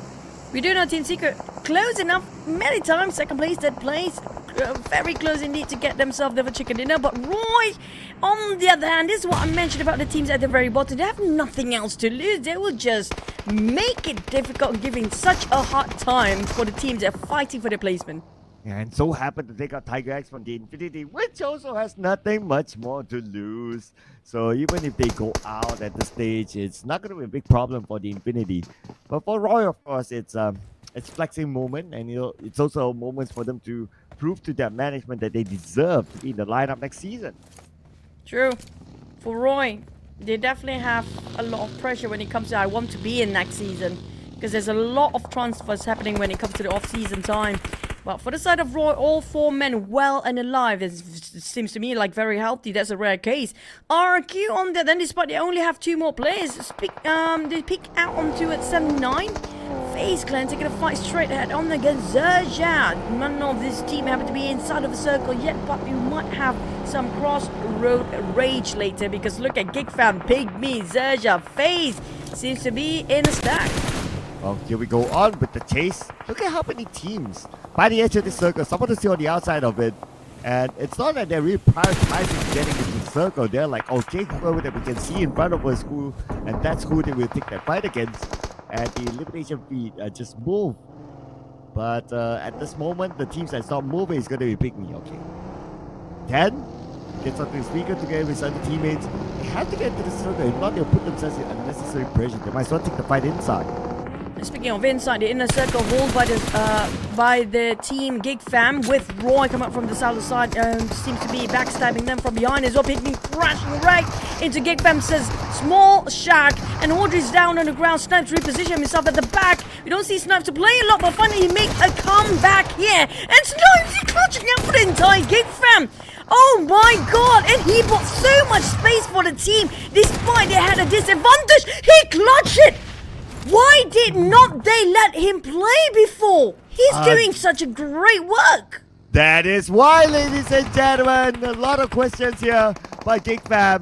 With this 4 eliminations collected, who knows when they can come up with a surprise. But it's going to be VOIN Donkeys who needs a point as well against 7-9. 7-9 to put them down. VOIN Donkeys seems to be doing A-okay, but YooHigh will stop the attack from happening. Taking out Maxis from afar.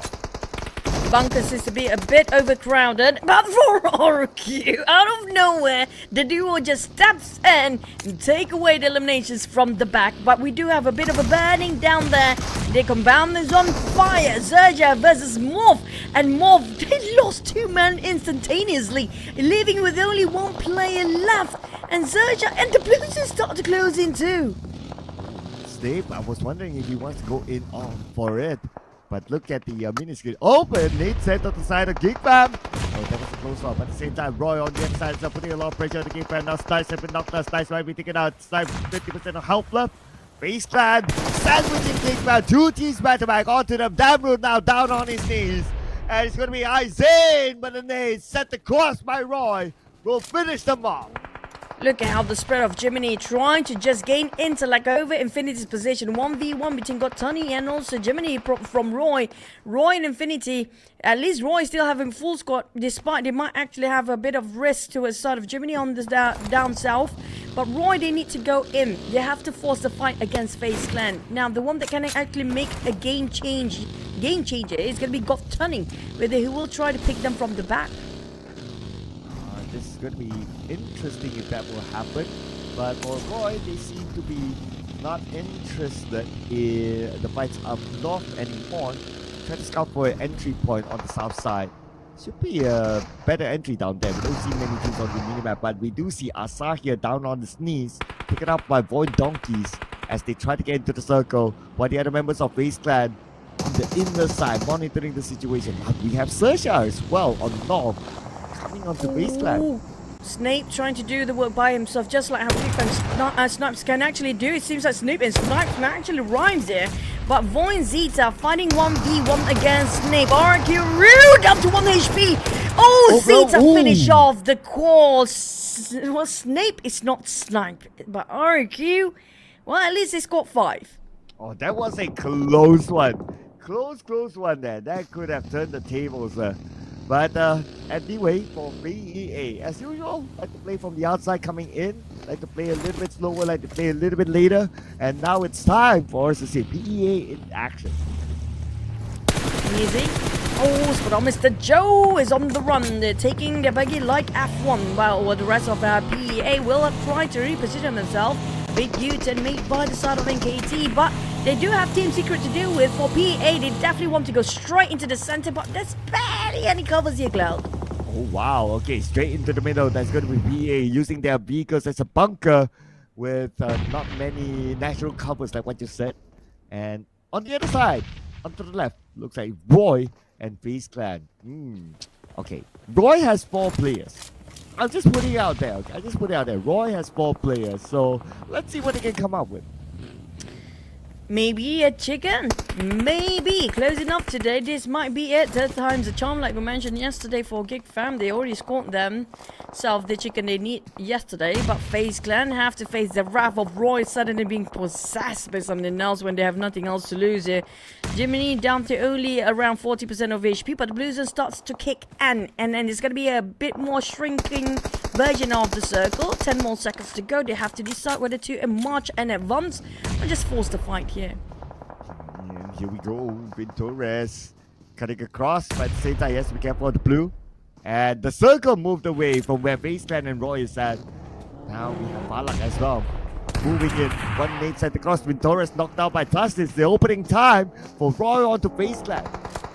You can do it, Roy. Come on, I have a lot of trust for you today. FaZe Clan 9 Nice just swap in here, try to give some support fire from the back off angle entirely, but he couldn't visualize any members of Roy from this distance and this angle. But he can see Jiminy shot him on his knees. A great crispy one, a beautiful spray, and finish off by PA Kiddo. Knocked down on Jiminy. He stole it away from afar. Okay, from the middle of the circle. Interesting. But that's also a signal for Roy to be like, okay, let's kind of fall back, because there seems to be another team that is looking in our direction. But they also need to fall back into the circle as well. Now it's time for them to find a way in with NKT on the lower ground. If they want to go straight, they might put themselves in an open position. So they have to probably clear one of the sides. Speaking of clearing the sides here, Roy have to decide go north or go south. North or south. There's going to be one person, which I think that was Infinity Tony, but PEA, they are actually aggressively taking a fight here. But finally they are taking a bit of their own medicine. We do know there's not many places for them to take covers on, and they make themselves vehicle bunkers for themselves and will buy them time with the smoke. But the problem is it's just too open. Team Secret spotted out VOIN Donkey. That's going to be the last player. Not really. Still have a duo. But Infinity Tunny finished off. I don't know how they found out about his position, but he's got finished anyway. Yeah, not too sure. Hopefully we get a replay on that later on. But for now, it's going to be VOIN Donkeys. They need to fight their way into the circle with Team Secret on the left side. And let's not forget Team Secret, one of the teams that needs the points to stay afloat in the top 8. But same goes for VOIN Donkeys as well. So it will be interesting if we see them having a clash. But speaking about clashes, PEA. Adam knocked down. It's probably a long-range knock since they're in the middle of the circle, so shots can come from one side. Yep, big swings they have to actually do it. Defense-wise, it's going to be so difficult on the side of PA. 360 degrees, their eyes have to be peeled out. Right in the center. Team Secret, on the other hand, spot out NKT. But due to the smoke they popped just now, just exposed their own position. But they need to figure out which team they want to fight first. There's too many teams up there. And VOIN Donkey picked a fight against FaZe Clan and Roy at the same time. My god, FaZe Clan, they are taking this 2 ways. Oh man, FaZe Clan, 5 eliminations now, dominating. Although, they only got like what, 100 plus points, 100 points at this point. But still, they are going in for it. Okay, MORPH knocked out by Noah from Roy. Roy now down to the last man. Let's see if we can pull off a miracle run here for Noah. But for FaZe Clan, oh, right across LGK! But it's actually missing from PA, who blew up the vehicle to eliminate FaZe Clan.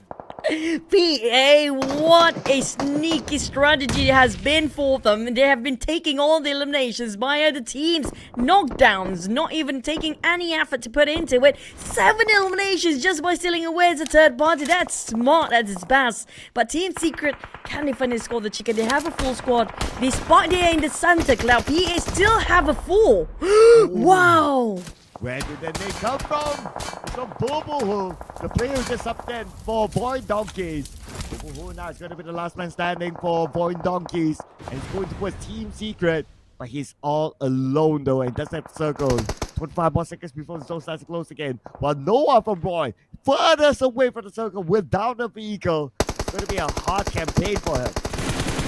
Now, speaking of the campaign for Roy, that one last player, at least they survived longer than they used to. They got one! Oh my, what a shot from Noah! Dropping Kiddo on his knees, knocked down, VOIN Dog eliminated next. We do have a top 4, but Roy lasted long enough to be in the top 4. That one player making it so difficult for the team that had a full squad before, now down to 3. But NKT, look at how bare open they are, and everybody stayed themselves in the center. The only one that actually got the compound, it's gonna be Team Secret. Oh yeah, Team Secret. Okay, the team that definitely needs the points. Same goes for NKT though. So Team Secret, NKT, and PA, they're pretty much in the same situation. In the overall chart, they are pretty much similar in terms of points collected. But for Noah, man, this guy's playing for pride right now. Trying to score the chicken dinner for a team, but it's 1v3 other team, so I don't know about his chances. There you go. You have to come from Mr. Joe. Now, we talked about we want to see MVP Mr. Joe here, but at the same time, it seems to be difficult with Team Secret just box them in. PA still in the center, slowly in shambles. NKT one by one being picked off by the likes of Break. And it's breaking the formation of NKT, so as advancing to the side of PA. Very close indeed for the side of Team Secret, sharing almost the same vicinity as PA. But GEEK, look at the taps. My god, this guy with SLR. Keep the pressure on NKT. They're at the brink of death. Oh, look at this nade. Set the cross on the NKT. Here putting a lot of pressure onto their side, but NKT replies with a nade that did not connect onto Kiddo. And they still have enough nades to put pressure on the NKT. While Kiddo knocks down triple left. Kiddo takes out the god as well. Looks like PA. They stand a good chance, but let's not forget about Team Secret from the other side. They won their first chicken for Team Secret. I mean, PA definitely desperate for the points there. But when it comes to desperation, these two teams have a lot at stake. They're fighting their life for it. But for Team Secret, can they just get their first chicken by end of today? Back towards the side of Team Secret, can they just also revive their teammate? Well, there's going to be a big Nate, just slightly a bit short. Man, look at the high ground advantage that Team Secret has against PEA. Though PEA, they have the circle. But Team Secret, they do have the terrain advantage. Now, it really translates in the games though. But they managed to even up the odds by knocking down XERXIA. So us trying to find which way can we actually open up their off angle. Yeah, but they stacked up. They're running out of grenades for the side of Team Secret. That's good news for PA. But Team Secret, if they want to take them down, they have to play with the circle.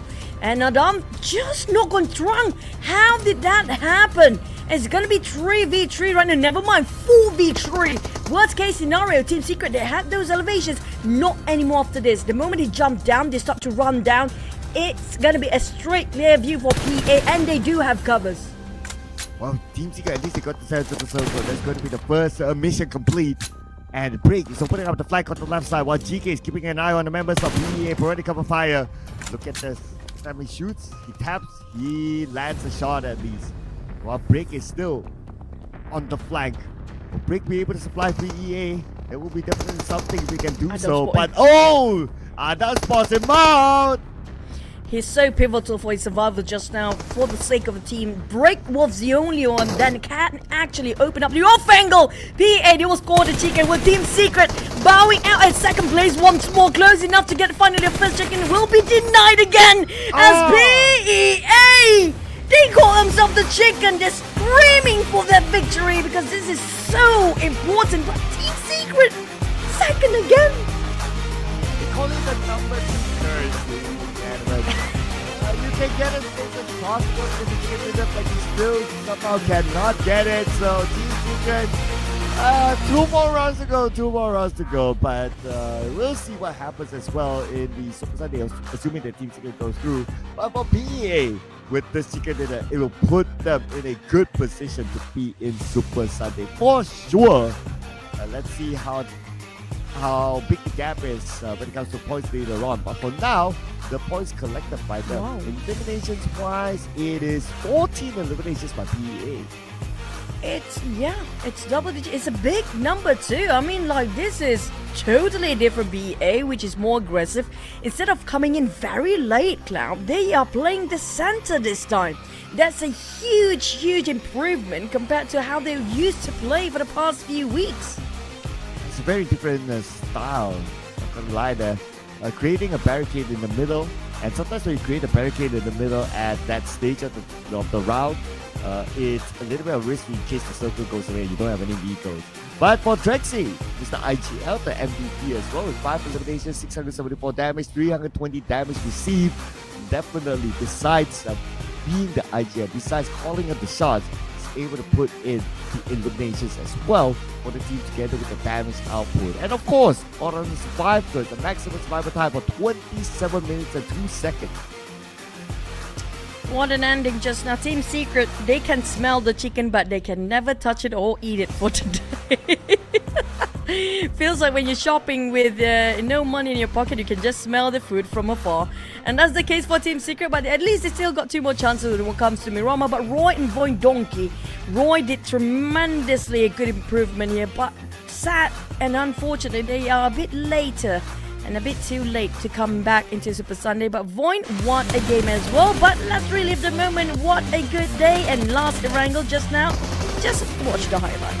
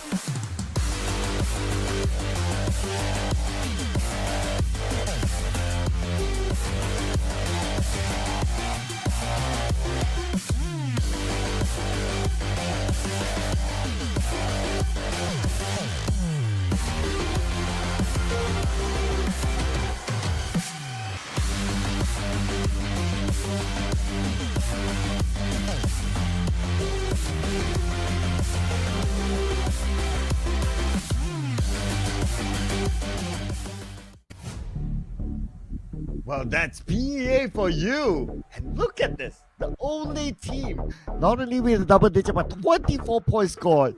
The next number is 8 points. Wow. The distribution this time is crazy. So I would say that on page 2, we shouldn't have anyone with 0 points.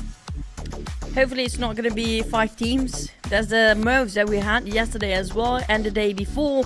But coming up from the side of XERXIA, it's not going to be enough. I don't have a 0. It's a good day still. Pre-VIP with only 1 point. YOODO 2-1. PIGMY 1. There's going to be bad news for the teams at the very bottom. But I do want to see where do they stand by end of today for the side of PEA. And where do Sam9 stand? Because will they be pushed down? Well, if you have a lot of numbers by now, then we might as well let the officials tally it. And PEA with 99 points and also 2 more games to go. Very, very likely they will book their ticket onto the Super Sunday. But number 8 right now, the magical number is 81 at this moment, with Team Flash 84, Team Seeker 86. Still pretty close. NKT 77. Still trailing behind, nice and close. Better MORPH. Yep, 4 points, 5 points different. I think for GEEK fam, well, they have to perform brilliantly for the next 2 maps. No question asked there. But speaking of which, I do love this comparison where Boo definitely made a bit of a push for the side of VOIN Donkey just now with that 2 elimination damage output. If it's called himself one of the best players and he hasn't played a lot today. And coming up from PA I think it was his call just now to be in the center, and that was the right call with 5 eliminations. But damage wise, lesser than Boo. Yeah, well, that brought them 14 eliminations in total, whatever they did in the middle. Follow up by a Team Flash with 6 eliminations, and FaZe Clan with 5, and VOIN Donkey with 5 as well. So, interesting fact is that our top 4 fraggers from this round, it all came from different regions. So, everyone has a piece to celebrate. Yep, everybody got a bit of limelight and spotlight here, and it's a good run for our last wrangle just now. We're heading to our next map, Miramar. And speaking of Miramar, we don't see any Vietnam team or any Indonesian teams taking any of the chicken dinner here for today. And also speaking of PEA, what a tremendous growth if you compare with last season. Now imagine how would they be in the next season, because this is going to be the team to watch out for the next couple of, maybe the next few years. Yeah, no doubt, this is definitely, at this moment, the most improved team of them all. Even for me, surpassing NKT as well in terms of level of improvement. But let's see. I mean, the season's not over yet because NKT is still not out of it too. So they can still see the Super Sunday. And if they can get to Super Sunday, maybe they would have a similar record together with the PA to be in the Grand Finals, and then we will see what sort of wisdom from there. For now, the 2 more games will still matter to teams like NKT. But for PA, with this chicken dinner, I believe they should be alright.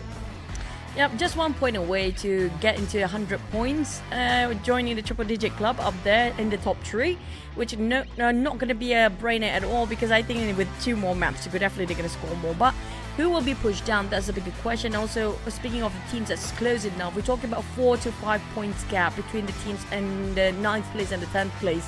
Do they still have the drive? I think they will try to play a bit more safer, since Miramar is a bigger map. So they try to take their own time before engaging too early on, because the case of GEEK fam, GEEK fam just happen to be caught in a crossfire every single time. Just as when I think the fans were feeling that GEEK fam has found their momentum yesterday, and today has been another tough day again for GEEK fam. I don't know, it feels almost like there's no answer to them to how they're going to come up to the Super Sunday. That's number 1. And looking at the points that they've collected so far, I kind of had a hunch that they probably won't make it to Super Sunday. So GEEK fam might probably start to plan for the future. But if only they actually put in snipes early on. We saw the clutch coming up from snipe was huge.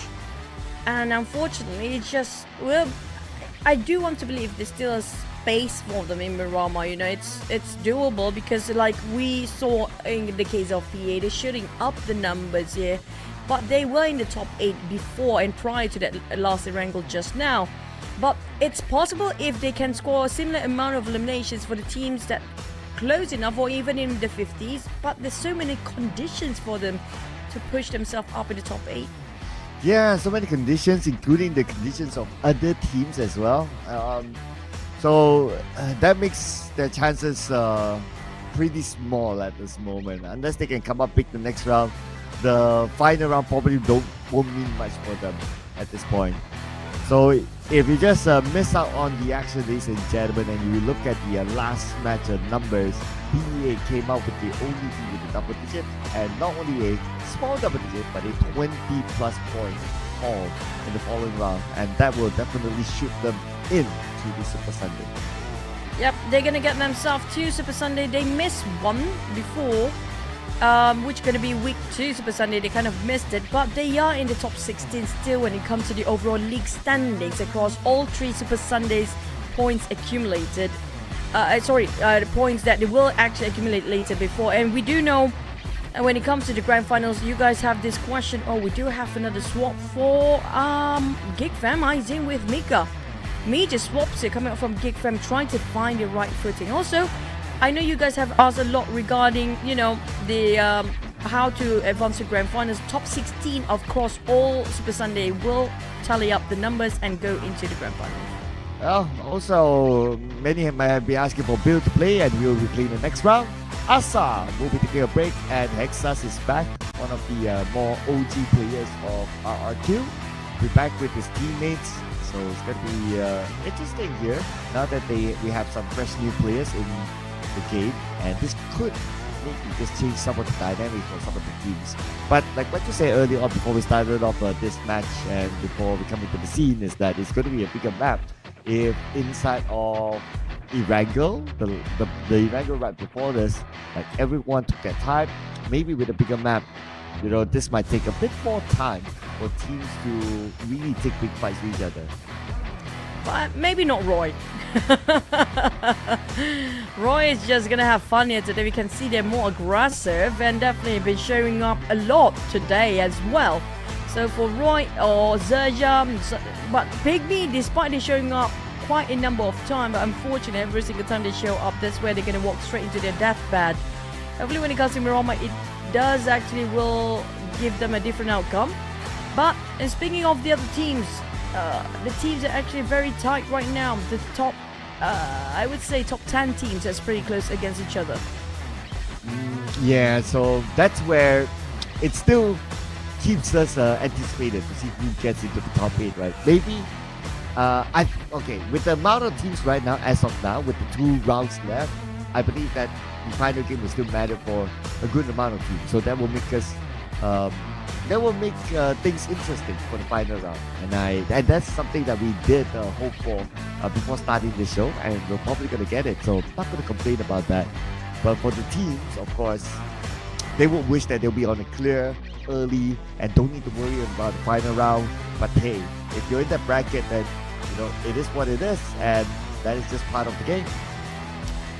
And speaking of being part of the game, I do know XERXIA won't be part of this Super Sunday, and when it comes to the league standings of week 1, week 2, they never miss any Super Sundays yet. And unfortunately, if PEA made it through this Super Sunday, and definitely they're already in, that probably gonna push down XERXIA later on. And we talked about the other teams on the other hand, like Team Secret already got themselves the Super Sunday, but Team Secret never been in the Super Sunday before. So it's going to be depending on their final and their first and final Super Sunday, which can be tomorrow. If they can overtake all the teams in the league standings, especially when it comes to the 16, 17 place up there. And so it's going to be a tough one here in Miramar. And what's interesting about PUBG Mobile, also to put it out there, is that you wouldn't know who you will meet. You wouldn't know when you rotate. It's like, is it that team that I need to take out that is closest to me? Until you get the first elimination, then you'll be like, it's them, or it's not them. That's not our thing. So, for the most part, it's about focusing on to yourself and what you need to do and make the right decisions for yourself, rather than we need to pick that one particular team out, and you might not even find them throughout the entire game. But we'll see if any team were to be able to clash with those key teams within the overall chance in this match of Miramar. Finally get it going.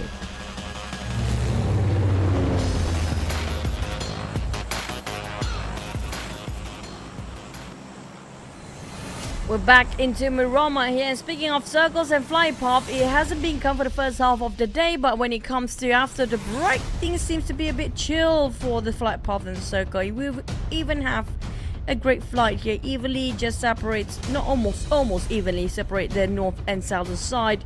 But you talked about the teams, maybe we should also focus about the teams. Since Boom is not here, they are one of the most getting the average point of elimination across this map.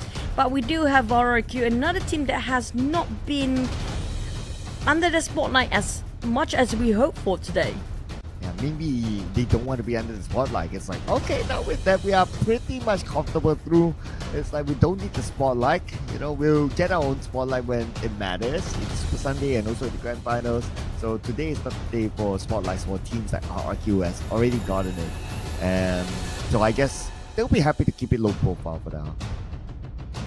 Yeah, maybe some of the teams are reserving their tactical and strategy when it comes to tomorrow. That's where everything is super important. So they just probably just trying to just make it through to the Super Sunday and try to hold back some of their trump card before exposing towards all the teams that are competing to Super Sunday. Because mind you, the teams that are competing, the top 8 teams competing straight into the Super Sunday, probably watching them right now.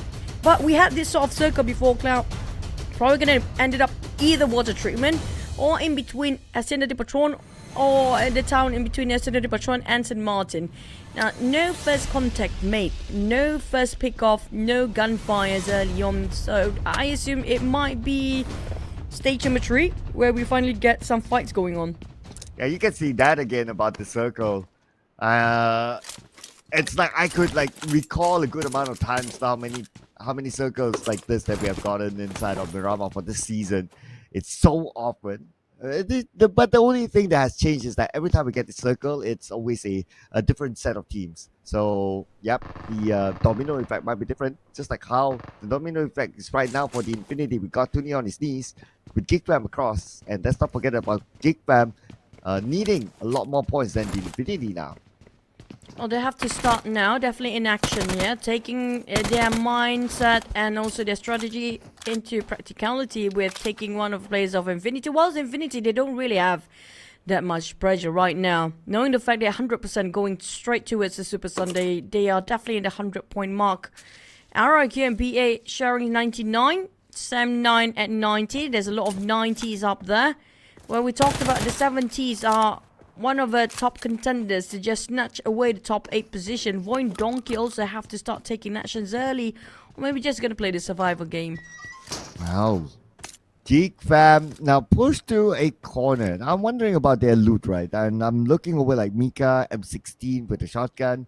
Probably not his favorite weapons. Wonder about the rest of them. Because when they push to a corner, that means they don't have much space to loot.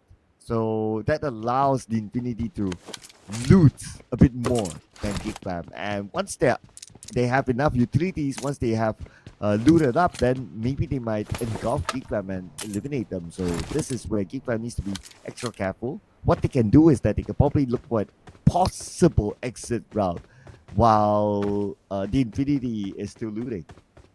Yeah, especially with the aggression that been showcased to us today coming up from the side of Infinity. I'm not surprised if they actually do that. But for our league stage, average eliminations, RQ taking the lead, followed by XERXIA and FaZe Clan, and as well as MORPH. Well, speaking of the Indonesian teams, we don't seem to see them too much here today. The only one that actually on the top 8, it's going to be RQ, while PIGMY at the very bottom. How contradicting regarding their performance there if you compare it with week number 1. But VOIN, they also, like I mentioned before, they need to make some actions, but probably gonna save it like how the Xaviers did it. I think it was week 1, yeah. Well, yeah, that was week 1. That was week 1. That was the I would still rate that as probably one of the most epic final rounds that we have gotten so far. The Xavier thing. I mean, it's also like the matter of how they achieved it. Like, they got a chicken dinner in style, and they were up against teams like what, BTR at the time, or was it Alter Ego? It was one of the big teams as well. So BTR. like all the stars aligned. Yeah, okay, so it's BTR. So like all the stars aligned for it to be like the most explosive final game so far. That is so far. It was a very high technicality game that actually the Xaviers surprised us that day because of how much trigger discipline they actually hold all the way. And it was so much strategy regarding the positions and the rotation throughout the map not to be discovered by the other teams and have to just run away from any conflict despite they are so tempted to take up open fire. But speaking of trigger discipline and whatnot, we did mention about Infinity moving towards a GEEK Fam. They do have one player knocked down. It seems like they chipped down a lot of damage as well down there. 2 players down. We talked about how Infinity do have more space to loot up, and they definitely take advantage of it. Ooh, yes, and now they are engulfing a Geek Fam with Audrey being chased down on the other side. Audrey 50% of health, and they see Audrey. Audrey fires back. Audrey now pretty low in health as well. Switches for Micro Uzi, tries to land that shot across, but not able to get a good clear shot. On the other side, we got the other members of the Infinity closing in. Jump shot onto Audrey. Now it's going to be the last member, Damroot, on the other side of the road, and they know he's there. Got turned pretty low himself. Damn rude. I don't think he got himself any first aid since he's not healing up yet. Maybe just gonna use the band-aids for now. But he did got one first aid with a UMP holding against Turnike with that micro. But look at the rush coming up the rest of Infinity. He got one more. Finish off in an instant, knowing the fact, you know what? At least we'll not go down with a 0 because we still have one more map to go. Trinity Gray waited for the smoke to deploy itself, but then again, the other members of the Infinity followed up. Could have been a cleaner win for the Infinity, but it's okay. I mean, to them, it doesn't matter at this point. But it matters for GeekFam that they got eliminated with only 1 point. So now, between them and also the top 8 is 21 points. Probably GeekFam can start to plan for that GeekFam. Definitely just gonna go back to the drawing board about next season, perhaps, for fall split. Tough one if they want to catch up, unless if there's no progress from 8th place to 10th place later on. Now that's a different story entirely. That might be the case. There might be a shot of them, but it's quite a slim chance to have VOIN and KTM more back-to-back domino effect with this early stage as well. But speaking of PIGMY, the other team that don't have the shot at Super Sunday now, they're definitely gonna have fun here and make it difficult for the other teams. It's too bad for GeekFam. Showed a lot of promise yesterday, and today it's a tough day for them. I don't think they even made like 10 points today. So true. Yeah, nothing much has changed for GeekFam. Yeah. Even though if like the other teams like they remain like no change in their numbers, like let's say MORPH, AKT4, Team Flash, they don't change in terms of numbers. They could still gain points in the following round. So yeah, like what you say, right? The chance is really realistic for GeekFam. Any miracle would happen. They're starting off the day at 46 points before. That's barely double digit for the day.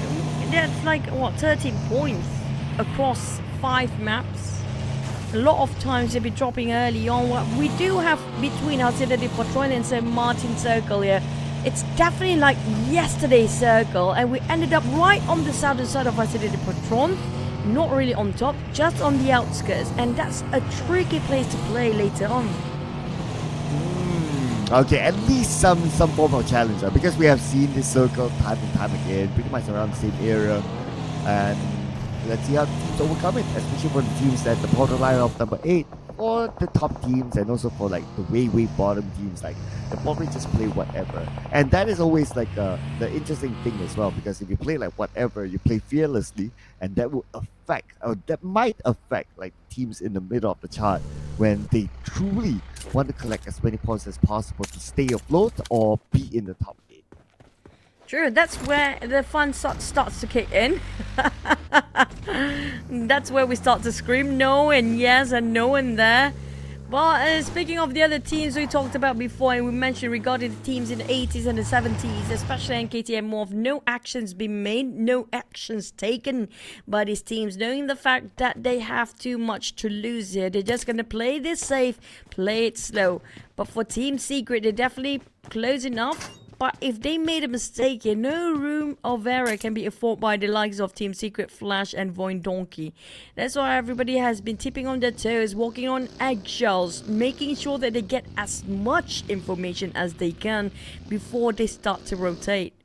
Yeah, for YOODO too, well, the fact that they're below GeekFam, their chances are as much as GeekFam as well.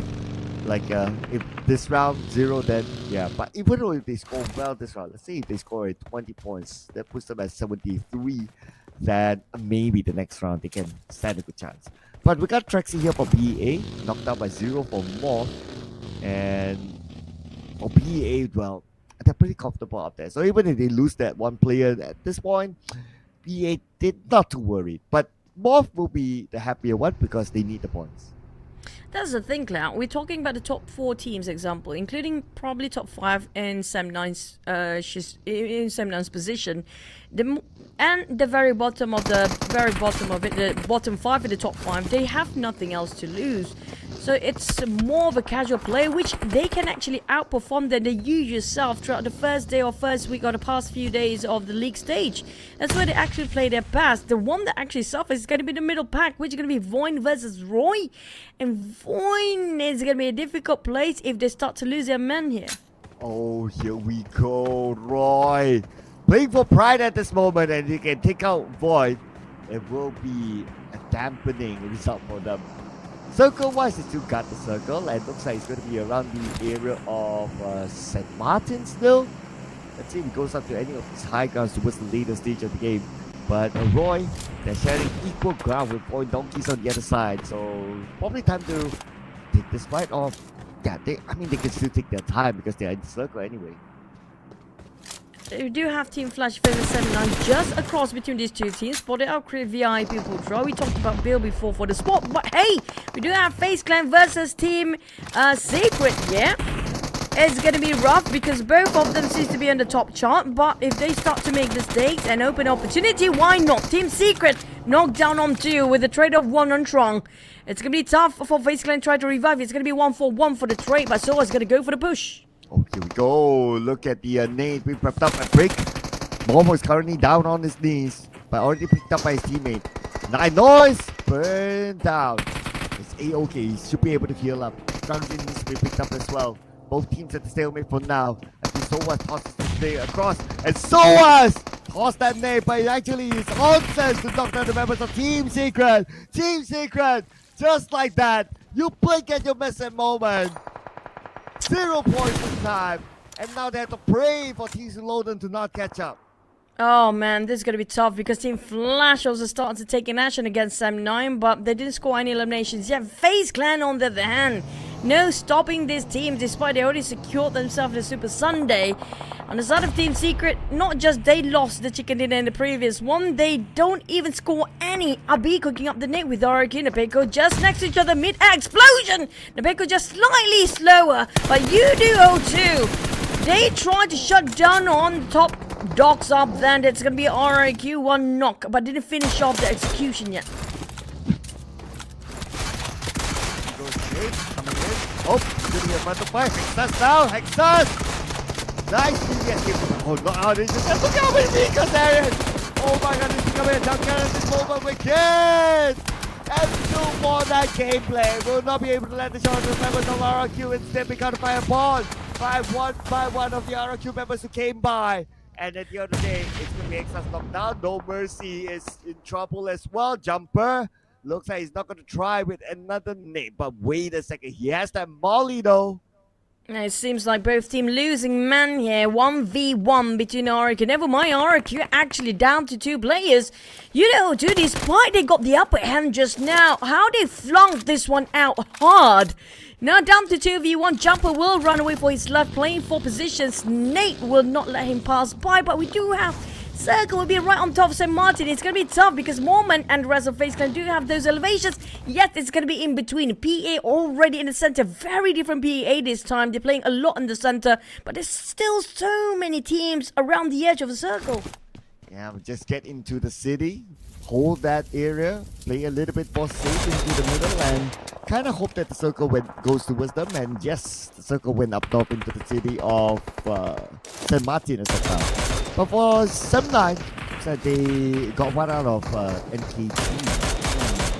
NKT cannot afford to lose players here. They're making the rotation towards the crosshair of RRQ. But NKT, oh no! Oh no, NKT falling apart to the hands of Sam9! This is trouble. This is heavy, big trouble. This is a crisis. They should handle this, and damage control is what they can actually just do right now. Sam9 lost one, but the trade coming up from the side of NKT is just detrimental. Mr. Joe managed to pick up Triple F. They have to exit, but PA is on the back. Roy on the other hand shutting down VOIN's advancement. Now this is also going to be another team not willing to make any mistakes here. VOIN Donkey, be careful. Oh man, without the circle, it's going to be hard for both of these teams. As they probably need to eliminate each other before going into the circle. Now Bobo Gu is on the lower ground. But Tuss knocked down from afar by Zeta from the other side. Okay, Noah tries to fire back. Let's see here. Almost got a knockdown for himself. One thing sent across on the Tuss, but Tuss is still okay. Black will try to revive on Tuss right now, while Noah will distract the rest of VOIN Donkey, but XERXIA seems to be approaching on the other side of the mountain. I'm not sure if they can visualize this side, but VOIN Donkey, they have to face two fight at the same time. Divide and conquer is the only options, but it's going to be 2v4 and 2v4 north and south side. They have a lot on their plate here for VOIN Donkey and too much at stake. They cannot even lose one member, but here comes the push coming out from Roy. But lucky enough for VOIN Donkey, Roy also being distracted by the other team's Creep VIP from below. So VOIN Donkeys now is the one actually holding down the line. But look at the minimap. There's actually a flank from the other side. Okay, from another team that is, but I don't think they'll be able to get a good clear shot to the members of VOIN anyway. Now Jiminy is going to come in. He's going to take that courage, circle around to gather information, because that is what they need at this moment. They don't have a good clear view of where the members of VOIN is at. And now Max is on the other side. Max is knocked down by Noah. Noah will finish him off. Oh no, Max is nowhere near the rest of VOIN Donkey, and they do have one nearby, but it's totally in different terrain here, different level of terrain, while Noah holding his ground by himself and tucking to one corner, hiding from the shots the other side of the hill and the other side of the mountain. Jiminy, on the other hand, definitely heard the footsteps coming up from the side of VOIN Donkey, but the terrain is making so difficult for him to hike up. He cannot even expose. Here comes XERXIA, VOIN and Roy. It's going to be flat, and XERXIA might actually overtake both teams. Oh, but wait a second. Now Bobo Gu is there. Let's see. Bobo Gu is going to pull off a 1v2. Now Bobo Gu is still holding out his life. The members of XERXIA are still on the outside of the circle, and the blue will be on top of them anytime soon. As Bobo Gu seems to be retreating, not interested to take the 1v2. Pre-VIP, Team Flash is moving the direction towards XERXIA as well. With the major mutants, his circle just popped and shrink even further. Roy will make sure VOIN Donkey is just so difficult for them to stay alive here, Cloud. Look at the surrounding. There's more than by so many teams. They're being choked here. Oh, here we go. Zeta knocked down by RNJ. Bobo has a high guard though against us. Is not able to land the shot at all. Oh, but wait a second. Bobo! Oh no! It was Mega Man who backstabbed him. Oh, this is going to be tough. VOIN Donkey, if they being eliminated here, NKT and MORPH can just catch up to their points. They cannot afford to lose this one. They have to keep it alive and make sure they have to exit out now. One of the team members realize, hey, I'm sorry. Rezak says to Zeta, you have to hold the ground for me. I have to make it out alive and survive for at least some placement points so we don't go out early. And Zeta will be the sacrifice, yeah, but it still fought back, taking one XERXIA down. XERXIA next, but Zeta will finally have to go out overwhelmed by the rest of the members of XERXIA, but XERXIA on the other hand, they have another team to fight against, Team Flash. Now hopefully they have the time to reset. Well, that is 5 eliminations for XERXIA. VOIN Donkeys out, but Team Flash. RNJ out. Man, I really want to see what happens to XERXIA, but anyway, now we're going to check out what happens to PIGMY and VIP. VOIN Donkey Razak couldn't actually get out. Now this is going to be trouble. They're definitely shaking there at 8th place. Quick dive, he's put out by PIGMY, the team that has nothing to lose. It's going to be the fight of the very bottom, but hey, it's going to be fun still to watch. Whoever got themselves the win, they are better than stronger than the other side. But on the side of PIGMY and Quick VIP, this is going to be the fight of the southeast side, where nobody seems to be coming up from behind, but maybe Infinity will try to take some eliminations, or even Team Flash nearby can steal it away. Well, at least good VIP so far, so good for them. They still have control of the circle. Managed to get in. On the other side, PIGMY, is pretty much the same situation as well. And I wonder how is XERXIA doing. Last we saw them, they went to fight with the Team Flash. They kind of stop. Probably it's like long range eliminations or so. But speaking about the mid range, looks like Greek VIP. They're going towards PIGMY. They're going to take the fight against them. They're forcing it right in their faces here. Look at how aggressively Greek VIP start to square them down, but you know what, PIGMY like, nope, no time to waste on this. But the moment they try to flee, Greek VIP Bill waiting around the other angle, and IMPro trying to secure those knockdowns from this angle, but the rest of PIGMY will try to find a safe entry in, but we do know how hectic the center of the circle right now, whilst IMPro, I'm not sure about his vehicle, but they definitely need to move. Oh, here we go, Bill with the nade.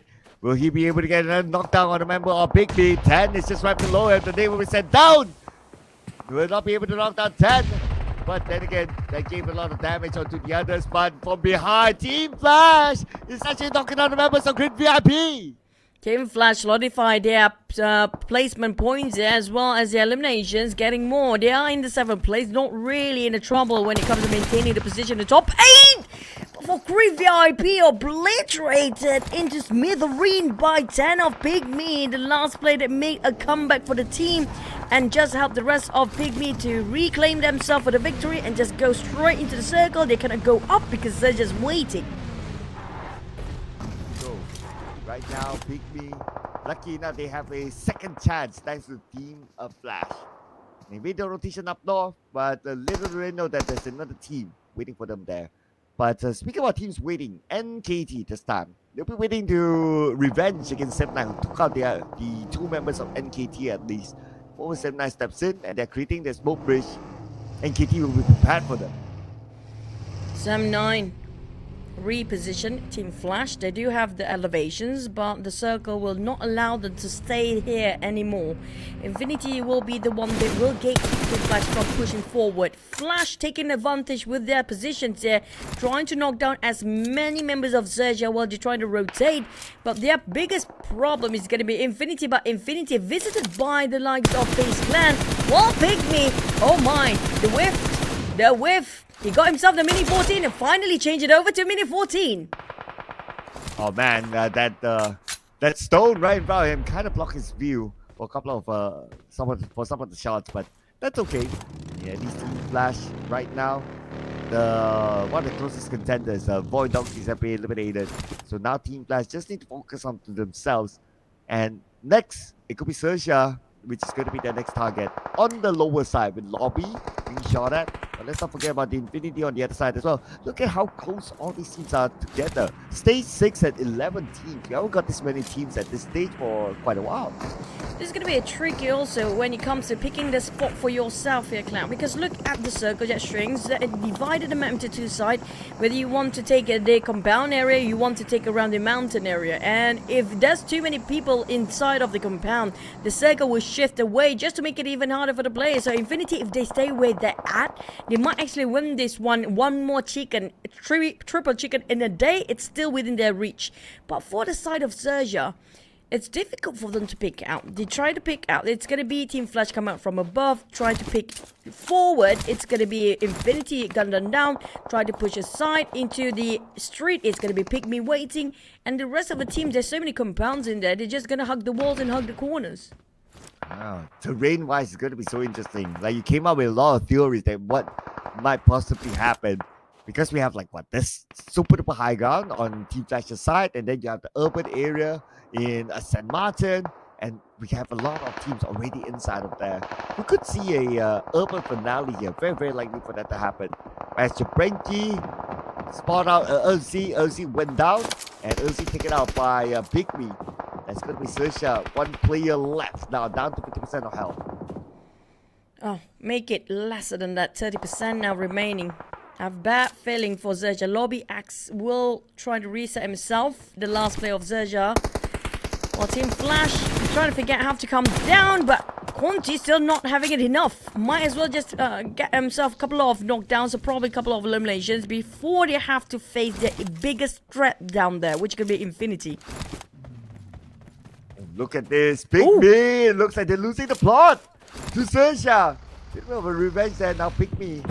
He has 1 player left, and that's going to be Billboard with Lobby on the other side. And Lobby could get up this nade. If he could land it nice and sweet on the Billboard, that will be the end of PIGMY. It's going to be one-man show for Lobby X. Here comes the glide from Team Flash. The moment they jump down, Infinity shoot them and FaZe Clan. But Billboard also 50% HP down. Two wars fighting at the same time with a three-way war crossfire across the other side of the street. PIGMY, it's going to be one-man show to deal with. Oh, they even got themselves stuck at all four the places. Oh no, out in the open, and look at that, such an awkward position to be in. God dang! Stolen away by GEEK for PA actually. So FaZe Clan thought they got it, but because of that steal, and now PA reviewed the position to FaZe Clan. Worst case scenario just happened to Team Flash, down to 2 players and even a nade flying by. Infinity spot them out. FaZe Clan locked their target on Team Flash. Team Flash, you definitely just hit the karma back because they've been taking so much, they did so much damage on top of everybody else just now, but finally down to the high horses. Now Team Flash down to only 2 players. Infinity Tigers will give them the pressure, but 3 Touch is just focusing on what's in front. Focus onto the front, and be careful, be aware of the back as well. At this moment, Circle is going to be stage 8 soon. Stage 8 and 10 teams left. Oh my goodness, it's going to be a big mess coming soon. Okay, let's see what Team Flash will be able to do against the Infinity now. The next potential big fight here. As the Circle, the blue is just right behind them. They are forced to move. One will go down. Batman will be taken out by the other side. It's going to be PA stealing it away. 2 times in a row now, Kiddo just steals away from the FaZe Clan and Infinity at the same time. They definitely don't like this, and he might actually lock himself a target towards the side of XERXIA, Infinity, and FaZe Clan now. Infinity going away the other way around. Lobby X, surprisingly, solo-handedly dealing with so many teams by himself. Ooh, yeah, Lobby X. 3 eliminations. Though it's not really about the eliminations, but how many teams has he held on to? That is a lot. That is a big contribution to the team by himself. But we are at stage 8 and only a handful of teams in the circle. 1, 2, 3, 4. They 4 of them in the circle, and they are having their own corner. So for the outside teams to come in, there's no choice but to take urban fights. And the first one, it's gonna be MORPH versus XERXIA. Lobby X. It's still being safe. Flippy just being shot down by the teams that's from the inside. What luck does he have today? Oh. Lobby X, he dropped another, and it's gonna be knocked away. Finish off. What is happening? Lobby X is doing this all by himself with the help of the other teams across the other side. How lucky can he get here today? And he's just not stopping, and because of that, because of all his efforts, now XERXIA has 10 eliminations. The first team to make a double digit in terms of the elimination department. Now Sam 9, Loyu knocked down or taken out earlier on. Now with 3 players for the side of Sam 9. So the PA now against RQ. One day by Mizi on the other side. It does hit onto them, but not able to take down anyone. Mizi relocates himself to the top floor. But we did have a glimpse of the overall rankings. NKT have to make sure they're alive, and MORPH as well. But Zero seems to be very slim chance. Oh, Kiddo, he's got 4 out of 5 eliminations by himself today, stealing all of it in the very last minute. That was amazing play by Kiddo here today. But NKT, they can just overrun VOIN Donkey. They have to make sure they can stay alive in the top 4. Oh, here we go. RRQ, they rushed in, and so far they're doing so well. But everyone's trapped in pretty much the same building. Okay, Adam on top floor. But I guess the blue league, sooner or later, it will force them out. Now on the other side, Dev shows himself. Exas is there, ready to take down Dev. And the ball goes into the pocket of... Waiting for the elimination fee. Who got it? Exas secures it. At least it's gonna be them putting all the effort. And finally, Lobby X got finished off by FaZe Clan, but he did so much work by himself. Back to the side of Sam 9 and KT, Mr. Joe. He had the audio keys right on top of him. It's gonna be Triple Alpha and Mr. Joe left on the side of NKT, but they need to stay alive. Spot it out. Sam 9, can he ask right across him? Prepare himself with a shotgun. They have no clue. They're so oblivious regarding his position. Mr. Joe! He got 1. Can he got 2? He's got 2! My god, this is big for NKT. If they survive the top 4 cloud, they can actually push through. Absolutely. They will be the top 8 leaders and gentlemen. Let's see how much they can collect overall as PEA to farming eliminations from the inner side. 6 eliminations now for PEA, but the name on the Mizzy, who knock it down. No mercy is the one to name down Mizzy. And now picking up a second, hopefully he's able to land another one onto the other member of PEA. And Adam's on the other side, every Kido, they're going to try to sandwich the members of RRQ, but eventually the Adam now leaving with the Kido alone. Kido gets one, Kido can get a second one, 1v1 now, Kido. Get with no mercy. No mercy shows himself pretty low. And Kido comes up with a 1v to win. What a remarkable play here by Kiddo! He needs to go for a reset. Hexa is still there. Last member of RRQ alive. But PEA, can they score back-to-back chicken dinner here? Well, NKT crying for the sake of help to get themselves more eliminations. At the same time, they need to score the chicken to overtake the 8th place. But Mr. Joe burn and finish off by the blue. Next to Af hugging the walls. One by one players burn off by the nades and blue at the same time. Hexa's next. PEA, can they hold their ground and get the back-to-back chicken? Triple M. And now it looks like it is going to be none other than it's raining defense. PEA scores another chicken in a back-to-back. PEA with that now most were. I mean, they've already sealed the deal, but this one will close the lid on it. They will be super touchy. Amazing, mesmerizing, and a phenomenal run by, I have to give it to Kiddo. He was such a monster just now. Oh yeah, winning against RRQ. No pushover, ladies and gentlemen.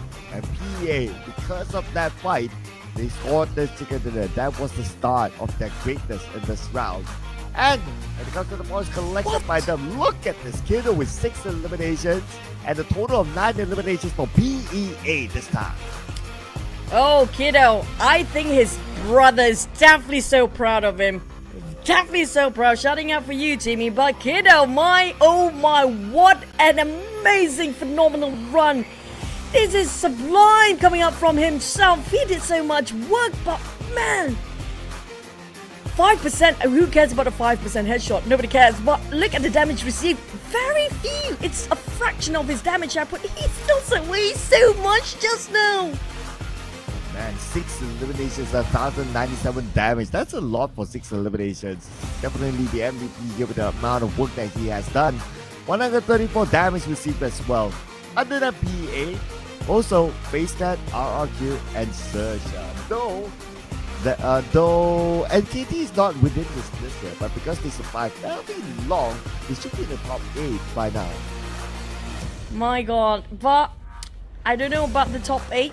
If there's any change of rotation and also change of the top 8 because of how NKT survived while the rest of the team at 8, 7 and 6 being eliminated early. We're gonna have to wait to tally up the scores later on, ladies and gents, because it's down to the last map here to make a change. Will be the turning of table when it comes to the top 8 will advance towards tomorrow's Super Sunday.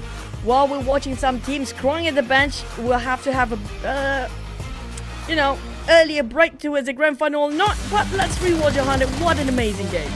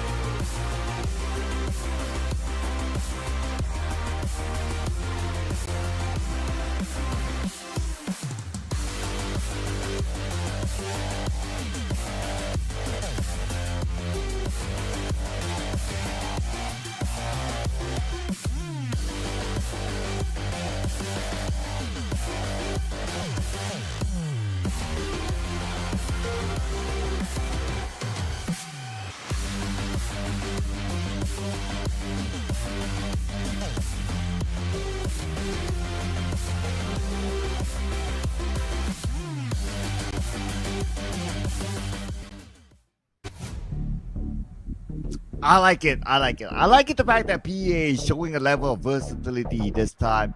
Still dropping at the edge of the map, but they find a way into the middle of the circle and they play from that to score 19 points with the chicken dinner this time.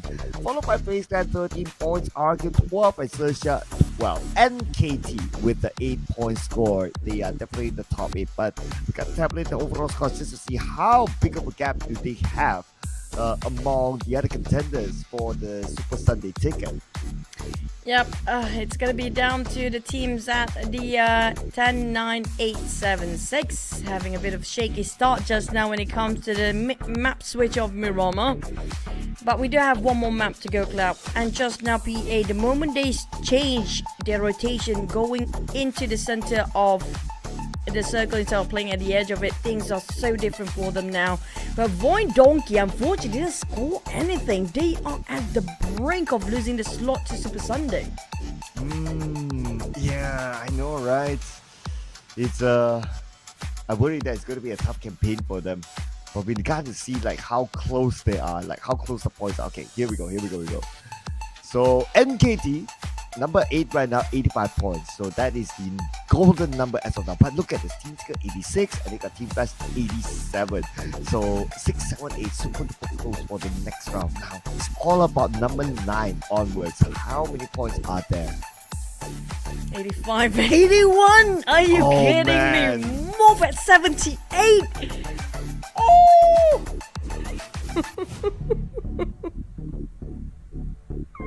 This is so painful to watch. This is the most heartbreaking moment here for some of these teams in the final round. But before that, we gotta check out the head-to-head. YOODO, who came out with an amazing win against RRQ early on. We compared with Lobby X, who did a lot of work for his team, like what we said during the cast. 6 eliminations versus 4, damage 1097 versus 1036, so not that far as well. When it comes to assists, slightly favored towards a PA. But for the gunslinger, XERXIA, overall has a lot more damage. I think 1,000 over just now is just by that one particular player, which was Lobby X. It is so much work. He took down 2 teams by himself, by the way. One of it was MORPH, and another one was PIGMY. And there's also a couple of players from Infinity shot down by Lobby X as well. It was an amazing run, and PA, they didn't got themselves the most damage, but they played the smartest out there. And the double chicken back-to-back. Look at the flags here, Cloud. We're talking about Infinity back-to-back, BA back-to-back. These are back-to-back chickens here today. Oh wow, yeah, you have a good point there. So I look at the pattern right now. Maybe the next one will be from another Malaysian team, but not PA. Just putting out there. I don't know, that would make an interesting pattern for us to see. Not like we'll see the final poster anyway, right? But just putting out there, like, you know, it'll be kind of cool. YOODO too, perhaps. They never scored a chicken yet. Roy, YOODO to Team Secret. Come on, your last chance, guys, to score a chicken. Just the chicken. Yeah, just the chicken there. Especially Roy, because they're like what, second place for many times now, and they almost came close like so many times. So if any of those teams that you mentioned were to score a chicken dinner, I will put it as a Roy. For any consolation for Roy, and yesterday it was Team Secret in the same boat as Roy today. So I don't know, it's something wrong with Vietnam team. Both Roy and Team Secret seems to be having trouble to sealing the chicken away. They can whiff it, they can smell it, but they can never eat it. Well, I wonder when will be the day where Roy, hopefully next round. Okay, whatever it is, Roy is playing for pride. Score that one chicken dinner for the fans, for the supporters who have been with them for the longest time. So Roy, come on. This is the round for you guys to score that chicken dinner. Just one more round to go. If it's the pattern you're talking about regarding the regions, it should be Team Secret though. But Team Secret, sorry, YOODO 2. But YOODO 2 is just... Well, YOODO 2. Well, that's a very helpful transition But okay, we see improvement from Roy, right? Roy and YOODO used to be in the same spot where everybody get picked off. But Roy seems like last day they finally start to push where it's just everything is too late. But for YOODO, it feels like they don't have improvement. Yeah, major overhaul has to happen. I think that's been discussed before.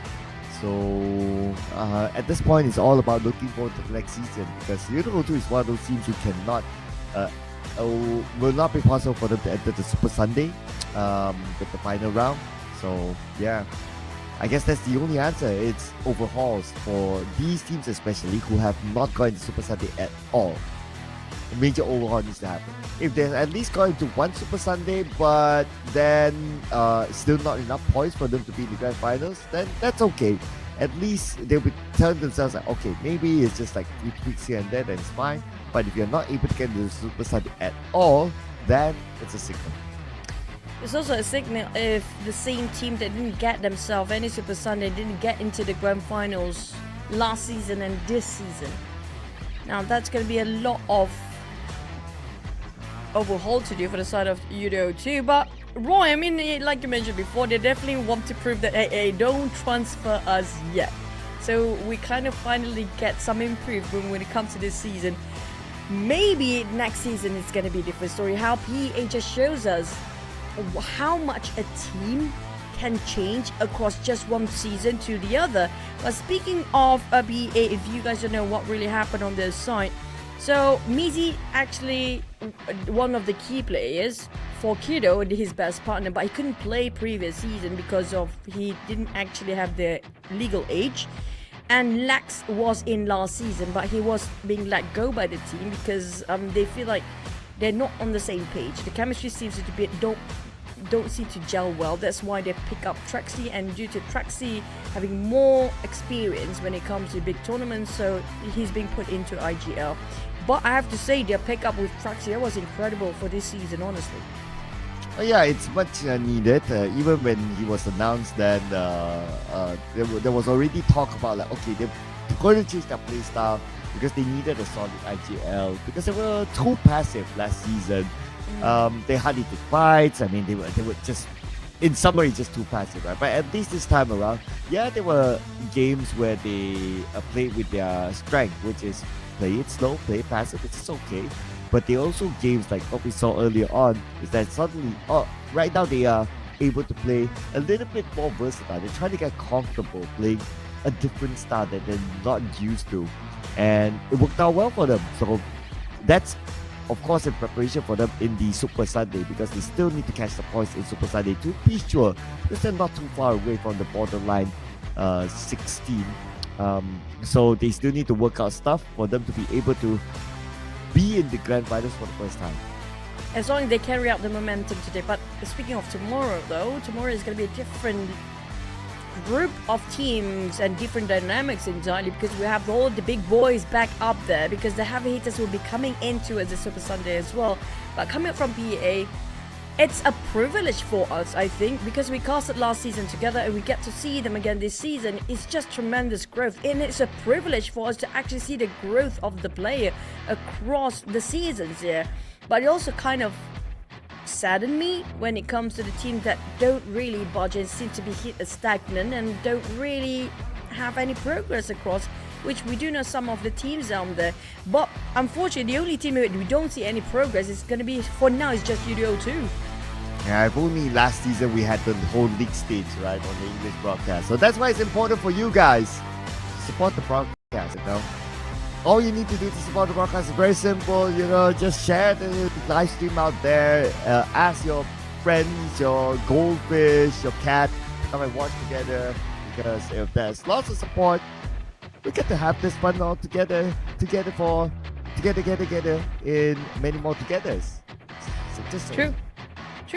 We definitely need the support from you guys, and we always love you guys that have always been with us in every single season of PMSL. Even during the PMCO days, PMPL days, you guys know who we're talking about. It's gonna be one of the one in the chats. I know you guys actually listen to us here right now. If we want to mention every one of you, it'll be a lot of time we taken just to mention you guys, but you guys are amazing. But speaking of our last Miramar map, just now we have very similar circles to as yesterday. When it comes to the ending just now, but when it comes to the final map, we have no clue because it has been a rough day since the start of Sunhawk. Interesting day it has been for sure. We started off like crazy, right? Like crazy, circle-wise crazy, and it starts to like second half. Okay, we still get a little bit of grace, and then it starts to like chill out, like even like the previous circles, like the whole St. Martin circle. It's a pretty much familiar circle, I must say. I don't know if we'll get that kind of circle next, if it's going to be a familiar circle or if it's not, but if we do get the choice, it's always like tough circles all the way. But whatever it is, maybe by now. What I would truly like to see is drama till the last circle. Yeah, let the last circle be those teams who are involved at the borderline 8s and not teams who are, doesn't really matter for them anymore.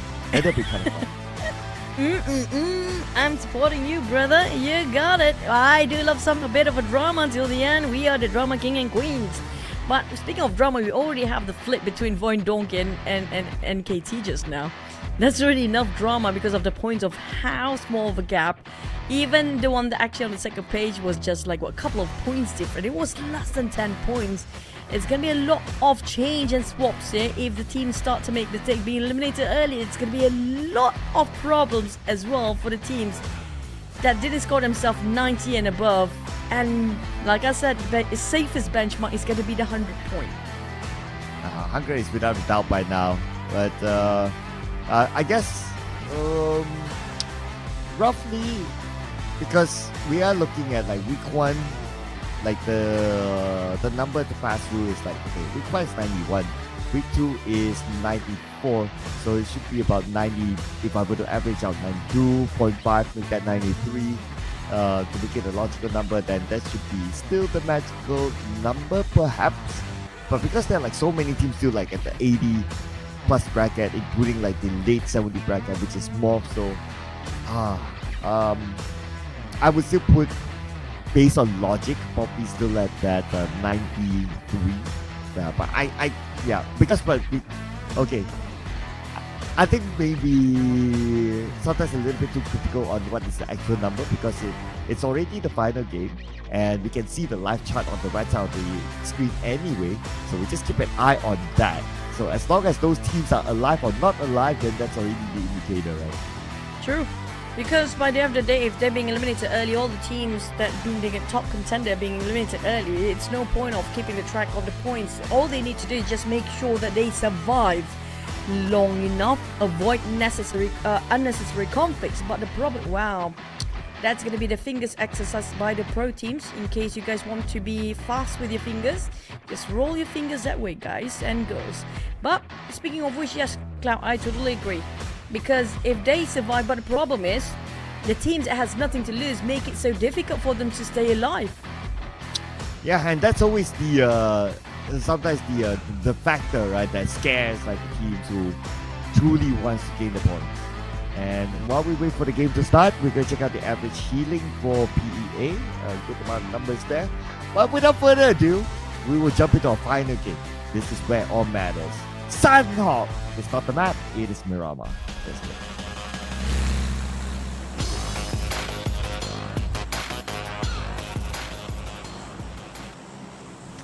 We all wish it's going to be Sunhawk for the last map, because if it is Sunhawk, Cloud, if they swap the rotation of the map in the future, my god, it's going to be fun.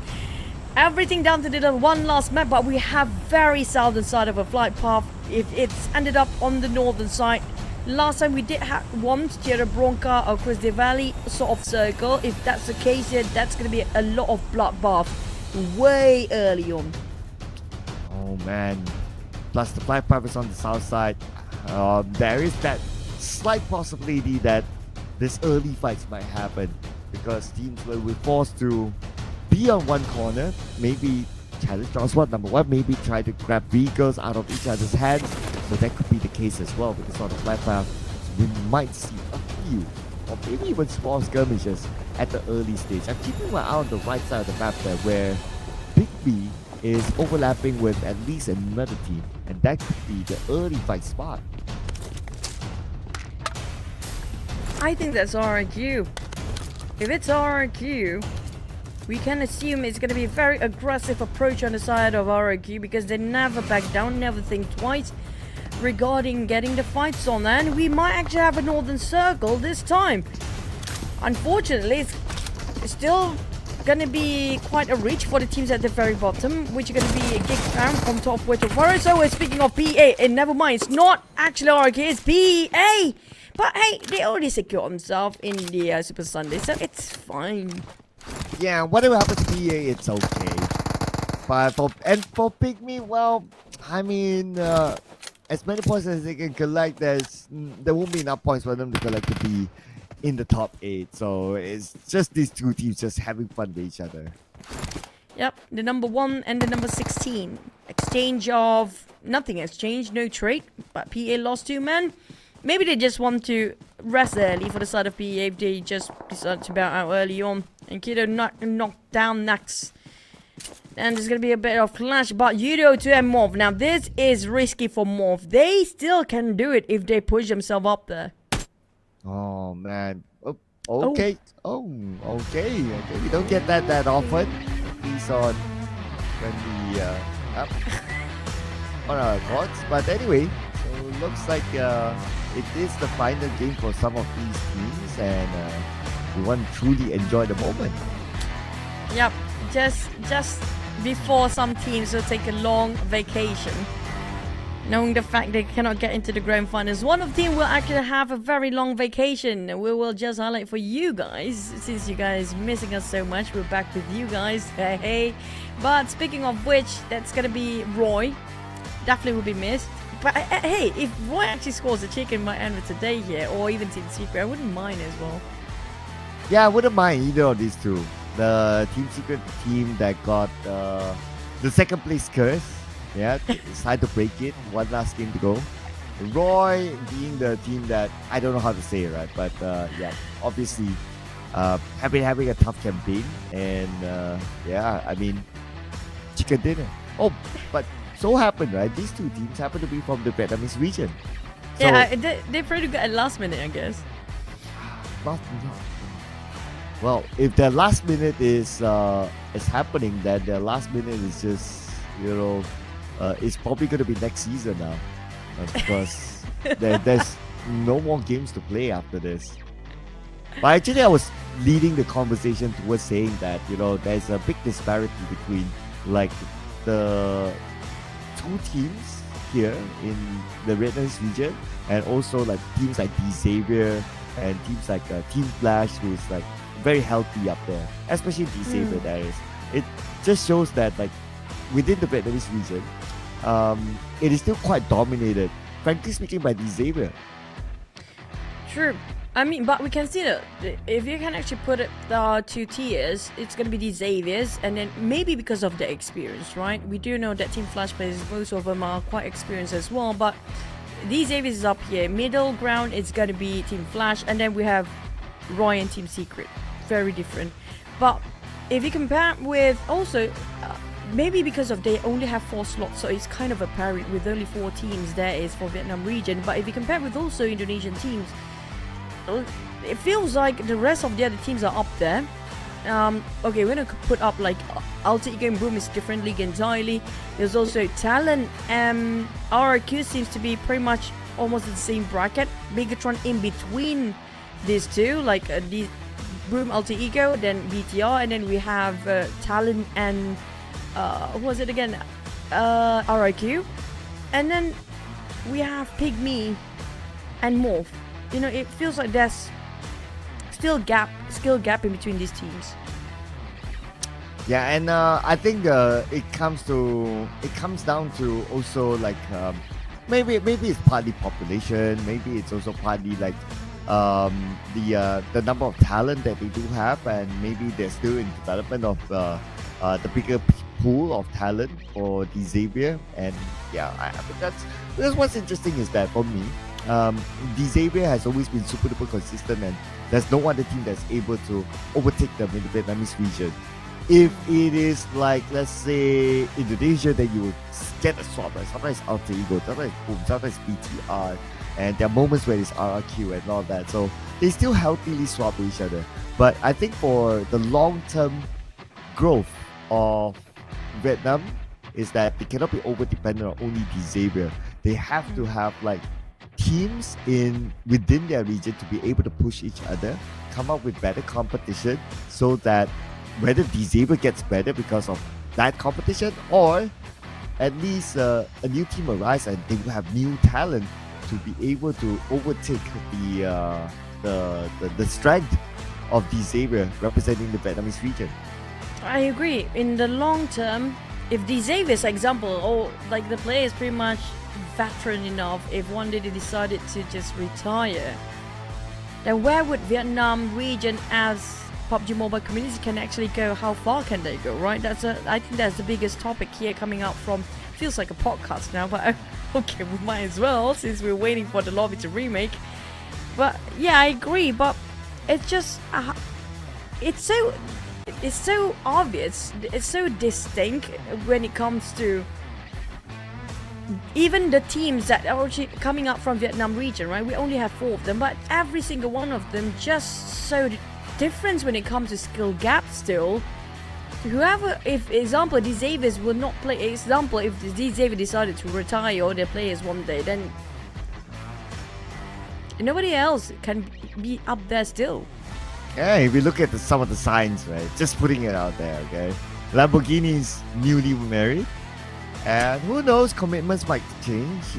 Commitments might change, and at some point you need to be able to refresh the lineup or prepare to, maybe he has other life directions. You never know all this, right?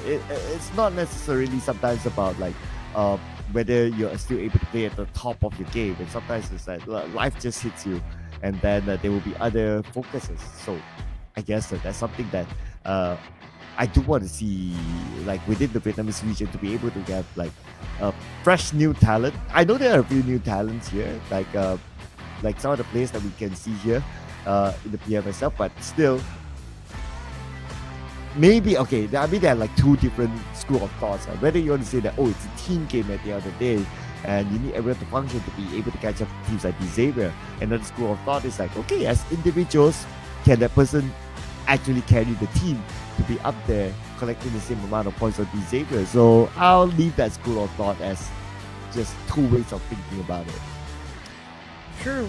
That's actually quite true. And I do hope, like, if any of you guys come out from Vietnam region, do have a thought as well to the development of talent development coming out from the Vietnam region for PUBG Mobile scene, because these Xaviers, the thing that why they're super strong up there, they never have new talents coming in. It's going to be the same lineup. So they don't have a prodigy to just give up or to just follow through the Xavier's legacy later on, because the rest of the other teams, you can see a mix of whenever they transfer player, they're going to be a player that's quite fresh, quite new, very young, and then that person one day will lead the rest of the Xaviers if all the veterans decided to retire, right?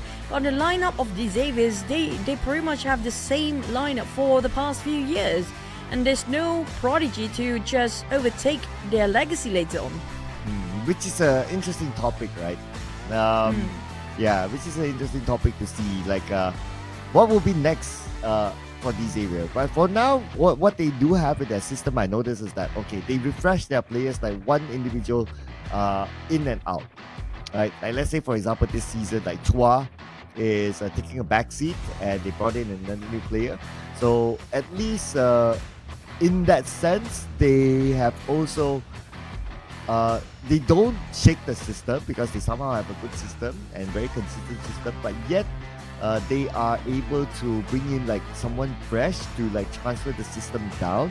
So maybe they're thinking that like, okay, one small step at a time. So in case like we need to switch another player, okay, then it will be at least 3 of them have been in the system, and then one more is like, okay, you're the new guy, go through the system, and our system brought us success, and that's absolutely fine. Now, speaking of the growth of PUBG Mobile as a whole for Southeast Asia as well, I don't know how long we do have. Okay, if you guys don't know, PMCL is going on the same time, at the very same time that we are actually going right now. They're almost done for their final map, if I'm not mistaken. Already done, indeed, for the last Miramar map. Now, I don't know when is this PMCL and PMSL will keep on different tournaments, but as a Southeast Asia and this entire region, we might perhaps one day merge again like how we used to once upon a time. I don't know in the long run because we are just casters, guys. We have no power whatsoever. But also, if there's not much contention coming up from Vietnam region, okay, this we're back towards the Vietnam region regarding the development for the scene as community, we might actually have to merge from the wildcards for the slots here. Well, if we merge both, then there might be some regions that will suffer in terms of like, okay, the opportunities and also the slots. So I think it's pretty nice right now to have like nice opportunities spread across with this current spread, and like you have like 4 different regions here in the PMSL, and you have 4 different regions on the PMSL. So I think that's pretty nice, because if you kind of like merge it together, then you have to reduce the amount of regions, and of course we want to see as much diversity as possible for all our regions, because every region has their own level of excitement. Even I was catching up to the excitement of the PMCL as well. Like I see that it is quite diverse this time in terms of who's up there. So if you want to know who, ladies and gentlemen, do check out the PMCL and also the PUBG Mobile Esports social media to get to know more what's happening on the other side. But we're going to get to know what's going to happen on this side as we jump into our final drama match.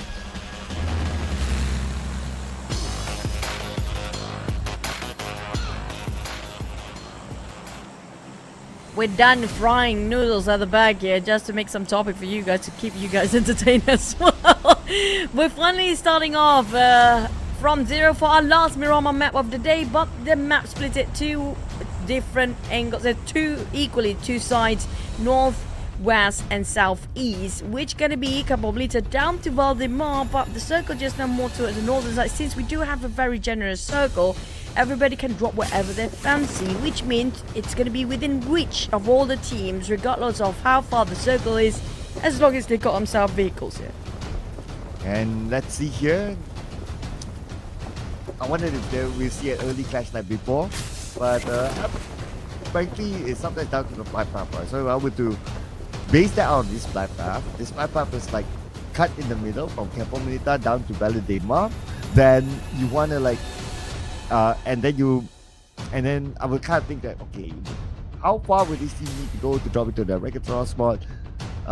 Probably not that far, so possibility of a early clash this time is a bit low. If we got the flight path earlier on, where it's like kind of like one-sided on the south side, then yeah, but this time probably not. So we might see more bigger fights happen towards the later stages. Plus, circle-wise, not too far away from the real circle of San Martin.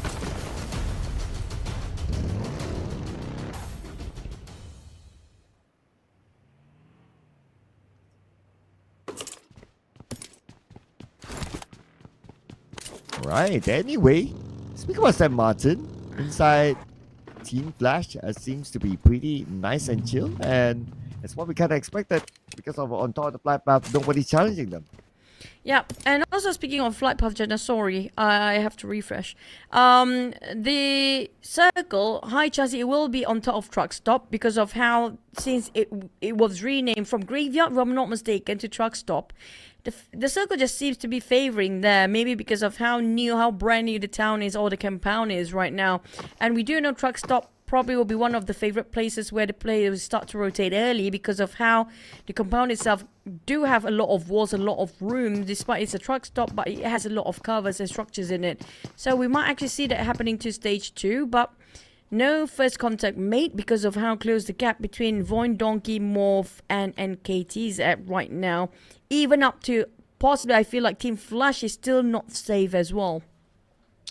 Yeah, I would say, yeah, Team Flash is also kind of like, well, if they go so when they go early and then Team Secret push them down and KT can push them down, yeah. For Team Flash, okay, I'm kind of counting, right? 1, 2, 3, 4. Oh, okay. You kind of need VOIN, Donkeys, MORPH, and XERXIA to push down Team Flash, because you need 3 teams to push down Team Flash, right? So maybe Team Flash is okay, but okay, yeah, I guess I'll put it as this, right? VOIN, Donkeys 81, and then you got MORPH 78.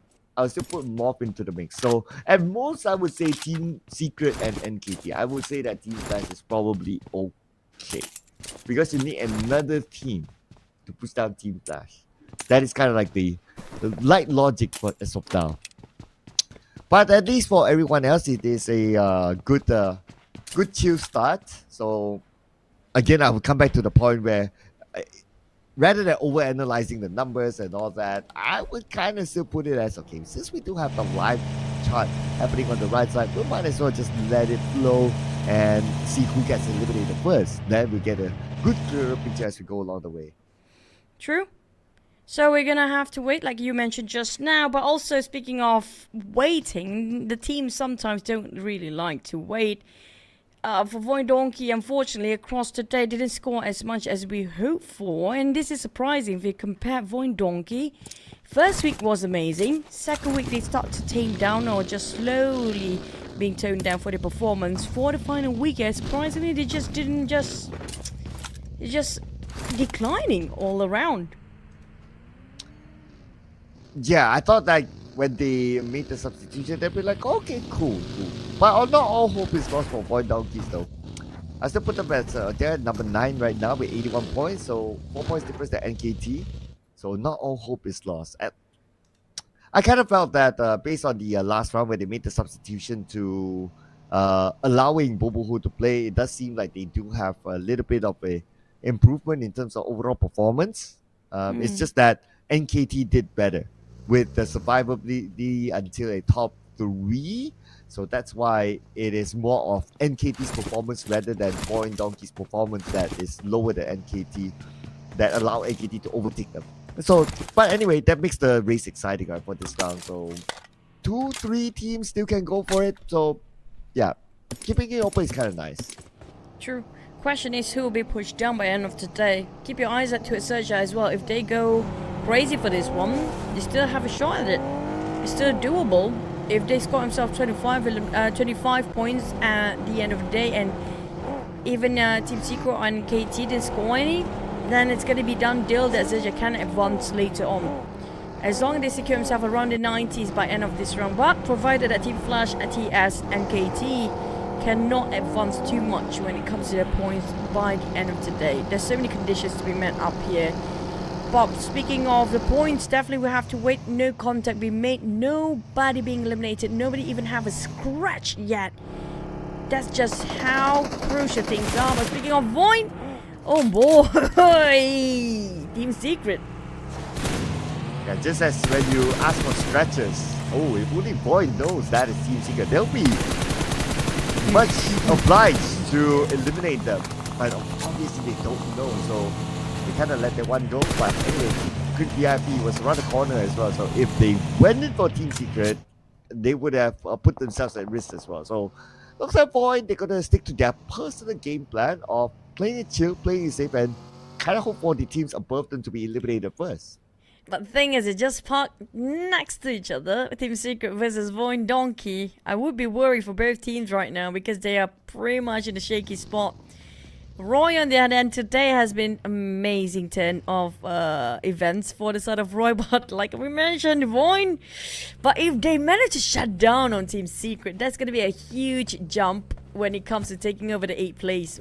Bit by bit, they have to make sure they need the elimination still for VOIN to make it through. Yeah, so Team Secret still need to keep themselves afloat, right? So there's so many factors here, like Team Secret, the whole NKT thing, the whole VOIN Donkeys thing, the whole even MORPH as well. There's so many factors. I mean, yeah, at some point I felt that we can stop over analyzing it because it's all really down to all those factors, and there's just so much of it, and all the possibilities. I think by now we would have laid on the table, and it's just a matter of letting the teams roll by itself. Now this is going to be the team that we don't really care right now because of how they just turned the table with 2 maps in a row, getting themselves the chickens of EA. They're safe, they're fine. PIGMY, Roy, YOODO to Cree VIP, maybe up to ZERXIA. Unfortunately, ZERXIA though, they couldn't make it through this last Super Sunday, and it will hurt them when it comes to getting into the grand finals. This is going to be the first Super Sunday they missed, but we might actually have the same sort of circle here, Cloud. Yep, feels like a deja vu. See circle time and time again. And a lot of these teams, okay, at least like the shift is like towards the left side. Like the last time we got this kind of circle, it was like shifted towards the right. So yeah, it's more like an opposite side, but it's still pretty much the same concept. Quite the hard shift that is. And the last time we saw this kind of quite a hard shift, we saw a lot of fights at this stage. So it could be the case this time. So yeah, brace yourself, ladies and gentlemen. So I assume nobody wants to take the high ground this time, since it might be similar circle to the last one. It depends really. Sometimes circle it will surprise us how the hardship will be. But the side of Roy, this is also the team that we hope they can actually end their run here today for the PMSL this season, the summer split, which is going to be PIGMY, Roy, YOODO 02, Cree VIP and GEEK Fam last day, because they cannot go through Super Sunday, hence directly no points for the grand finals qualifiers as well. But GEEK Fam take a bit of jab towards Cree VIP early on. We do have actions now.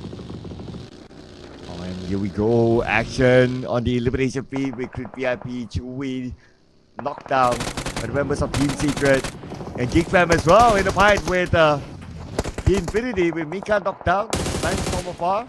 Tries to spray down with a 3-time scope. Mika will be eliminated by Blue Touch. GEEK Fam will play the rest of the round without Mika. But the bigger fight is happening on the other side, where Team Secret seems to be winning it against Cree VIP. PIGMY seems to be also taking advantage of the turmoil hitting Team Secret on the other end. Now we do know Team Secret, they cannot lose any men way early, and this might be very, very risky for this side. But other than that, Cree VIP, nothing else to lose. It's going to be a fun run and fun game for them. At least it was still a good fight when it comes to this season. We see some progress coming from Cree VIP, but Team Secret fought back. Trunks down ground, bleeding out, but down to only 3 players left on Team Secret. They will try to get as much eliminations here. Oh, here we go. Yes, Team Secret so far, after all the action, they only got 1 elimination. Kind of need to have more because their closest competition is still in the game. While for Cree VIP, because the first team to be eliminated without a single point. For Team Secret, NKT, VOIN Donkey's MORPH is still behind them. So they still need to collect more points just to be sure. Or they can pray for the teams below them to be eliminated first before them. We call it we can call it the Xavier's strategy by now. YOODO 02 taking on MORPH. We did mention about these 2 teams, but they are the one that keep on initiating or being forced for the early fights. But the next circle we heavily just towards Cylinder the Patron. It's going to be multiple terrains to for selection there. Only very few compounds to work around. Whilst we talked about the teams that are in dire need of points, including VOIN Donkey being chased by ZERXIA, and also MORPH that being circled by Infinity PA on the northern side. And let's hope they survive a bit longer. And here we go. Another fight's happening here, involving RRQ and Team Flash. Team Flash needs probably a few more points just to be sure. But Team Flash right now losing the fight against RRQ. Batman will be knocked down by Snape. And Team Flash only 1 player left. How dangerous would this prove for Team Flash? Ooh. And that is it. Wang eliminated. What? Okay, for Team Flash to be overtaken, even ZERXIA has to do well. There's still a chance for them to be pushed down though, because Team Secret and NKT still quite alive, and at least Team Secret did score himself 1 elimination. There's any time now, as long as they're not being eliminated early, and that might open up the space for VOIN Donkey to push up to the top 8 in the last minute. Yep, we are back to over-analyzing the numbers again, but that's true. I totally agree with that. I know, right? Every time we say that, let's just leave it to how the game goes, we'll always fall back to that. But it's something that we cannot avoid, unfortunately, being on the caster's desk. But here we go. FaZe Clan and RRQ. These two teams. It's fine. Whoever wins is okay. I wonder who's fighting there on the mini screen. It is GEEK and XERXIA. That's an okay fight as well. PA just shutting down one player of YOODO 2, aggressively initiating the fight this time. It's unusual for PA. Definitely the boost of morale after they scored a double chicken here today. Very different indeed. Hopefully they can carry over the momentum for tomorrow, because tomorrow is going to be a hot and spicy day. Damn root on the other spot out. LZ finish off by Audrey. XERXIA also losing man. YOODO 2 at the same time, another knock. Grenade elimination by Adam, and it feels like some pick off here and there across the entirety of the map. Yeah, it's like one here, one there. There's no like a whole all-in fight at this point, but maybe we'll see one. YOODO go to a PA as Mizi gets knocked out. Adam knocked out by Jumper as well. Okay, YOODO, we got VOIN instead on screen. The team that needs the points. Both of them in fact. MORPH will lose Hawk.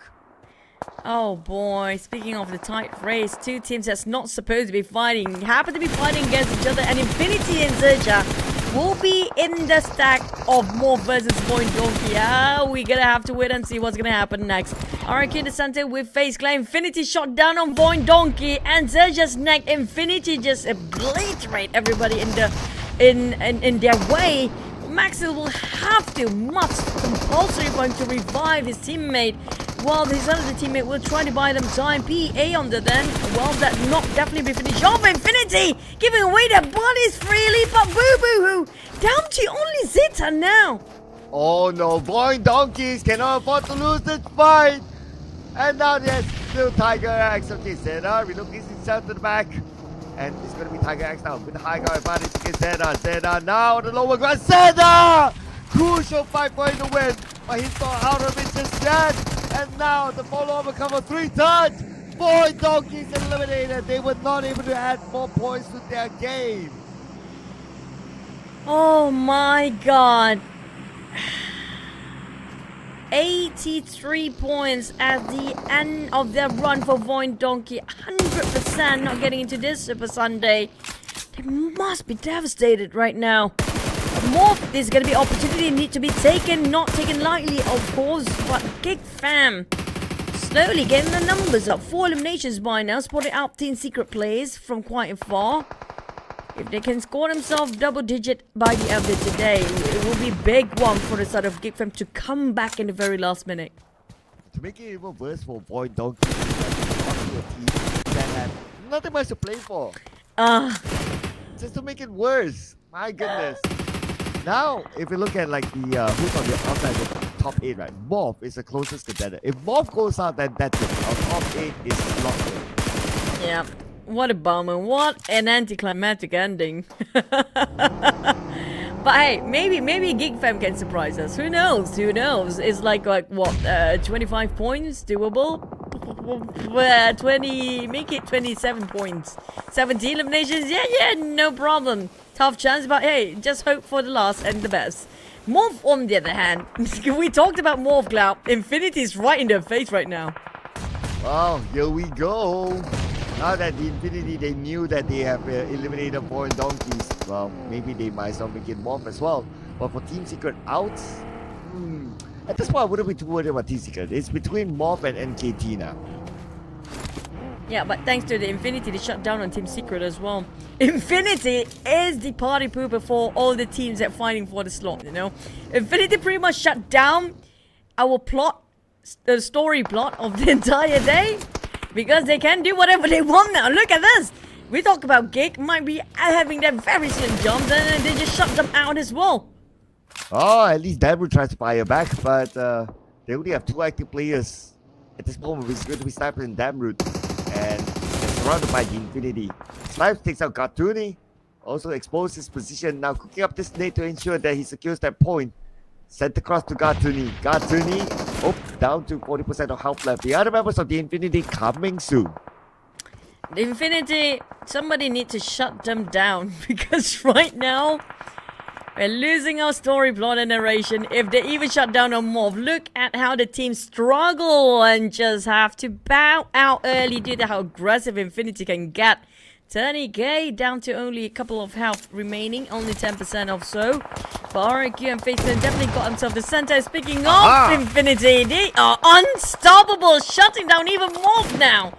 Oh, on the other end, we have Flippy, the last man standing, busy with YOODO too. But who's going to get a point out of Flippy? He shot it by two different sides. 3 touch on the last shot, but Flippy's pretty low. Oh, Snipes knocked down 3 touch. So Flippy is still okay. For now, that is. There's going to be a lot of work for Flippy by himself to just carry out the entire crew. But YOODO deals and taking on Flippy out. We're locked in for a top 8. Congratulations in advance. Yep, that is it. That is it. That is it. Definitely the top 8 has been locked in. For sure right now. Well, if you want to give a bonus to GEEK Fam, then 20 points. Let's go GEEK Fam. But that's... Okay, I don't know. There's probably not enough logical bodies for them to do that. Mathematically, yeah, but logically, I'm not too sure about that. Now, with Snipes down, it's only Damroot left. I guess it's a no debate now. Thanks, Infinity. Thanks for making it so interesting. But yeah, we still have some excitement to go because Roy and also GEEK Fan never scored himself chicken. Maybe even YOODO too. Who knows? Because YOODO too right now across the board they are leading. Aside from Infinity, of course, they doubled what YOODO too already gained. Well, I don't know what's wrong with Infinity. Well, GEEK Fan and YOODO too have scored chicken, right? So it's only Roy. Really? Yeah. Oh, YOODO did score. That was way long ago. That was in week 1. Yeah. Also. Yeah. GEEK Fam, well, they even scored it yesterday, so yeah. So it's Roy. Let's Roy go, now. Roy. We're just rooting for Roy. Let's go, Roy. Yeah, Roy, let's go. I mean, full team, okay, just putting out there, full team, you know, there's a good chance. Come on, Roy. Infinity, eliminate everyone else except Roy, then it'll be perfect. That's gonna true. We finally can get a chicken for the sake of Roy. But Infinity, they're down to 2 players only right now. I don't know what's going on for Infinity, just aggressively shooting everyone out. But PIGMY, we haven't seen the best of PIGMY when it comes to week 2, week 3. Week 1 was amazing for all the Indonesian teams. I mean, if we've seen the best of PIGMY, then they wouldn't be at 32 points. So, at this moment, I guess nothing much for them to play with. More of like playing for pride. So if they were to be able to get the chicken dinner for themselves, then well, it's more of like a bonus for themselves and for the fans. Similar narrative with Roy, I must say. Yep, Roy today has been incredibly a growth for them. Hopefully when it comes to next season, they come more prepared, or just having definitely a tough thorough discussion regarding what they want to do next season. But the circle will shrink now. NKT split themselves into 2-2. YOODO still have themselves on the northern side, while PIGMY still have to force their way across SEM9. Oh, here we go. So speaking about cross, if only this nade landed through the rooftop of 7-9 in, then maybe they could have got a couple of knocks and an opening towards 7-9, but the answer is nope. So now, PIGMY will be trying to maybe they will just cross it. Frankly speaking, PIGMY, I wouldn't be surprised if they could do that because, yeah, at the nothing much to lose mentality. And that's why Billboard repositioned himself just next to 7-9. Managed to breach in, surprisingly. None of the clips that are being sprayed by 7-9 actually seems to be connect any bullet at all to his Jabranki. Even got a level 1 helmet there. Here comes a nade toss over to the side of Kenny S. Kenny fight while Roy, our best man down there, being eliminated down against NKT and FaZe. I just know that Mr. Joe Needham is not too sure what happened, but what we're sure is that 7-9 between defense against PIGMY. Dancing around is going to be Kenny. Kenny through the window, pretty low as well. But got a little bit of backup from Noju to knock down 10. They are not out here just yet. Another player on the other side. There's going to be Billboard with them. Forefront. He should be able to wrap things up with Billboard dancing with them. Task repositioning. Billboard down to 10% of HP here. Low and surprise, and it's done deal. PIGMY eliminated next with only one elimination. Thank you so much, PIGMY, and great VIP and GEEK fam as well when it comes to this season. But NKT next, Spider 10 and Triple F. They haven't scored themselves any eliminations, but they're pretty safe right now. But speaking of NKT, this is definitely a warming up to do before they're heading to Super Sunday tomorrow with the YOODO 2 spotted out by Spider 10. But the thing is going to be Fish Wool out there. Valak still having full score for Roy. And Roy is the team that we want to see get the stability in the last game. So far they are on the left side by the edge of the circle, but a lot of eyes onto them, including 7-9, looking over at Roy with smoke still active. And Roy, full squad, yes, but a lot of open space and a lot of eyes onto them. So I'm pretty worried for Roy, but if there's any bright side for Roy's position is that they have the circle. True. And they do have some elevations up there too. Covers wise, pretty okay. Fredo just needed last play of NKT. Roy, all they need to do is just finish off with the chicken here today, and definitely gonna be a blast for all two of us here, casters. But IQOO having a trio. FaZe Clan, on the other hand, haven't opened any actions yet. They are in the center. Yeah, FaZe Clan, no real reason for them to open up the action. Since you're at the middle of the circle, you have a good spot, you have a full squad, everything's onto you. Well, might as well wait for teams to come towards them. And stage 7. Let's see which team will come towards FaZe Clan as the circle will shift in about 1 more second. And will Royce together? Oh, I believe we go straight to the middle. Yes! So Roy will need to move forward. Even the airdrop in front of them is still on the outside circle. So he might need to take the front to fight against FaZe Clan. But at the same time, they have to be careful of 7-9 if 7-9 were to come in later. The haystacks will actually give so much covers, even though it's a very small structure for 7-9 to take covers while slowly advance towards IQOO and FaZe Clan's compound right now. They're holding quite a solid compound between these two teams, FaZe Clan and IQOO. So I guess spotted out by Fredo. It took him quite a long time to finally tap it out, but unfortunately the ground will block his bullet. That gives so much space for Tiger to recover himself behind the exploded vehicle. I just needs to land a pixel shot right now. But anyway, the blue will do its work. But Fredo finally found the space to take out Tiger. Now, top 5 it is, ladies and gentlemen. And the 7-9 on their way towards RRQ. I'm counting bodies here. Is it possible still for YOODO too?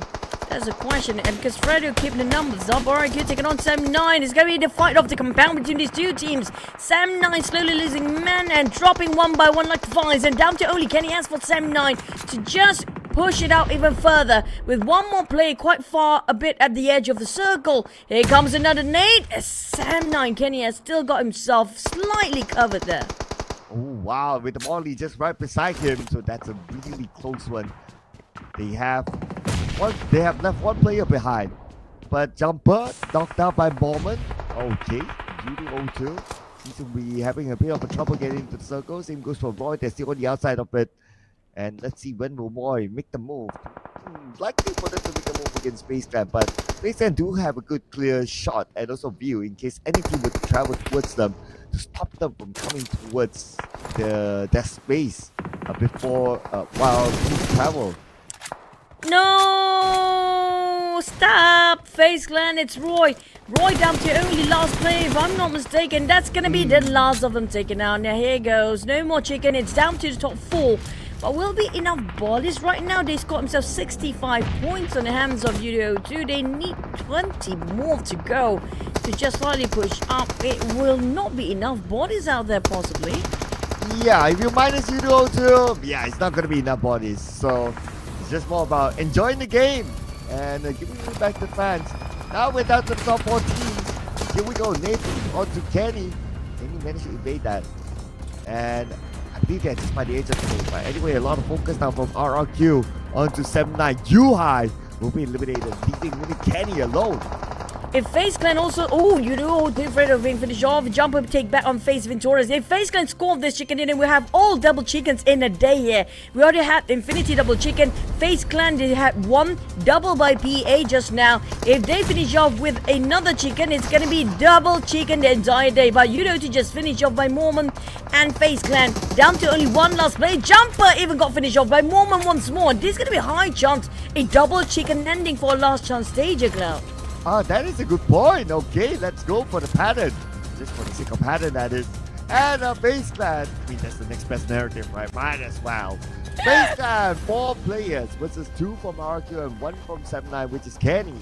And FaZe Clan, they have control of the middle of the circle. So even if we go stage 9, but the circle will close entirely, and of course it will put focus onto the sides first. It will force RQ and Kenny to come towards FaZe Clan, and FaZe Clan, they will have the upper hand to defend at the ground. Yep, they got quite a spread for FaZe. Now here's the time in 15 more seconds, less than 15. RQ trying to find any sort of an intel, but Mormon, his eyes suddenly just worked so bright for him. Finish off 7-9, 4v2, come on. There's no way they didn't score the double chicken here today. They definitely have to score it. Yeah, I mean, it's FaZe Clan. I mean, it's kind of hard to see them botch this, right? At 4v2, control the circle, and they still have the discipline against RRQ, even though they know for sure they do have the numbers. They are 4 players versus 2.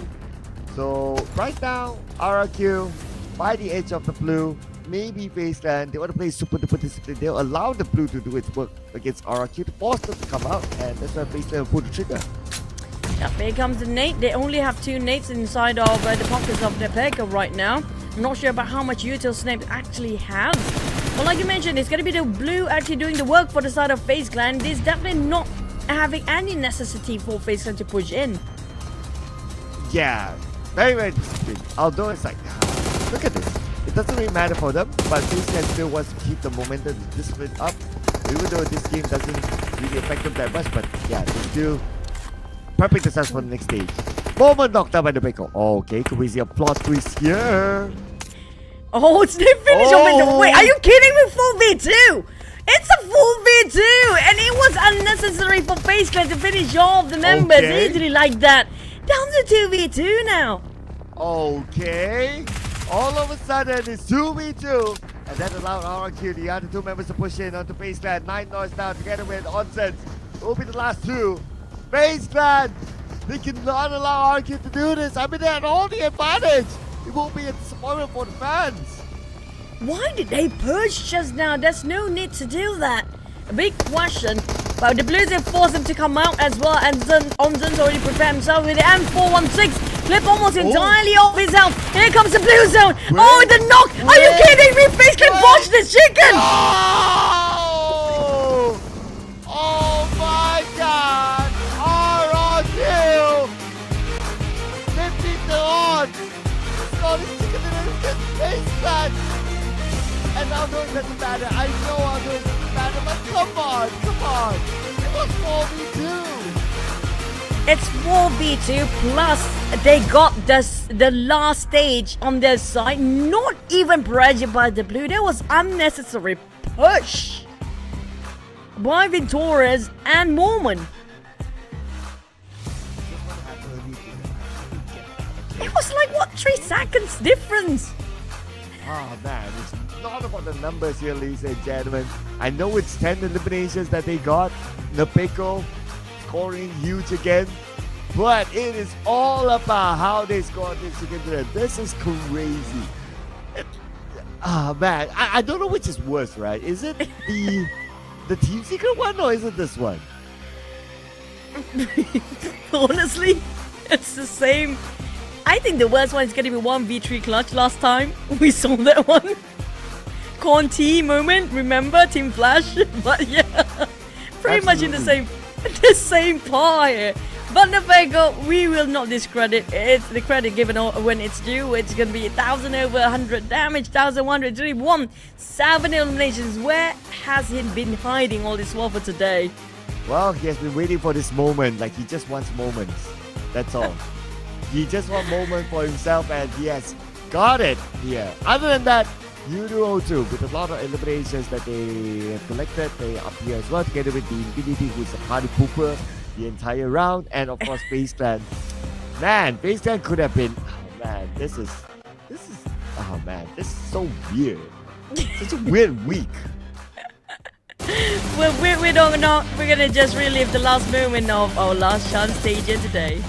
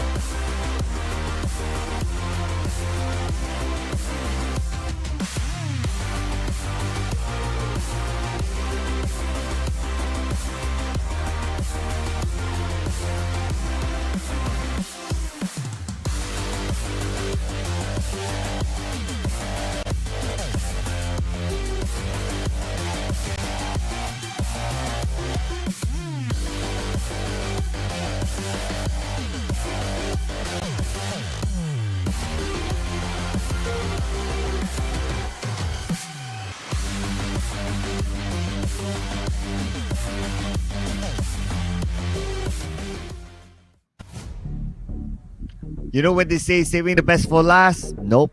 This is saving the weird for last. RRQ, 21 points collected. Ladies and gentlemen, if you missed that somehow, you gotta rewind the show to watch that again. That was insanely weird. But other than that, the double digit club, the Infinity 14, FaZe Clan 13, and we got 7-9 with 11. And those are the double digit club. No, can't wait to see who's the top 8. Officially, that is. Can't wait. I'm super excited. I have no clue who's in the top 8. We have no idea. Wow, surprise. But yeah, speaking of the teams, on the second page, well, we do have a couple of teams with a 0. I think that's pretty straightforward by now. Team Flash with XERXIA, a lot of 1s, and VOIN Donkey has a 2. And wow, we don't know the overalls. We just gotta go and see the overall. Man, what a day! What a week it has been. Okay, think about this right from overall. Started game number 1 on week 3 with a weird botch. And then we ended the week with another one. So it's like, okay, alright, just putting it out there. But okay, overall ranking. So, well, in one page you get to see the top 8, ladies and gentlemen. So, welcome to RRQ Infinity FaZe Clan PA 79 Team Clan Team Secret. First time as well. And NKT, welcome back to the Super Sunday.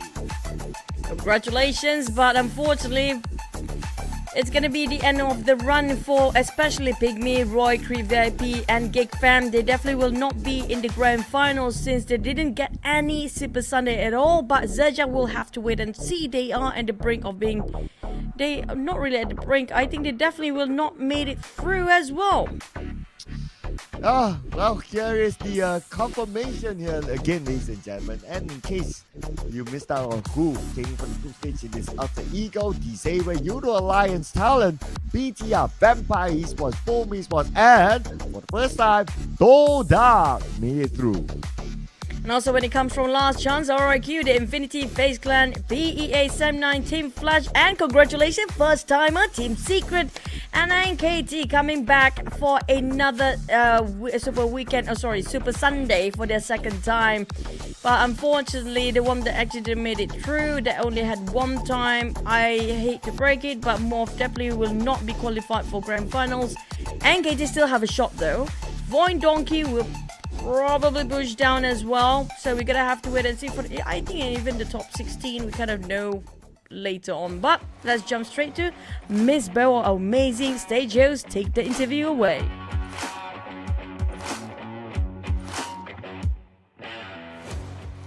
Hi everyone, now I'm here with Adam from BARUZ. Say hi. Hi. Can you share with us what is the difference between your performance last week compared to this week, as you guys didn't qualify to Super Sunday last week? Okay, boleh tak ceritakan apa perbezaan performance korang di minggu kedua dan juga di minggu ini, disebabkan minggu kedua korang tak lepas Super Sunday and kali ini korang lepas Super Sunday. Boleh ceritakan tak perbezaannya? Mungkin di minggu kedua kita orang terlalu selesa bermain, so kita orang tak lepas untuk Super Sunday, dan minggu ni kita orang baiki balik mistake kita orang apa semua dan lepaskan Super Sunday. I think on the week 2, before this, we are too comfortable with our performance from the previous week. So we take it too easy for us, and it's just like we lose our focus and we do a lot of mistake. As for this week, personally, we did a lot of research and we study back our mistake, fix it, and we managed to qualify to Super Sunday. So do homework already. Okay, do you confident that your team will qualify to the grand final? Untuk PEA sendiri, adakah PEA rasa confident yang korang boleh lepas ke grand final? InsyaAllah kita orang confident lepas ke grand final. Yeah, we confident that we're gonna qualify to the grand final, inshallah. Okay, go to grand finals. Which is the new lineup today? Your team performance is very good with 2 winner chicken dinners. Is this your team strategy? Okay, untuk hari ni dengan lineup baru ada masuk and korang dapat 2 kali winner chicken dinner. Adakah itu strategi baru ataupun strategi yang disimpan oleh PA baru sendiri? Dia bukan strategi baru, tapi tadi first map ada perselisihan faham sikit, so kita orang tukarlah Adam dengan Liz. It's not a new strategy or secret strategy. Just like from the match 1 just now, we have a miscommunication. So we want to fix that straight away. We just change our player. So new rosters. Yeah. And new performance. Yep. Okay, thank you for the interview. And thank you for today. See you tomorrow for Super Sunday to know who can go to the grand final. And now let's go to the caster stage for the final toss.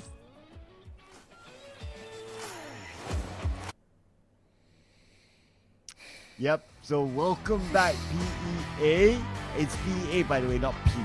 Just say it. Right? Did anybody actually say P? Yeah. Maybe we need to like text Miss Bo or something, you know. PEA, not P. Yeah. It stands for PUBGM Esports Academy. So yeah, it's That's a cute. abbreviation of it. Yeah, but also due to the last round of last chance stage qualifier, tomorrow Super Sunday pretty much a prelude for grand final, because high chance it's gonna be the same team competing for the grand finals too. Oh. Well, I guess we will need to make like who is it gonna be? Okay, absolutely no idea. Let's find out tomorrow in tomorrow's amazing grand finale. A ticket to the grand finals. I have no idea. That's gonna be okay. Just a bit of a twist. Oh, we're gonna build the story, and no matter of whatever the situation, we're gonna build the story. The difference is gonna be who will hold the title of championship, depending on who got the head start points. Yeah, that's one. That's one. That's gonna be an important one. That's the only one. That's probably the main one. Okay. Yeah. We're supposed to act like we don't know, like, who knows if Doda can, come up with 6 chicken dinners tomorrow, being a first timer in the Super Sunday or something like that, right? And they get the ticket to grand finals. It's like a zero to hero story, right? But they can, since XERXIA is not playing, that's gonna be the only team that have the possibility to be pushed down right now, because PIGMY I don't know. But yeah, we don't know what's gonna happen tomorrow. It's gonna be amazing, guys. What an interesting Super Sunday for the last one.